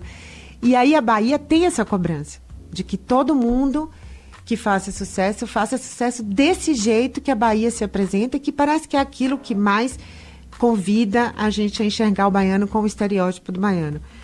E eu amo a Bahia. A Bahia tem um jeito dela, né? Mas é difícil. Eu tenho várias crises de identidade, problemas sérios, porque é muito difícil ser baiano se você não responde a essa lógica. E você, né, pelo amor de Deus, você não está desmerecendo o carnaval, o axé, o gênero, nada disso. É uma questão do que conversa com você, do que te toca e o que você quer expressar e compartilhar. Agora, você era uma fuliã? Você sou. É uma fuliã? Eu sou uma fuliã. Eu adoro carnaval. Adoro, sempre gostei desde pequena. Meus avós iam para a Avenida 7, fantasias, banquinho amarrado entre os postes. A história do Carnaval da Bahia é uma história que eu não consigo me separar de quem eu sou. Entendeu? As músicas do Carnaval da Bahia fazem parte da minha trajetória de vida. Mas o fato de eu gostar do Carnaval... Tipo assim, vamos pegar um outro exemplo. Eu amo rock.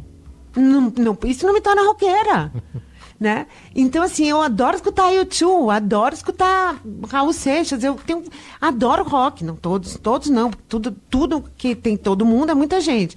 Mas então, isso não me faz roqueira. Então, eu acho que essa relação com o lugar que a gente tem, ela é ufanista, né? Ela é bastante... ela reduz muito a capacidade que a gente tem. E eu acho que a Bahia é muito mais do que isso, né? Então, por exemplo, ninguém nunca se tocou que Novos Baianos que Baby Consuelo não era baiana. Né? Então, assim, eu acho tão engraçado isso, né? Eu achava que Clara Nunes, quando eu era pequena, era baiana. Então, meu umbigo era da Bahia. Aí eu cresci, né? E falei, não, meu umbigo é do ser humano, é do Brasil, não é de solar. E eu acho que é isso, né? Eu amo carnaval, sou foliante, saio em bloco, de ficar na rua, né? De ir atrás do trio elétrico, sei me virar no carnaval sozinha, não preciso de homem, não preciso de ninguém, não me meto em roubada, né? Que eu digo que eu não sou turista, que eu moro em São Paulo, então eu não sou turista, mas isso não garante que a minha identidade artística responda somente à ideia de ser cantora de música de carnaval. Na minha veia, se agarra na minha teia, que nós corremos perigo, você verá o nosso amor pegando fogo por aí. O Antenados faz mais um intervalo e na volta tem mais música e mais história com a cantora Vânia Abreu. A combinação perfeita entre a informação importante e o momento de descontrair e jogar conversa fora. É o jeitão de Joel da Atena e a Ana Paula Rodrigues no Bora Brasil.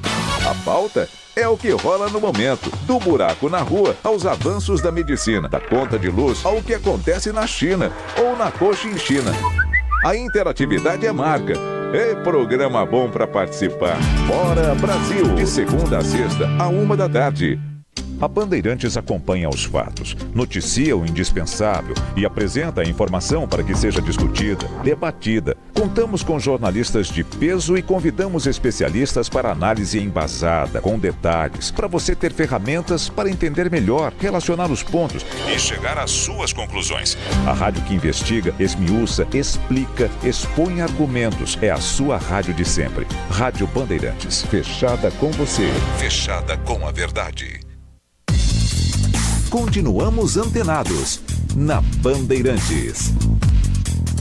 O Antenados está de volta e hoje recebendo nos estúdios da Rádio Bandeirantes em São Paulo, Vânia Abreu, dividindo aí as novidades da carreira e contando tudo sobre o lançamento do álbum Pode Ser Que o Amor Seja Outra Coisa.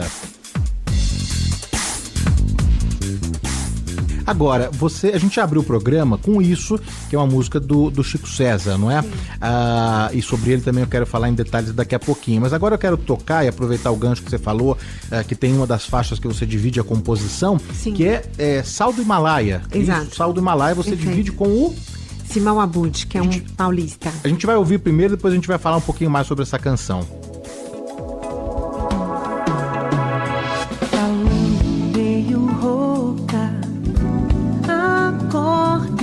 Beija minha boca,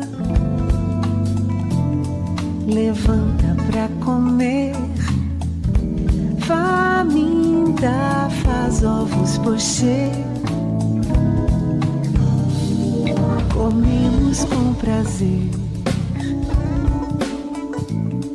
dormimos com a TV, enquanto tenta ler. Esse é um dos destaques do álbum, né? Você falou também que existe toda uma responsabilidade, uma dificuldade, não sei também, em começar nesse caminho de composição. Fala um pouquinho mais, Vânia. Eu acho uma coisa muito... Até hoje eu não acredito, né? Foi a 4 mãos. Foi a 4 mãos. A música já veio pra mim pronta, de um jeito, e aí o amor que Simão me trouxe era muito fofo. Essa palavra é muito usada hoje em dia, né? Pra adjetivar várias situações. E eu falei... Simão, eu não acho que o amor seja isso. Tá muito fofo demais. E a gente tá vivendo de amores reconstruídos, né? A gente tá vivendo de reconstruções. A gente não tá mais, apesar da alma gêmea ainda habitar os nossos fantasmas de expectativas, mas os amores são construídos. E aí ele me deu total liberdade para eu refazer a letra. Então eu ajustei várias coisas. Então, eu assino com muita parcimônia, porque eu acho que eu já recebi a canção mais pronta do que eu fiz. E ele disse que eu sou muito generosa, mas eu acho que eu sou muito justa, entende? Ele falou, não, você é muito generosa, você mexeu muito, a canção é outra. Eu falei, Não, eu não mexi quase nada. Eu sou muito justa. Então, eu me sinto, porque as pessoas adoram de aritmética, dar percentuais, eu me sinto com 25% da canção. Mas acho que já foi um salto corajoso para alguém que tem tantos anos de carreira e que nunca se atreveu. E digo isso também com muito orgulho, porque os compositores sempre me satisfizeram muito bem. Nunca tive dificuldade de achar lindas canções, tá? E não faria outras canções só para ter direitos autorais. Eu já acho que o Brasil é um dos países... Eu tenho canção para gravar pelo resto da vida que não vai faltar canção linda para gravar, né? Agora, essa parte de composição, então, você já começou... isso começou a despertar algo dentro de você? Você continua escrevendo? Você está escrevendo? Às vezes você se pega com uma ideia, com alguma coisa e anota? Como está sendo esse processo agora? Sim, tem uma música que o Carlos Careca fez para mim, que eu me orgulho muito, que chama Só um moinho de ideias. Então eu tenho muitas ideias fragmentadas, que eu nem sei o que fazer com elas. Já anota? Todas. Às vezes eu perco, confesso. E gravar?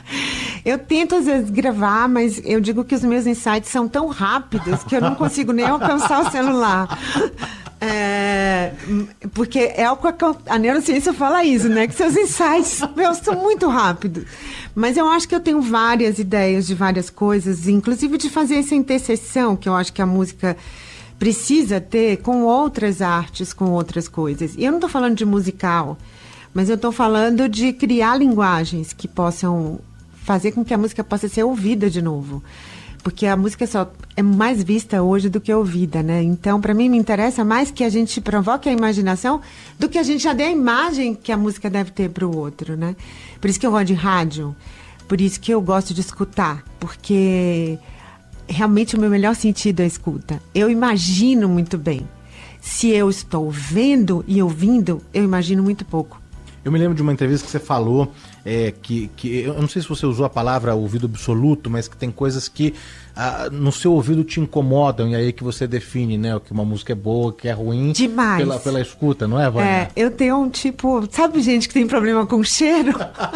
Eu tenho um problema com frequências, lugares com som ruins, uma palavra numa música, uma cadência de construção de melodia que não me agrada. Eu tenho um grau de... Eu não sei, deve ter um tipo de fobia, alguma coisa assim com esse nome, mas que justifique isso. Mas o meu ouvido é muito sensível. Então, de fato, a música... Se eu vou num show, por exemplo, o som tá ruim, o som, eu não tô falando a música. Sim. Pronto, acabou o show. Não funciona pra mim, tenho que ir embora. Não dá para eu me comunicar com aquela... E aí tem um amigo meu que diz assim, mas eu não acho que você tá tão errada, porque música boa muda tudo. Falei, pois é, mas o som também. E aí esse álbum você gravou aqui em São Paulo? Gravei pela metade, como se funciona, em 3 etapas. Eu gravei uma boa parte em São Paulo, depois uma boa parte em Salvador... E a voz eu gravei praticamente em casa, montando um estúdio. Eu gravei algumas vozes em estúdio, mas eu complementei algumas coisas em casa. E esse tem sido um modelo bastante eficiente, mas eu volto a dizer, sinto muito falta do isolamento que a produção de estúdio fazia com a gente antes. Agora, passar aqui os contatos, porque o disco, o ouvinte encontra, não é, nas plataformas de streaming, passar aqui os contatos também, as redes sociais da Vânia, porque tem canal no YouTube, tem todas as plataformas, e ali o ouvinte encontra o material, né? É só seguir, bom, no Instagram é Vânia Abreu Oficial. Vânia Abreu Oficial. Aí tem um link que redireciona para todas as plataformas de áudio, de streaming, de tudo, não é? E aí tipo, o Instagram é o Waze. Você entra lá, você acha as rotas. Ele redireciona para ouvir, não é? Agora, a gente tava falando, você falou da questão dos compositores, do direito autoral, isso daria um outro programa. Sim. Eu sinto muita falta, falei para você que já comecei elogiando pelo fato de ser um álbum, eu sinto muita falta da ficha técnica, total, de foto, de letra, de